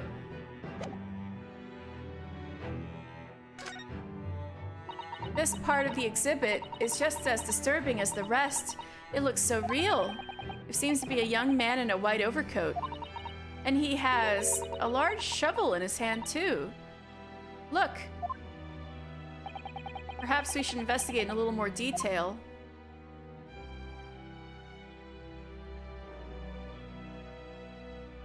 Why can't we look at his face? This is very suspicious. Oh, there's his face. What's this here? Well, this would appear to be a lens in the middle, so I believe it's probably a camera. A camera, but it's so small. British technology is incredible, isn't it? I mean, what about Mr. Sholmes' skin prints? I think perhaps you should treat Mr. Sholmes' inventions as exceptions to the rule. But anyway, why would the man be in a graveyard at night with a camera? I wonder... Perhaps he was trying to capture the moment a dead body came back as a ghost on film. We'll just borrow this for a little while, I think. Camera... By looking at the photographic plate inside the camera, we can see what picture was taken. What's a photographic plate? It's a piece of glass coated in a special emulsion that reacts to the light coming in through the lens. If we open the cover at the back of the camera, we should find it. Let's have a look. You should see yourself, Susato-san. Your eyes are shining. You really do like machinery, don't you? Okay, then.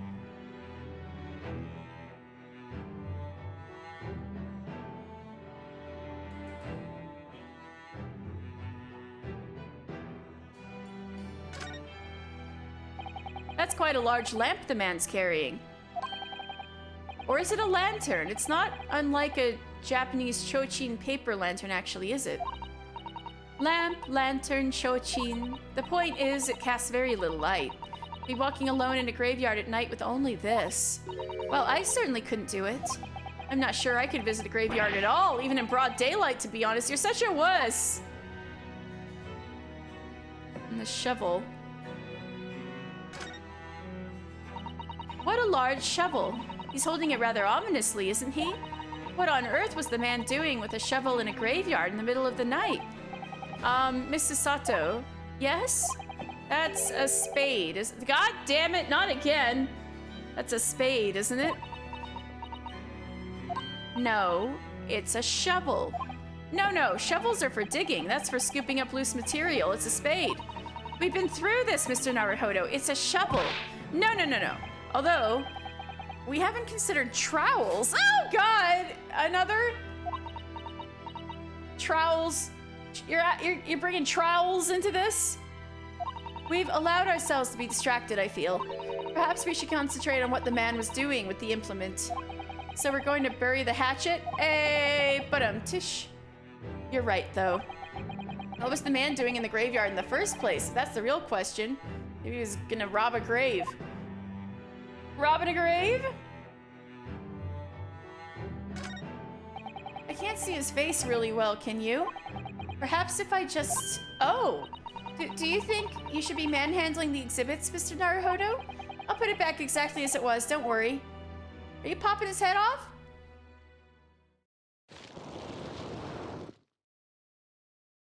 Oh, you're scooting him this way.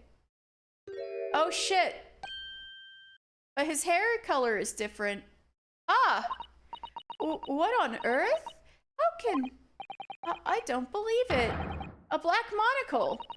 Mr. Naruhodo, is it possible that this man is... Yes. It's Enoch Trevor, with different color hair. The color of his hair is different, but it's unmistakably him. What the fuck? Indeed it is. Mr. Sholmes? This man is the subject of your present hunt, I believe? Yes, that's right. Just who is this man, and why is he here in this exhibit? Sholmes, stop clamming up, just tell me. And why does the convict behind him have no head? The head was missing when the model was returned by the thief who stole it. What a surprise. So then the case isn't yet solved, is it? Did I not say so myself? Largely solved were my words, I believe. But I must locate the missing head tout de suite, as Madame would say, or I'll be in grave trouble. A very hungry iris awaits my return to Baker Street, preferably with rations. Do you know, though, something about this room is strange? Strange? What do you mean? Well, the displays in the House of Horrors are supposed to depict real events, are they not? Indeed they are, Mr. Sato. Do go on. And as terrifying as they are, the scenes in the other exhibits are believable. But this one... This surely couldn't ever really have happened, could it? I think it's time I educated you a little. About the nature of the incidents involving the professor 10 years ago. Finally! Yes, please educate us.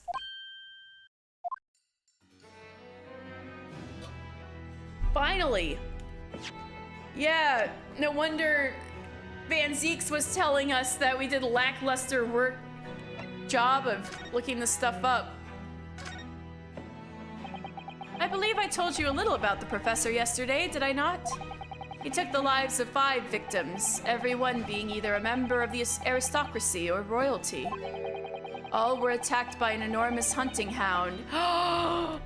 This is the Hound of the Baskervilles. Oh! It all has to do with the professor. All were attacked by an enormous hunting hound and had their throats ripped from their bodies. Oh gosh, an enormous hound? How awful. After taking the life of his victim, the killer was apprehended. It was a case of unprecedented magnitude in Britain, you understand. Accordingly, the professor was tried in a closed court. No members of the public were permitted. A closed court? So you mean that the professor's identity? As you've surmised, my dear fellow, his identity was never made public. Naturally, he was found guilty and was summarily sentenced to death by hanging. He was buried in a grave at Lowgate Cemetery, which adjoins the rear of the prison where he had been held. However, that was not the end of the affair. What the fuck? Oh! The very night that he was buried, the convicted man came back to life. Came back to life? He clawed his way out of the ground and emerged into the moonlit graveyard. The exhibit here depicts that very scene as described by the sole witness to those chilling events. There was a witness? Yeah, obviously it was Estinian. But of course, my dear fellow, it was none other than the young man in the white overcoat. Enoch Drebber. He saw it happen?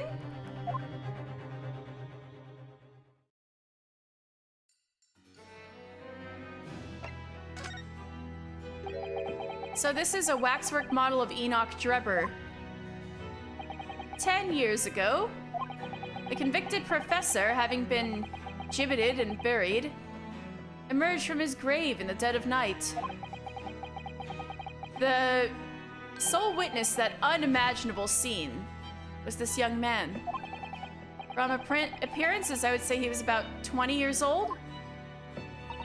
It's so horrifying. Scared out of his wits, the young Drebber ran to a nearby police station to report the incident. And the sheer terror of what he'd seen is said to have turned his hair white overnight. So that turned his hair white? Yes, as shown in the photograph we have of him, his hair is completely white. For the following few days, the story of what he'd seen was on every front page in the capital. The public was frantic for every last detail about the killer who'd come back to life.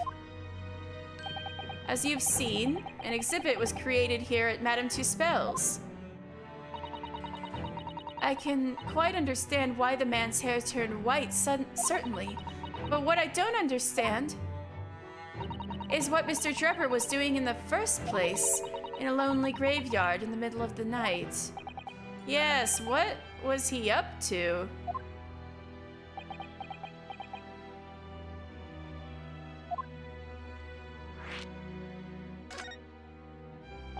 The professor's acts of terror threw London's upper classes into a complete panic 10 years ago. It was a great scandal, one might say, at the very highest levels of society. And since the killer's identity was never made public, rumors abounded. After all, no killer had ever before systematically employed a dog as a weapon of murder. Yes, I can imagine the impact the case must have had. But in time, of course, the rumors abated.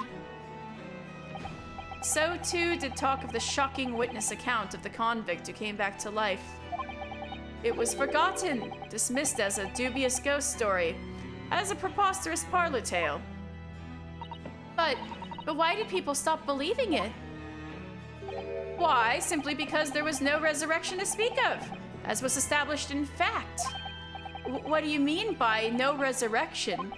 The police investigated the grave in Lowgate Cemetery and published their findings. The convict's body was found to be buried exactly where it had been following the execution. No! But that would mean Mr. Drebber must have lied to the police and the newspapers. That would appear to be the only logical explanation, yes. The young man subsequently vanished from society and nothing has been heard of him since. It's rather striking, then, that he should resurface now, don't you think? Of course, the convicted murderer couldn't really have come back to life. That's not possible. But Drebber's hair is unusually white, and if that did happen overnight, it was a result of shock. It's hard to believe that the incident was an out-and-out lie. What the fuck? Ah! What the bleeding Noro? No, what have you gotten done? Gina, what are you doing here? I asked Iris and she said this is where you'd be, so why do you have that again? So, Gina, not so loud in the museum. Madame Two Spells will have you take a position as a waxwork if you're not careful. I think there might be a more pressing concern. I still had some flash powder left from 6 months ago, so. All right, Gina, we understand, but please put down the gun.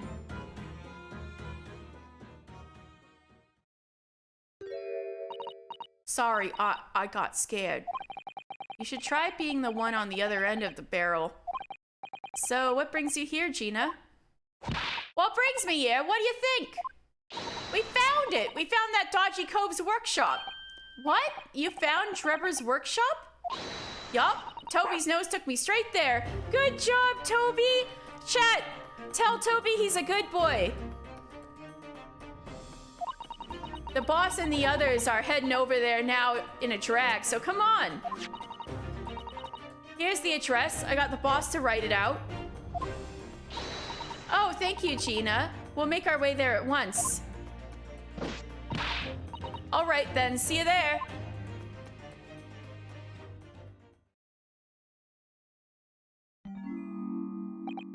You go. Don't mind me. I'll just stay here, being still. What's with the sudden mood swing? What?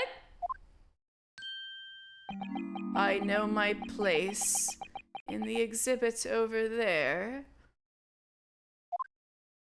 Hey, if you didn't make a big discovery, you're the one slacking. Oh dear, someone is feeling sorry for himself. Let's go, Mr. Sholmes, you're coming. Your words hearten me, I must say, but if I were to shirk my duties here, Madame would have me pay monetary recompense and Iris's dinner plate would be empty once again. Forget that, I'll pay for everything. Then there's not a moment to lose, my dear fellow. I shall hail a carriage at once. Oh my god. Good boy, Toby. Sorry you're in the dark cold. You've been stuck in a lot of ARR dungeons today, huh? No offer to share the cost for Mr. Sholmes, then. I shall gladly pay half, Mr. Naruhodo. Thank you, Miss Susato. Right, let's go.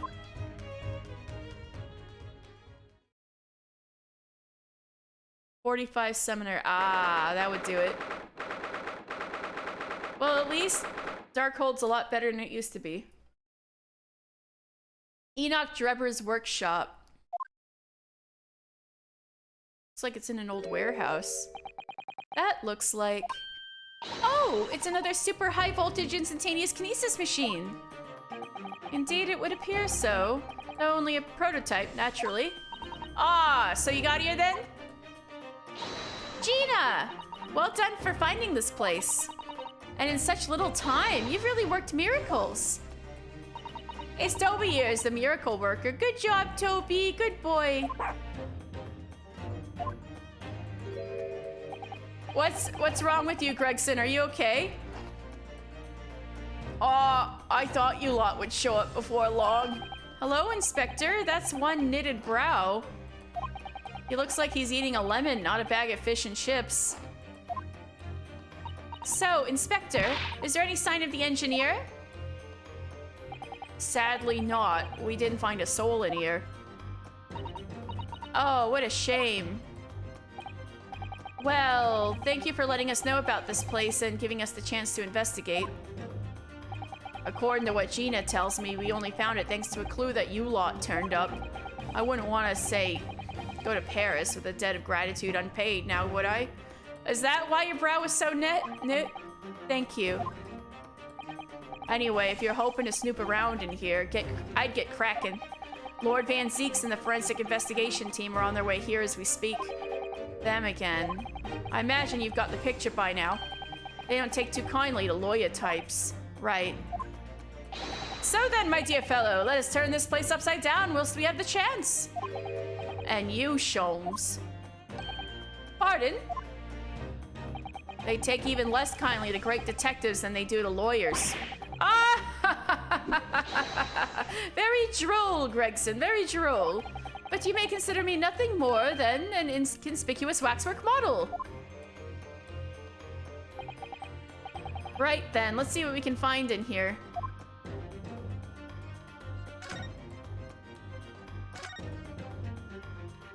I'm sorry, Mr. Naruhodo, that machine is covered by the Special Dispensation for Scientific Equipment Act.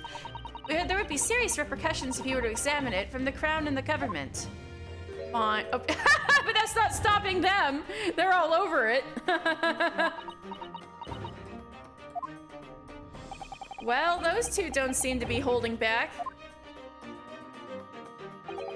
It's quite hollow inside. No working parts or devices of deception to be seen, my dear fellow. No loose change dropped from the floor or nothing. Not even a bone for Toby here, my dear fella. British people are very much ruled by their own ideals, aren't they? I think that's just these two, Miss Susato.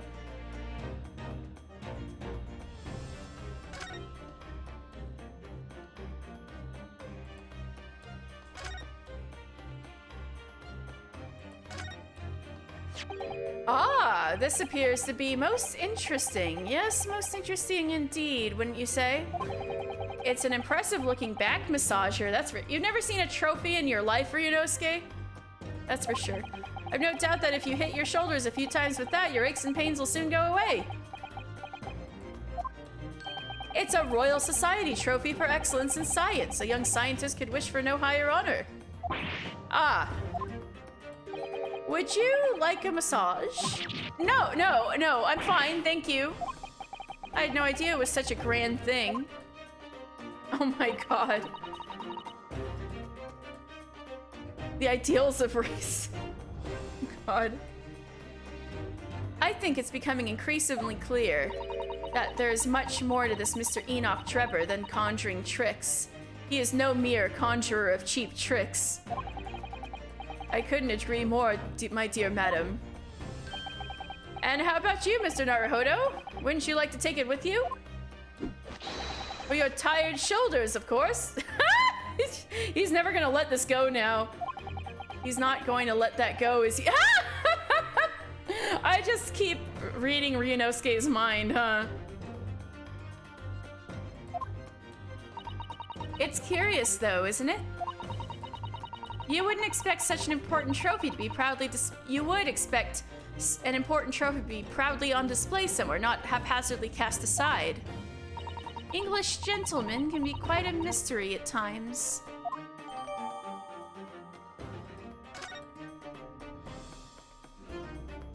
Arrows! It's a European-style quiver of arrows with steel bolts inside. Oh, do you suppose? Crossbow bolts, these. And just the right size for the bow you lot turned up at the exhibition grounds. In other words, Yep, that's more evidence to support your theory. It all goes to show that Drebber was the one pulling the strings behind the scenes of the whole scam.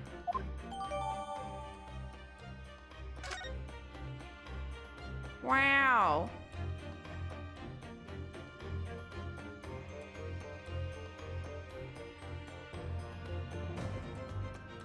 Hey, it's a step ladder. No, I'm just kidding.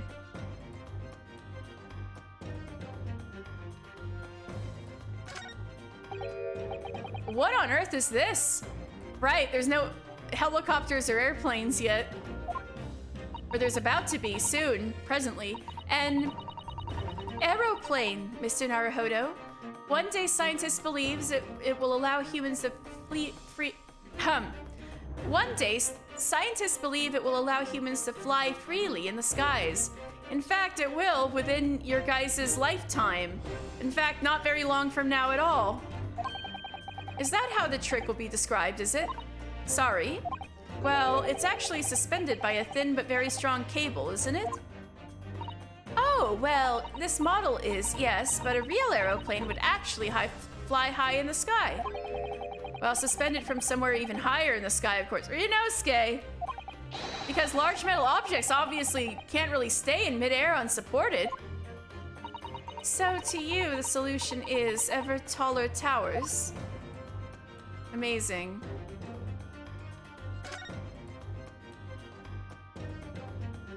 Alright, I guess it's time to talk to Gregson. I'm sorry, Mr. Naruhodo. Oh, right. I missed Gregson. Oh.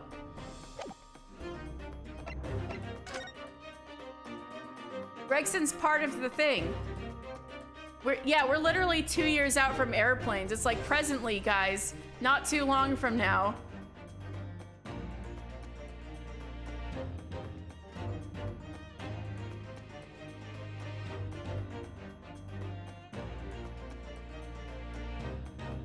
Well, what else do we need then?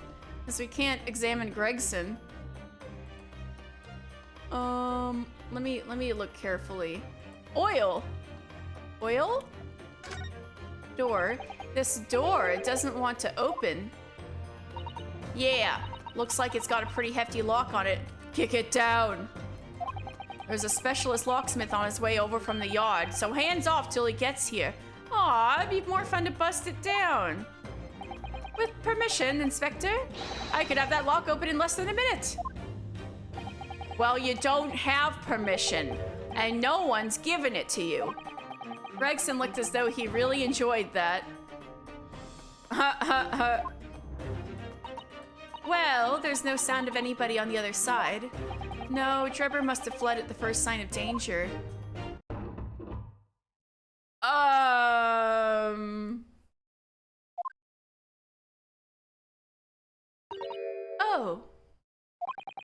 Is something wrong, Mr. Sato? Well, I thought I heard a noise from the far side of that door. Well, Gina, did you hear it too? Yeah, I heard it and all. What'd you reckon, Toby? Very eloquent. Right, mind the grease.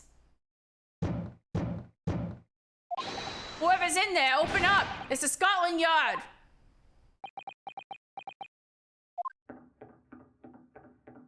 What the fuck? What? Oh my, someone is in there, and it sounds like they just ran away. Ah, that's rotten bleeding lock. My dear Gregson, as I said only minutes ago, if only it were countenanced, I could unlock that door in less than a minute.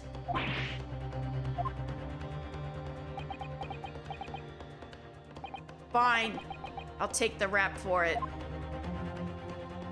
Just get us through that blasted door.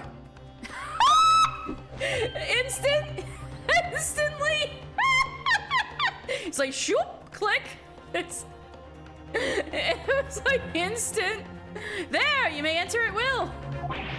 You've confused minutes with seconds, I think.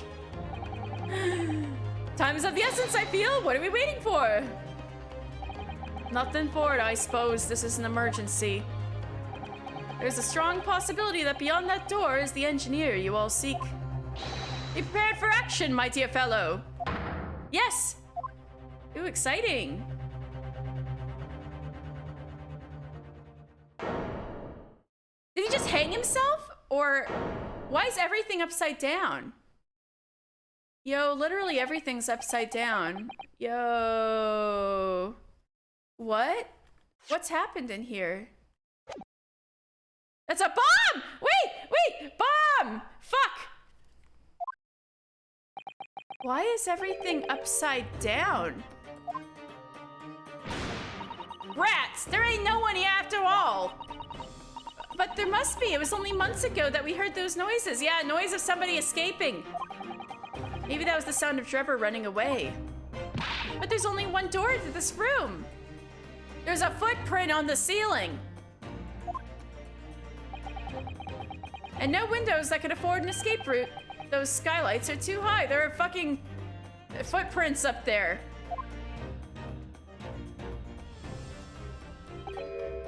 What's that up there? Are they footprints on the ceiling? Yeah, there's a more important part of the room than the upside downness. There's a fucking dynamite time bomb. Yeah, people are still ignoring the bomb. They're looking at the footprints on the ceiling.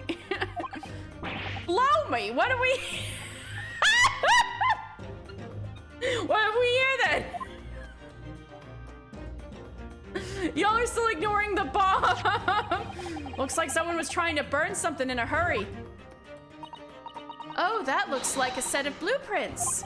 To what? You heard Gregson? He said, blow me.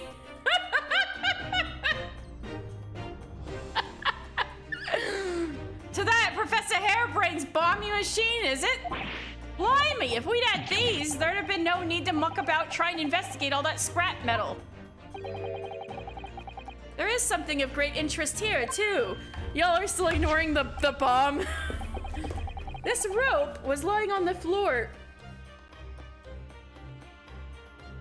at the foot of that pillar. A rope? What's significant about that? Never mind. You see, but you do not observe, Mr. Naruhodo. We must investigate the entire room thoroughly, and before forensic investigation team arrives too. Oh, somebody's finally looking at the bomb. What's up, dude? Mr. Sholmes, have you found something? Ah, Mr. Naruhodo, yes, in point of fact, something rather fascinating. What do you make of this? Let's see. I've never seen anything like... No, Ryunosuke doesn't know what a bomb looks like. Sorry, I'm gonna see roll right past Gregson saying, blow me.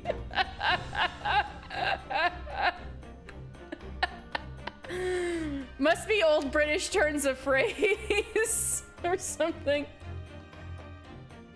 Oh god, Ryunosuke doesn't know what a bomb looks like.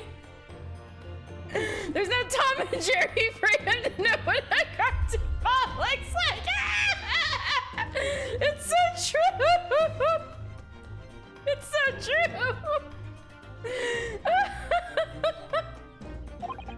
It looks like a bundle of thick cigars wrapped up in a large watch. Ah! Oh, but Susato has seen Tom and Jerry. Miss Susato, what's the matter? That's a... Surely that's a time bomb, isn't it? Oh my god, her eyes. What? Did you say? What? Why wouldn't you infer this instantly, Gregson? Aren't you like experienced? Time bomb? What's a time bomb? Sorry, but what is a time bomb exactly?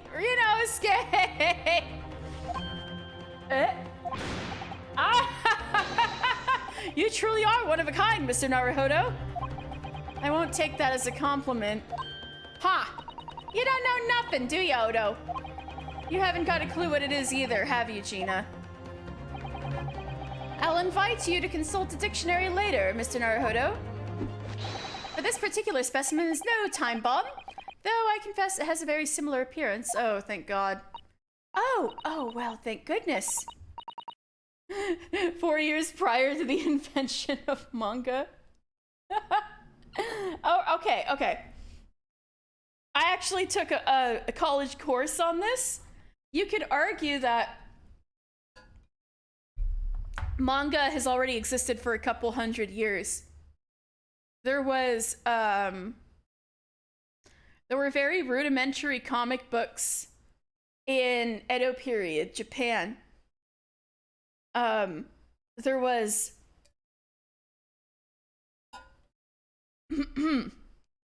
oh my God, because it's literally been 10 years since I took that class, the name of them.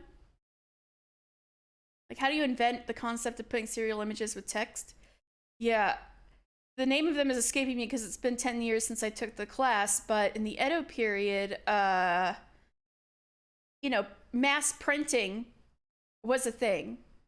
And so there's like all this stuff everywhere. People are making books about everything. It was awesome. So because it was you could mass publish things and people would mass read them in the city, you know. Somebody finally ended up with the idea of making woodblock prints of like scenes and stories or historical events or even satire with words kind of coming out of people's mouths. It wasn't word bubbles, but it was weird. It would be like the words would kind of be coming out of their mouths like smoke or air. So that the words would be kind of drifting out of their mouths.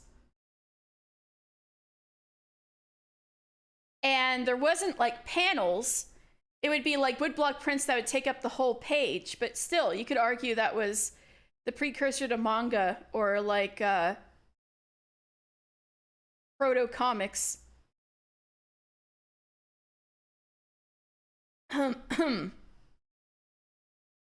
But otherwise, yeah, I think actual manga started in the Meiji period that we're currently in like magazines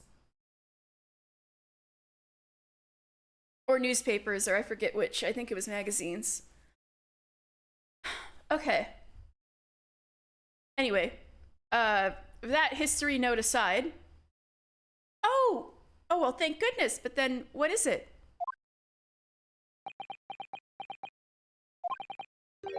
I see. So that's it.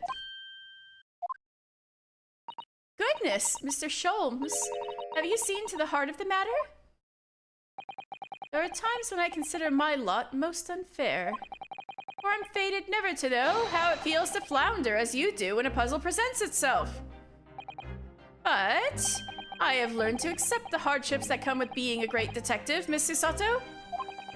Here we go. I feel a great deduction coming. Once again, I can draw two conclusions from the scene we see before us. The first is that the inverted nature of the furniture in this room is the work of Drebber himself. Oh, but how could you... And the second conclusion is that the small device on the floor there is without question completely genuine. But that's completely frightening. Please, Mr. Sholmes, you must explain everything. It would be a pleasure. After all, it is a great detective's civic duty to teach Scotland Yard the finer points of the trade. Oh God, poor Gregson's face. Well, Inspector Gregson seems delighted with the idea anyway. Ah! Oh, you deflected the inspector's glare with such fortitude there, Mr. Sholmes. Well done. You are too kind, my dear madam. I hereby dedicate this great deduction to you. Kindly stand just there, Miss Susato. Oh, yes. I'd be delighted. So, Shall we begin? Once again, Herlock Sholmes is proud to present his logic and reasoning spectacular. I guess we were due for one of these. The Great Deduction. The game is afoot. Flipped furniture. It's plain to see that this room is in complete disarray. The bed, the table, and the chairs, the lamp, everything is upside down. Almost as if every item in the room had until recently been happily positioned on the ceiling before falling straight down to the floor. Every item in the room was on the ceiling. Are you suggesting that... Indeed, the key here is gravity. Oh, this is cool as fuck. Look at this. Oh, this is cool as fuck. What? It would appear that technology has at least succeeded in freeing us from the great pull of the earth. This is cool as fuck. But the gravity in this room was reversed and then suddenly restored to normality. Goodness. The inverted furniture clearly reveals the truth about the part gravity played in this whole business.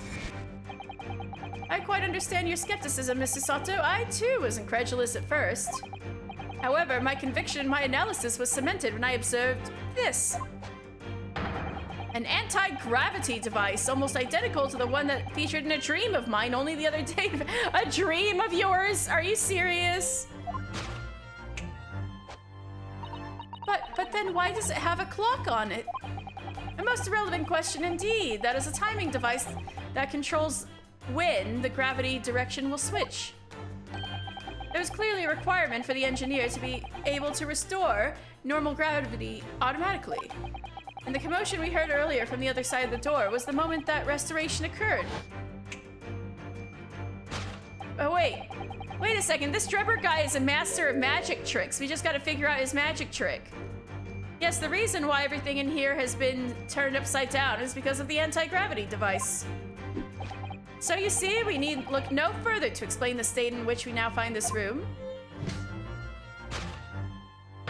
The direction in which gravity acts here was reversed by Mr. Drebber, before being restored to normality by an automatic fashion sometime later by the timer device. I have witnessed precisely this scene in a dream I once had when I fell out of bed. Bro, that shouldn't be your basis, because gravity was reversed. Missing engineer. Now let us consider the next conundrum.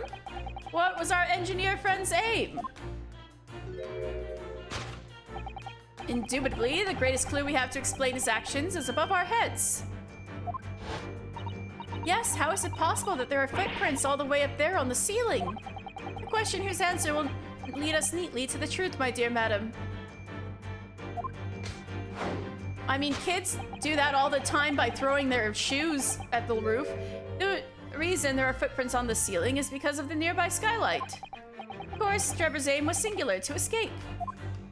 That's what I thought, but apparently that's wrong. However, there's but one way into this room, excepting the skylight, that is. And that makes sense to me. Ah. Oh, this is so cool. By inverting the gravity here, Drebber was able to fall conveniently to the ceiling and make his escape via the otherwise inaccessible skylight, leaving those footprints behind on the way. But that would be totally unnatural for him to do. But the ceiling in here is very high, Mr. Sholmes. The gravity reversal was sudden. Wouldn't Mr. Drebber have fallen up to the ceiling rather violently? Falling up is both scientifically and philosophically a rather interesting concept, I feel. But the man was cornered with nowhere to run, so escape through the skylight was his only option. You may recall that I found this in the room earlier, which I believe offers a solution. Oh, the rope. To reach the intended destination, what better tool than this rope? By anchoring one end to the wall, the man was able to lower himself safely to the ceiling. Which explains how Drebber was able to escape this room before our arrival. He reversed the pull of gravity and fled via the skylight. And personally, I should very much like to reverse the pull of gravity again now, just for fun. Oh my god. Escape via the skylight. Well, I think we need to look around some more. Thus concludes Herlock Sholmes's great deduction of this topsy-turvy puzzle.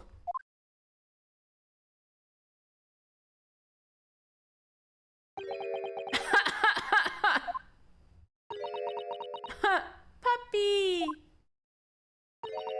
Susato, no. She's completely spellbound. Mr. Sholmes, there is just one thing that troubles me.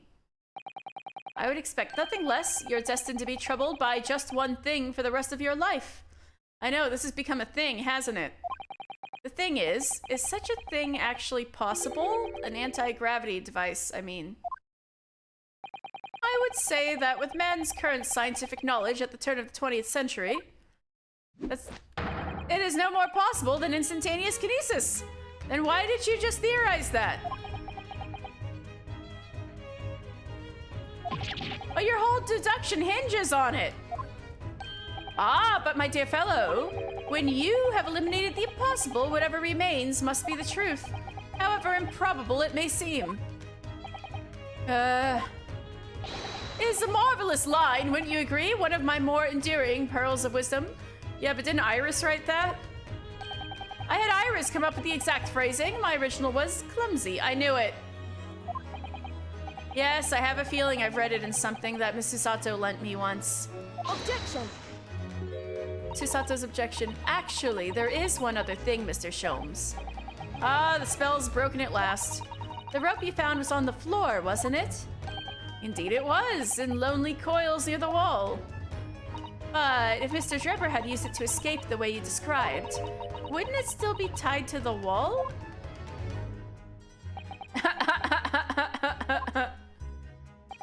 Mysteries inevitably unravel in the end, as I think you'll find do ropes. And as evidence of such, you need only look at the mystery we faced in this room. Now skillfully unraveled. That argument is as circular as the coils of rope. I think perhaps we might need to give Mr. Sholmes the usual little helping hand. This part, Sholmes being Sholmes, I see.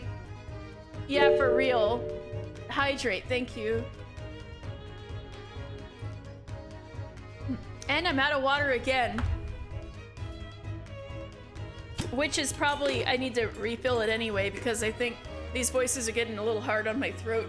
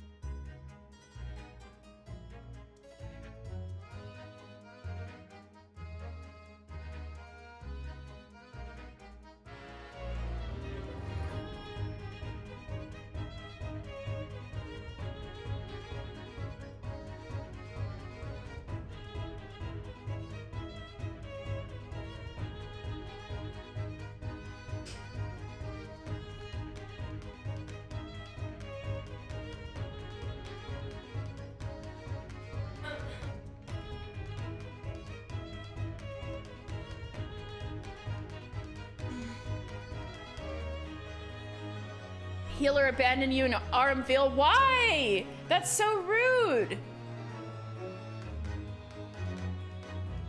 Also, Sidecurb, you always seem to know exactly when I'm running out of water. Thank you.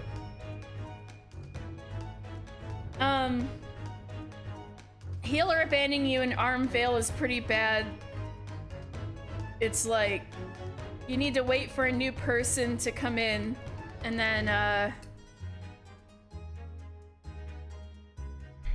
but it's pretty rude to just drop out in the middle like that unless it's a connection problem or something like that. Especially in that dungeon, which is a little infamous for people dying easily.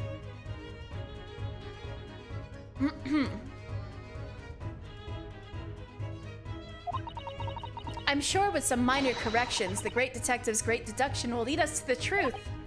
Yes, you're right. And we must do it quickly before Enoch Drebber gets too far away. If you're ready, then let us resume. Sherlock Sholmes's logic and reasoning spectacular. Hold it.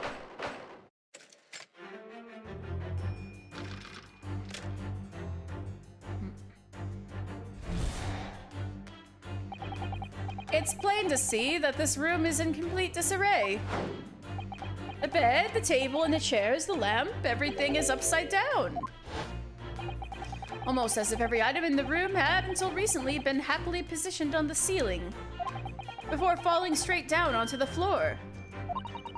Every item in the room was on the ceiling. Are you suggesting that... Indeed, the key here... Wait, there's a safe number on the chair. It's gravity. I just noticed that. There's a safe number on the chair. It would appear that technology has at least succeeded in freeing us from the great pull of Earth. At least we get to see this really cool fucking part again. But the gravity in the room was reversed and then suddenly restored to normality. Goodness. The inverted furniture clearly reveals the truth about the part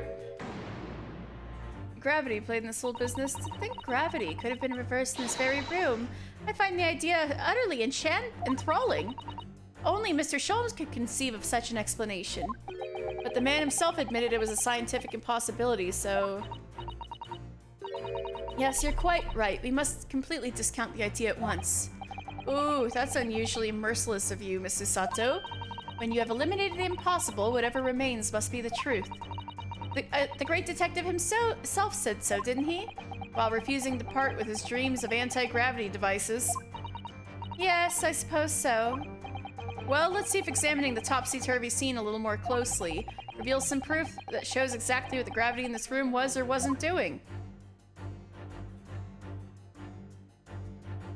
I can't look at the chair yet. That must be for another one.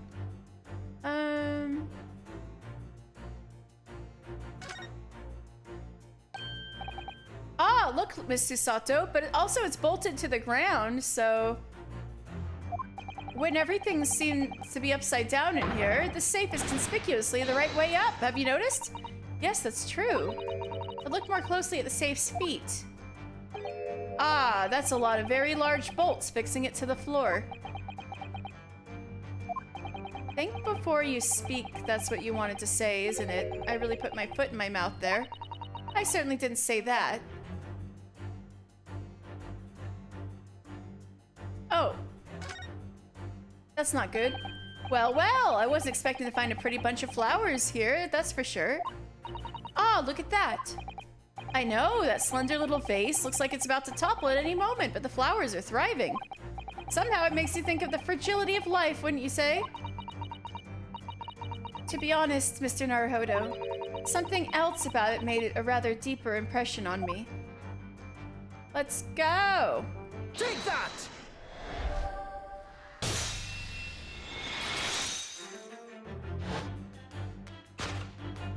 The upright vase clearly reveals the truth about the part gravity played in this whole business. Upon my word, Mr. Naruhodo, you've surpassed yourself by completely turning my argument on its head. Trying to impress your assistant here, perhaps? No one is trying to steal your spotlight here, Mr. Sholmes, trust me. As you rightly say, though it appears at first glance all the furniture in this room was upside down, this unassuming, slender vase is standing keenly to attention. And unlike the large safe, there is nothing affixing it to the floor. And it's the exception that breaks the rule. In short, much as it pains me, the gravity in this room was never inverted at all! My deepest sympathies for your loss. Oh, poor Mr. Sholmes. But the show must go on, so let us continue with our deductions. Now that we know about this contrivance is not in fact an anti-gravity device, there remains but one other possibility. You don't say. Someone deliberately turned over every piece of furniture in here. Which might sound obvious, but leaves one mystery very much unsolved. Namely, why would anyone choose to do that? Quite! And naturally, there is an explanation. Yes, the reason why everything in here has been turned upside down is because of the anti-gravity device. Well, that was some clever phrasing. He's absolutely determined that this device must have something to do with it, isn't he? I'm afraid the lure of an exciting scientific explanation is too strong. Well, there's no doubt that somebody did this. Somebody turned all this furniture over. So whoever it was must have had a reason. I'm afraid nothing comes to mind at all, though. Something comes to mind for me. Well, let's look around and see if the answer presents itself. The chair. Look, there's something written on the underside of this armchair. Oh yes, safe. 432582. Safe? As in safe and secure? As in secure, lockable box, I think. Admittedly, more likely. Well, there is a large safe bolted to the floor on the other side of the room, so yes. So you mean this number would let us open it? I wonder why it's written here, though. Take that!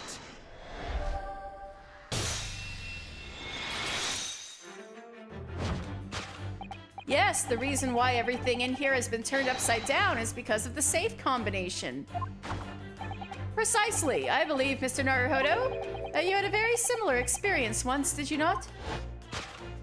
Yes, last year, when I bought a lottery ticket and noted the ticket number down on the inside cover of a book just in case. That's it, for people are forgetful souls at heart and always make a written note of important information.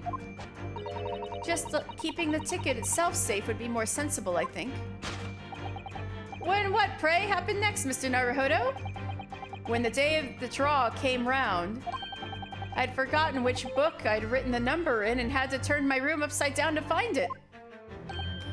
That's it? For people are forgetful souls at heart, and that's always forget where they've noted things down. Not if you always note things in the same place. I actually won the second prize, you know? But I couldn't remember which magazine I'd slipped the ticket into, so I'd turn my room upside... Thank you, Mr. Naruhodo, but I believe I've proved my point now. Oh my god. Poor guy. Which is that a very similar scenario has clearly unfolded in this room. Finding himself requiring access to the safe, the occupant of this room needed the combination code. He remembered that he'd written it on the underside of a piece of furniture, but forgot which one, leading to the state in which we now find the room. Yes, Mr. Trevor overturned all the furniture in here in a desperate hurry to locate the combination code that would unlock the safe.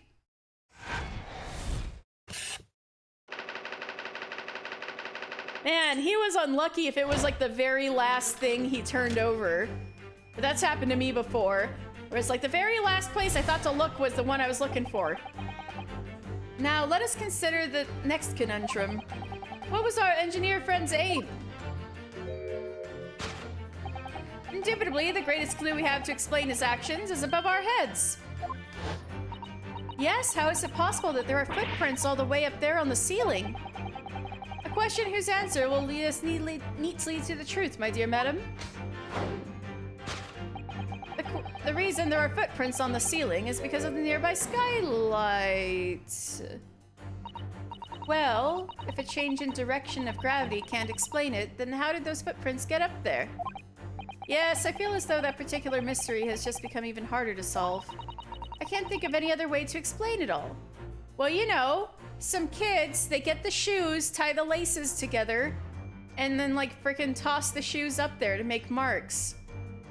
Well, actually, you don't need to tie the shoelaces together in this case. That's a different thing, but still. People get shoe marks in the weirdest of places by throwing them. Ooh, life was so much simpler in those halcyon days when gravity could be reversed. It was minutes ago, and these halcyon days never existed in the first place. Well, I suppose we must simply put our faith in Mr. Sholmes and observe the area in more detail. Putting our faith in Mr. Sholmes is what gets us into these situations in the first place. Shoe! See? He was throwing the shoe. What did I say? It's hard to believe, but there's a shoe up there, look! Oh yes, and there are more footprints on this little balloon, too. Perhaps the shoe was thrown up there and became lodged, do you think? If so, then judging from the number of footprints, it must have been thrown up several times. Why would anyone be throwing shoes up at the ceiling, though? Oh dear, that's beyond me, I'm afraid. I cannot believe I was right. Just from looking at, like, the shit kids have pulled off in Las Vegas Strip parking garages. Take that!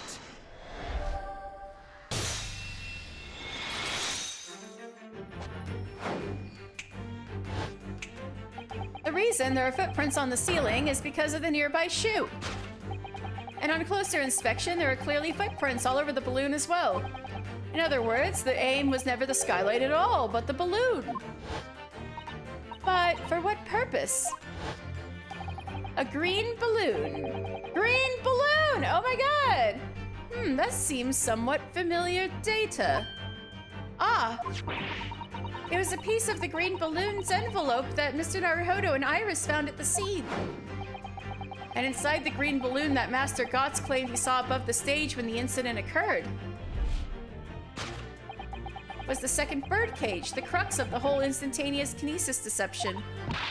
So, you mean to say, if we assume the balloon is in here as a model of the one used on the day, there is a strong possibility something may be concealed inside it. Something our absconder was desperate to retrieve before making a hasty getaway. But the balloon's out of reach.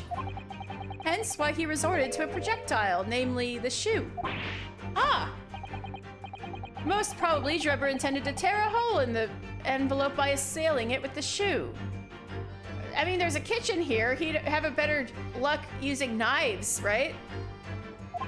However, his efforts were thwarted when the shoe itself became a prisoner of those lofty heights. Oh dear, we desperately need to examine that balloon. If only there was some way we could see inside. You may recall that I found this in the room earlier, which I believe offers a solution. We can lasso it. Yeah, let's lasso the balloon. Oh, the rope. To reach the intended destination, what better tool than this rope? Mr. Sholmes has managed to bring the deduction back to the rope. All right, I have to admit, that was clever. So we just throw the rope up to the balloon and then pull it down to us on the ground? Which is much easier said than done, I feel.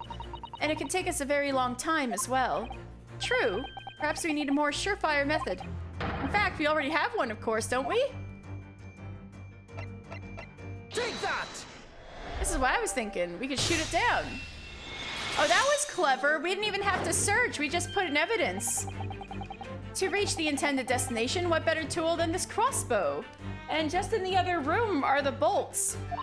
That was found at the scene, in fact. And in all likelihood belongs to Mr. Drebber. The man had only brought it away with him that day. He could have avoided losing a shoe at such a critical time as this, yeah. Too bad he left it at the scene.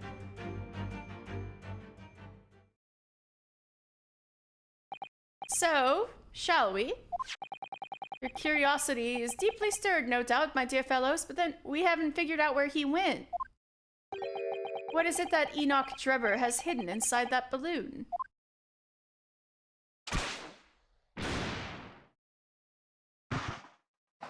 Is that the head? Is that the head of the... What the? Why does he have a mask? A waxwork? He had an iron mask that they... Why do they keep trying to hide the face? Indeed it is, a waxwork head inside a metal mask. A mask that is shut tight and fastened with a strong and quite impenetrable lock. Why? Why are they manning the iron masking this damn professor? So we can't see the face inside, that means. Just a moment, this is the head of a waxwork model. Does that mean, oh goodness. I see you've joined the dots, Mr. Sato. Excellent. Ah, of course, a headless waxwork model. The case of the abducted Madame Tuspel's model that you'd largely solved. It was the head of the killer that was still missing. Indeed it was. But I believe Madame Two Spells will now have to settle her sizable account with me. This, as you have now surmised, is the head of the infamous professor. Yes, but why is it here? This conclusively confirms my suspicions. The man responsible for stealing the professor from Madame Two Spells and returning it sans tete earlier today was none other than Enoch Drebber. This is incredible. Professor Harebrain's case and the waxwork abduction they're inextricably linked by Enoch Drebber's workshop. The waxwork head has been entered into the court record. But that doesn't explain where he went. Well, it appears our logical pleasure cruise has come to an end, my dear fellows. All that remains is, yes, to speak with the architect of this adventure. The architect? Ooh, we've totally come off course. Let's look at this. You mean Mr. Drebber? It seems quite impossible that he escaped via one of the skylights. Obviously, the man must still be here in the room. What? And this location should be abundantly clear. If you simply reflect on the journey we've made together during the deduction, is the safe big enough for a dude to fit inside? Enoch Drebber is right here, somewhere in this room. Mr. Naruhodo, will you do the honors? Yes, of course. If Mr. Drebber's hiding place must be the wardrobe, could be. I could say wardrobe, but safe. Oh my god, a person totally could fit in there. Take that!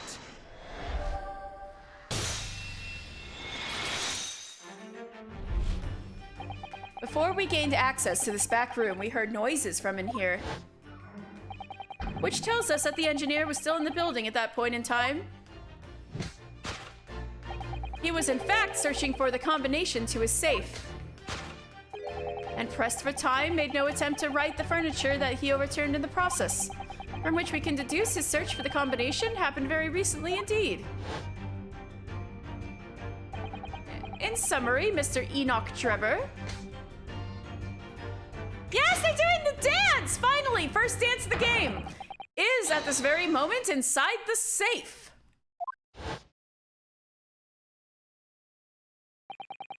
Thus concludes Herlock Sholmes' great deduction of this topsy-turvy puzzle. Holy fuck! Inside the safe. Solved. Yes, they did do the dance this time. Deduction complete. Elementary. That was like the best deduction so far. That was cool. Like the best sequence so far. That was cool. So, Mr. Naruhodo, I think perhaps it's time we ended this game of hide and seek, don't you? By opening the safe, you mean, oh, we're gonna meet the Tumblr sexy man. He shoved himself inside of a safe. By opening the safe, you mean? What else? Let's see. The combination was 1432582. I knew that. All right, then here goes. Ooh, this is so exciting. That's an Estinian thing to do. Ah! He's got a hand! He's got a metal hand and 2 monocles. You found me. Why do you look like that? You roll it out! Holy shit.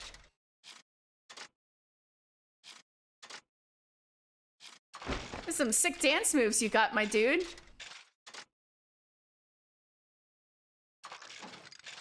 The dog got his hand.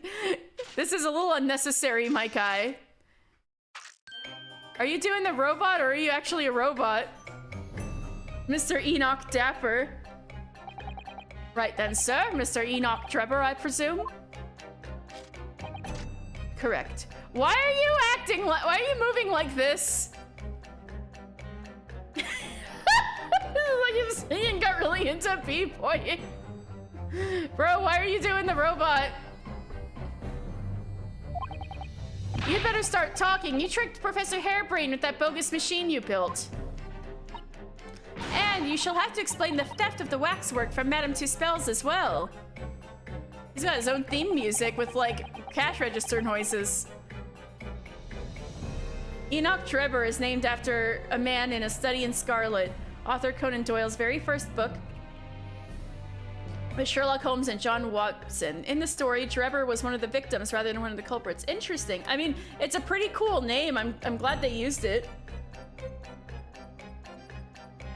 This music kind of bumps. I like it. It kind of does, doesn't it?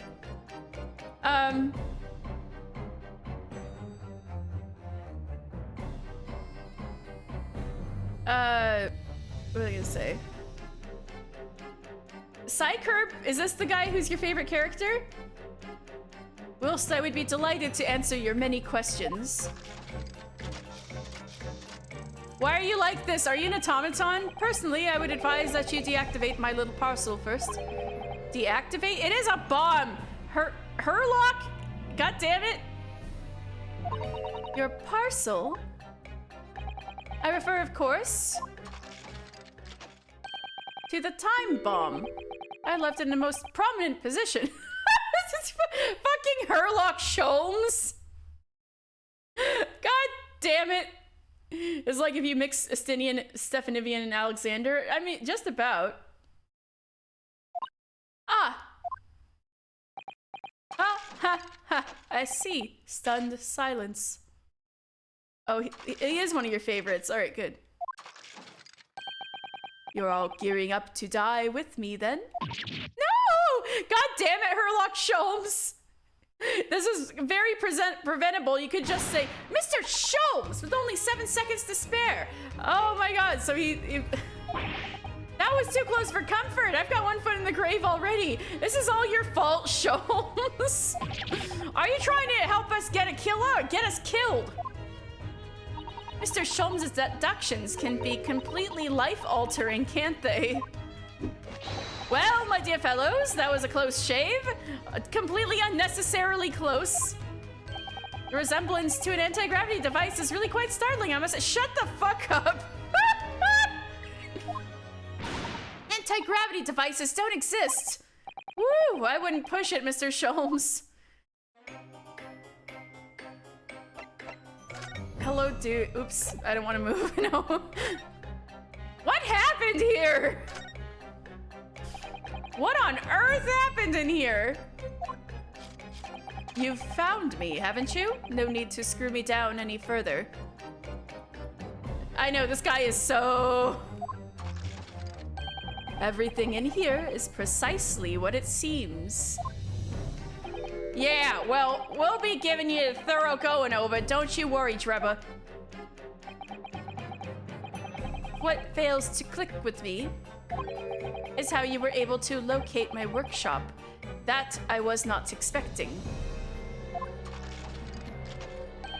When I heard the whistling from the other room, I knew it was time to bolt. Whistling? Ah, that would have been me. Why did you do that, you bastard? For some reason, I woke in fine fettle today. No words, just tightly squeezed chips. Sholmes, you fucker! Clearly, I must have a screw loose, though. I couldn't remember the combination for the safe. And another one loose, as I couldn't remember which piece of furniture I'd written it down. We also found a rope over by the wall. Yes, I had hoped to exit through the skylight, but sadly the rope was too short. So, then I set about searching for the combination code to open the safe. And burning the incriminating blueprints, don't forget. Regrettably, though, you failed to retrieve the head from the balloon among the rafters. And after that, you hid yourself inside the safe? Having first set this parcel ticking. Oh, so he put himself inside the safe so he could survive the explosion. Got it. That makes sense. Well, I had no intention of being nailed by the police.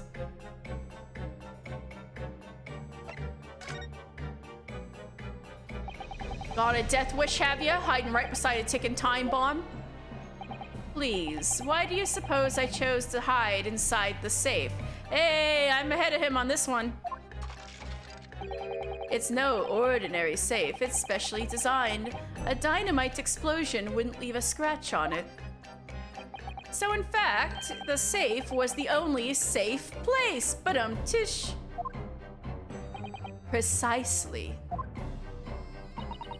But once you climbed inside, you wouldn't have been able to get out again. I invite you to look more closely. The safe is fitted with a handle on the inside to allow the door to be unlocked from within. Crafty. Ah, so it is. I had always intended to blow this place to smithers in any case. I just wasn't expecting uninvited guests to come along and screw up my plans. Do you mean to say you were planning to blow us all up? No, that was unforeseen. What do you mean? Most people run, you see, when they see a ticking time bomb at their feet. Ah, yeah, most people run, but not this bunch of fucking geniuses. I calculated the time required for a retreat to a safe distance and set the device accordingly. But your seemingly endless discourse in here threw a spanner in the works.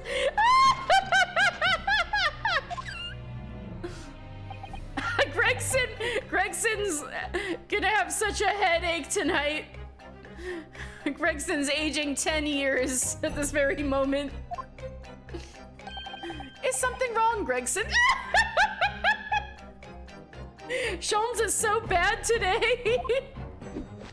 Do I have something on my face beside the usual eyes, ears, nose, and mouth?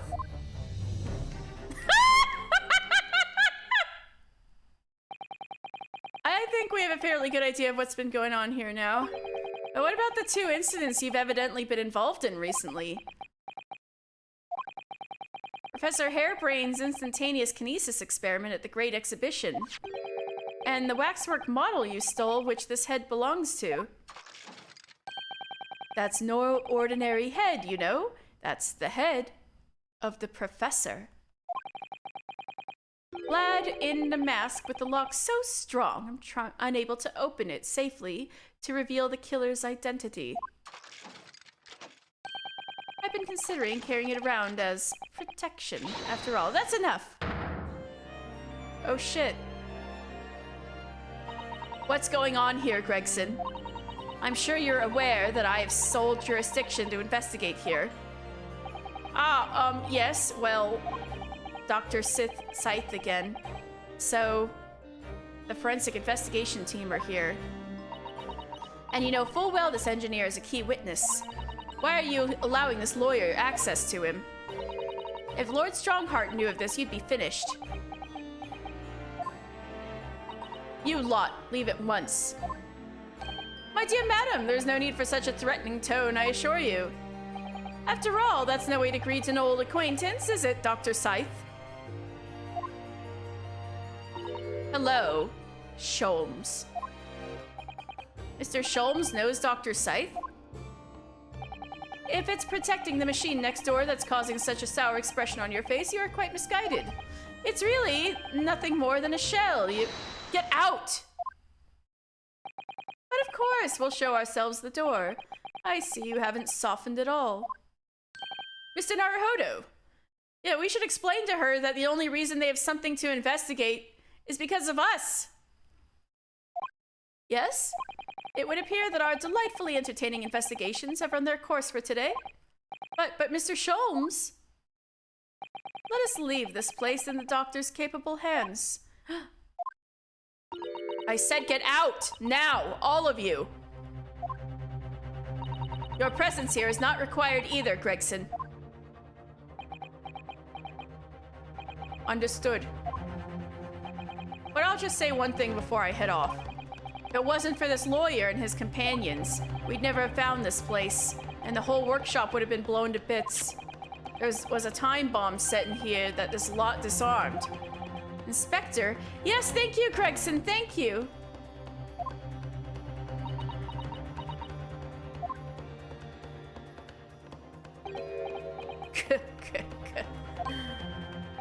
Something giving you a chuckle, has it, Trevor? Ah, so sorry. Didn't mean to offend. You're right. You're quite right, of course. You did disarm the time bomb, didn't you? Oh god, what does this mean? Yes, you did disarm that one, motherfucker! That one. What are you, what, that one? You mean, oh fuck. No! Where's this? Ah! You put one at the fairgrounds? Oh shit! Damn, he is good. What about those? Are those Bobbies dead? How big's the explosion? Oh shit!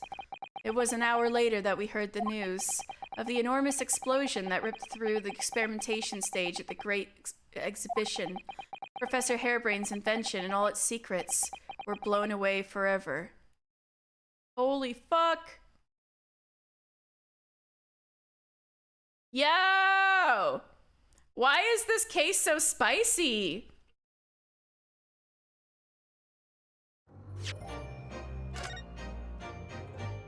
Yo!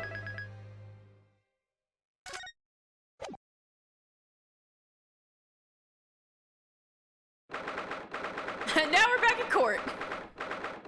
24th October, 9:11 a.m., the Old Bailey Defendant's Antechamber. Good morning to you, Mr. Naruhodo. Good morning, Professor. Ready for today's proceedings?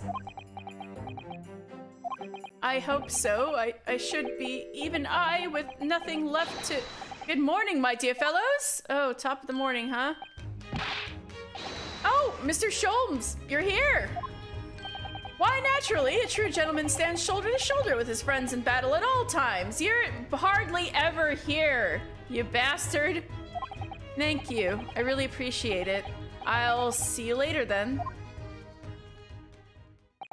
Now, Professor, we really need you to remain calm in the courtroom today. Yes, do try your hardest not to enter the witness stand uninvited again. Yes, I will. I realize it was a mistake, but my dear fellows, I must interject. Oh, you're still here, Mr. Sholmes. What's the matter? Surely you've overlooked some praise, have you not? To be cast in my direction, Sorry, I don't follow. Must I spell it out? I, the great Herlock Sholmes, the greatest detective of worldwide acclamation, arose at some ungodly hour to be here now. First thing in the morning, a miracle, you must agree. I do agree. It's better than usual. Well, if I must agree, then... As you know, my sleep is quite impregnable. Iris had to employ her full gamut of tactics. She pulled the covers off, shook me, poked both cheeks, punched me, and kicked me from the bed. Then she poured a boiling cup of her latest experimental blend on my face, and at last I was bestirred. Holy fuck. Oh my, Iris has been busy. Iris doesn't have it in her to go that far. She's too nice. Ah, I sense the spirit of a fellow scientist, one who relishes the infinite possibilities of blending tea. You're right, Iris is a scientist. I'm the one worthy of praise here, not Iris. This is my victory. How? Apparently you wouldn't be here if it wasn't for Iris. Sorry to cut in. Oh, Inspector Gregson, good morning. Gregson, my dear fellow, why the grim expression at this delightfully early hour? Oh, I don't know. Maybe because I've been confronted with a grimmer expression, eh? Dear me, are you going to take that insult lying down, Professor? What? I don't know! Poor Professor. Anyway, here's the paperwork you asked for. What paperwork? Ah, I took the liberty of requesting it yesterday. I have a feeling it may prove useful. You wouldn't believe the hoops I had to jump through to get this brought out of the archives. It's the professor's autopsy report. That mass murderers? Who killed 5 members of the aristocracy? He was found guilty in a closed trial 10 years ago now. It was all done under wraps. And he was quickly executed soon after the trial. It's all in here. Ooh. I don't know what to say. Thank you, Inspector. Yes, much obliged, Gregson. Us lowly lot at the yard are just doing what we can. In the shadow of the great Detective Sholmes, of course.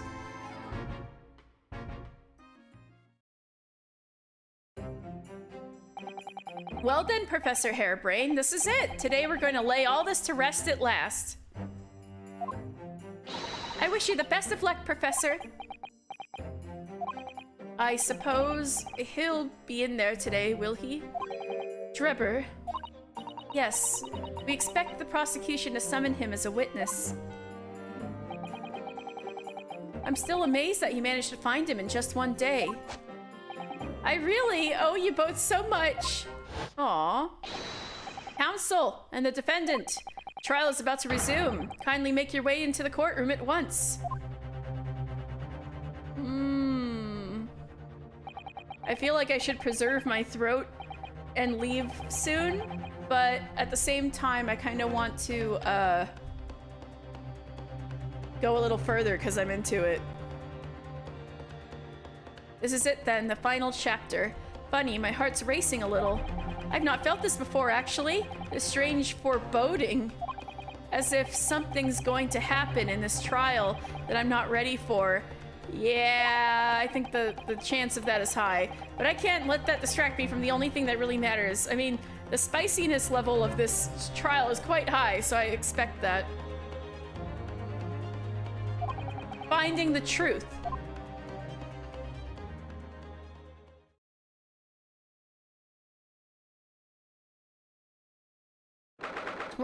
October, 9:30 a.m.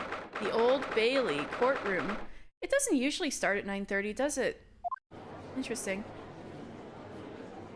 There he is. In the name of Her Majesty the Queen, I hereby declare this court to be in session again. We resume the public hearing of Albert Harebrain, here present, who stands accused of murder. Are the counsels for the prosecution and defense ready to proceed? The prosecution is ready, my lord. The defense is ready, my lord. Whew. As promised, Lord Van Zieks has his apprentice with him. His apprentice with memory loss.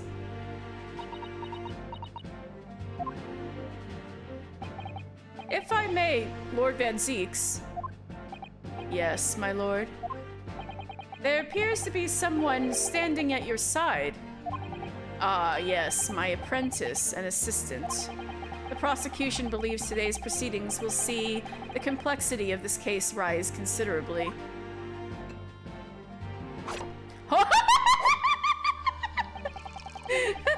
Well, he's got a sword. It's just a Western one this time. I therefore instructed my assistant to attend to ensure the smooth running of the trial. Holy shit! He used his sword to uncork the wine.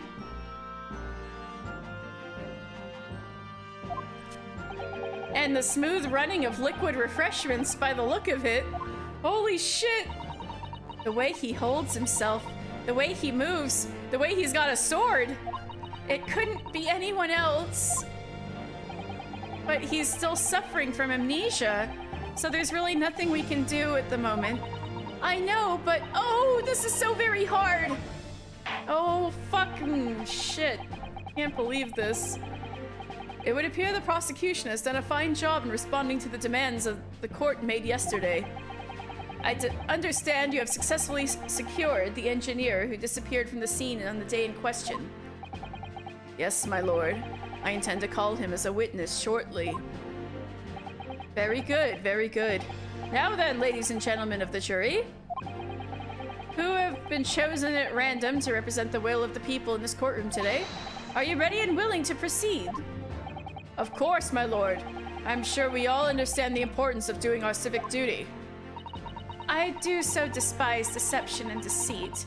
I find it all so very wearing. To take a man's life with a conjuring trick It is against the magician's code, not to mention the law.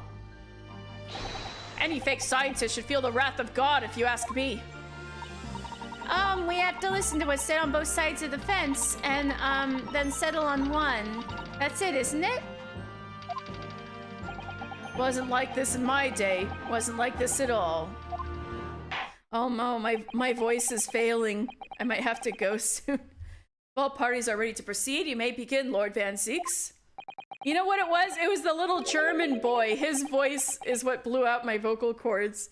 Before I do, my lord, there is a report I must read to the court.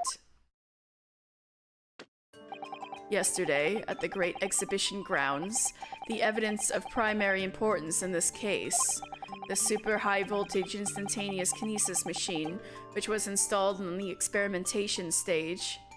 Yes, Corn Girl is back. Was deliberately destroyed in an explosion affected by an unknown person or persons. It was what? An explosion? This is an outrage.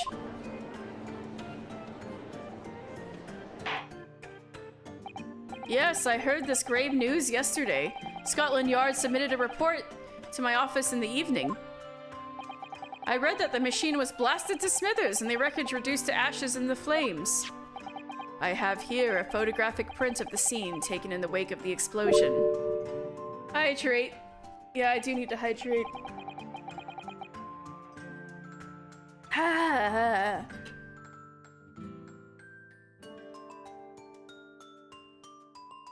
Okay, I think I'll make it to testimony and then... See, there was a trapdoor!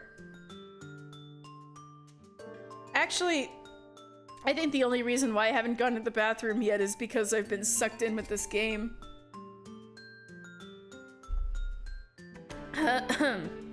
It shows what little remains of the machine. Yes, a terrible business. He did it to destroy the evidence, did he? That Enoch Trepper. The court will take this print as evidence, counsel.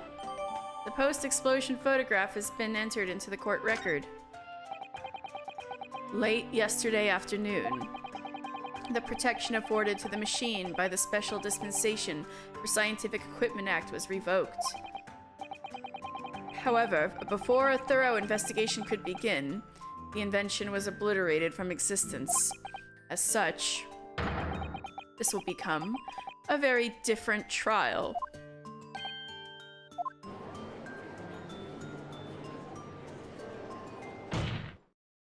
As it stands now, with no evidence on which to draw meaningful conclusions, the authenticity of the kinesis machine will remain forever in obscurity. Indeed, a most unfortunate state of affairs. However, one thing remains clear. The victim's death was the result of the actions of the accused. Of that, we can be certain. For it was the accused himself who was operating the machine and who ultimately caused its loss of control. Objection! As Lord Van Zieks rightly says, this is a very different trial now. The accused accepts responsibility for his part in the events that transpired. He acknowledges that Mr. Asmund died as a result of the accident caused by his machine's malfunction. However, unbeknownst to the professor, he was being deliberately deceived by a pair of very clever fraudsters. Names, counsel, if you please. The engineer, Mr. Enoch Drebber, and the victim himself, Mr. Odie Asman.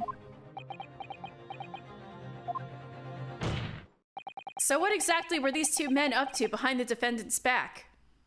The defense intends to expose that information, thus establishing the unequivocal innocence of the defendant.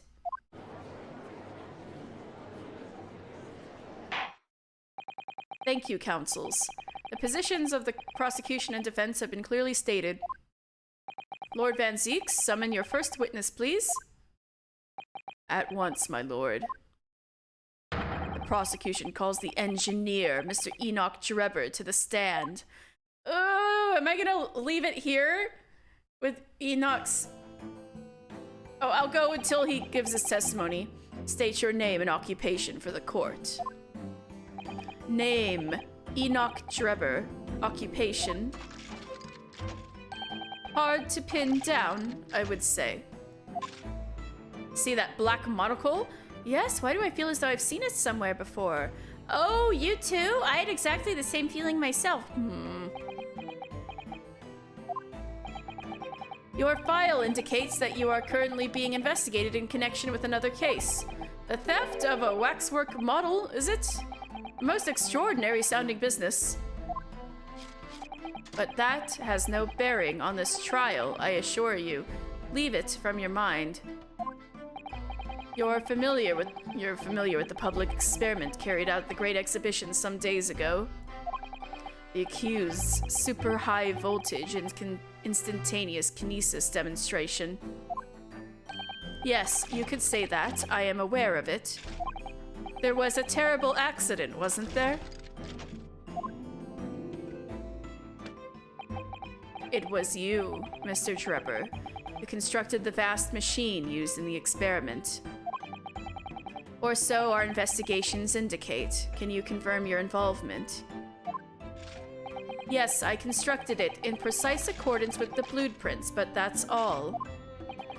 Then the court would be very interested to hear your thoughts about the machine, I'm sure.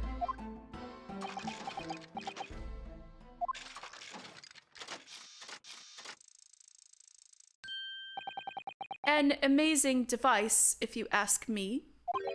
The pinnacle of modern science, making instantaneous kinesis a reality at last.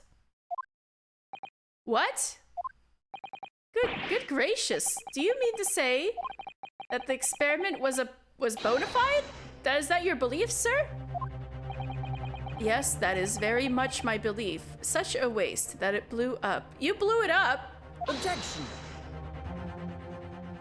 But we've already established that the machine was nothing more than a prop for an elaborate conjuring trick. Objection! You've established nothing of the sort. All that was shown during yesterday's proceedings is that the same outcome could have been produced by means of staged trickery. The defense merely proposed a method and demonstrated its feasibility, nothing more. But... We've procrastinated long enough, I feel. Witness, you will now give your formal testimony about the machine that you constructed for the purpose of the demonstration at the Great Exhibition. Understood.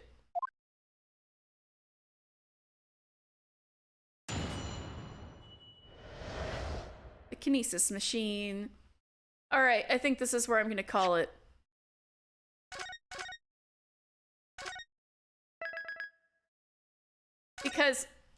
Not because I don't want to go on, but more because my voice, I think small German boy blew out my voice.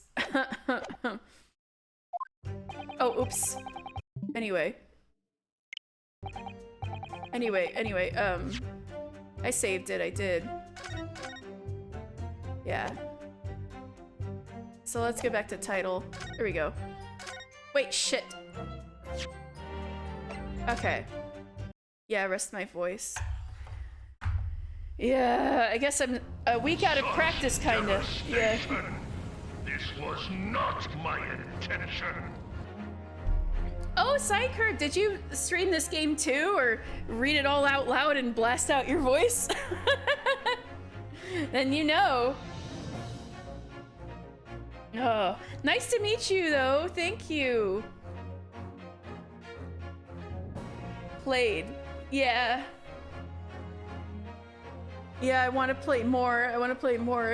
But I'll have to leave it for tomorrow. I'm going to be back tomorrow to play more of this. And I expect we'll probably finish the case tomorrow. But that was mega fun. I love the juicy tidbits are starting to reveal themselves a little bit, and we met a Tumblr sexy man. So it was all very cool. So let's see about who's on. I guess I could check out if anybody else is playing. someone who's less, it's gotten here less than us. Let's see.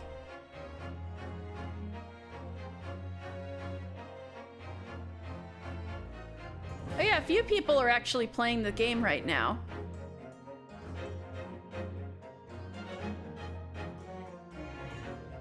Let's see. I'm gonna have to mute the music for a second because of silly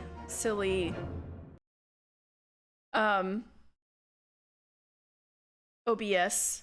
Yeah, I'll see you tomorrow. Jelly is giving me the bored child running errands with mom look. Oh, Psycherb. Yeah, I hope to see you tomorrow. Yes, I'll be back at 1 p.m. Pacific time. I'm looking forward to seeing you again. Thank you so much for today. And nice to meet you. All right, let me see how this person's doing.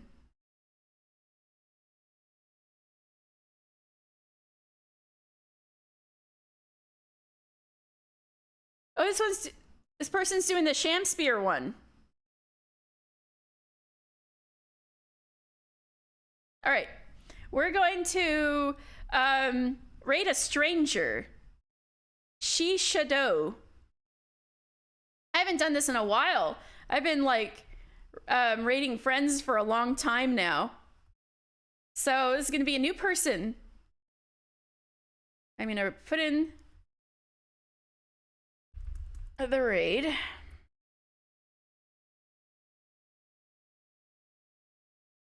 Double checking the spelling. All right. Putting in the raid.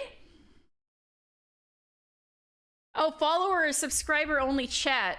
Maybe I should cancel then, so we wouldn't be able to talk to them. Okay, that's kind of a bummer. All right, let me look for somebody else. We wouldn't be able to talk to them.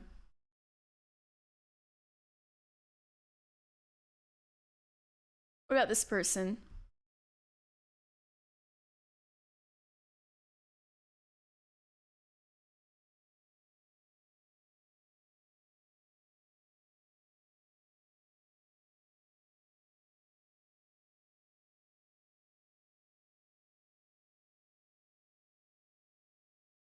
Oh, hey! Oh my god, this other person is on the exact same case with Shamspear.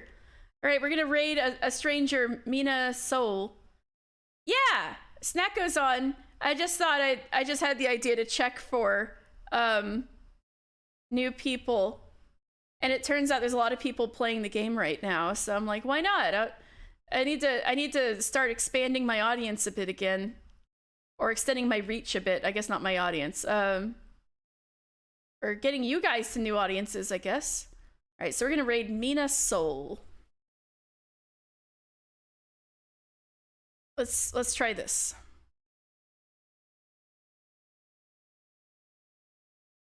All right, sweet. All right. Thank you guys so much. I'll see ya. I'll see you tomorrow. Bye.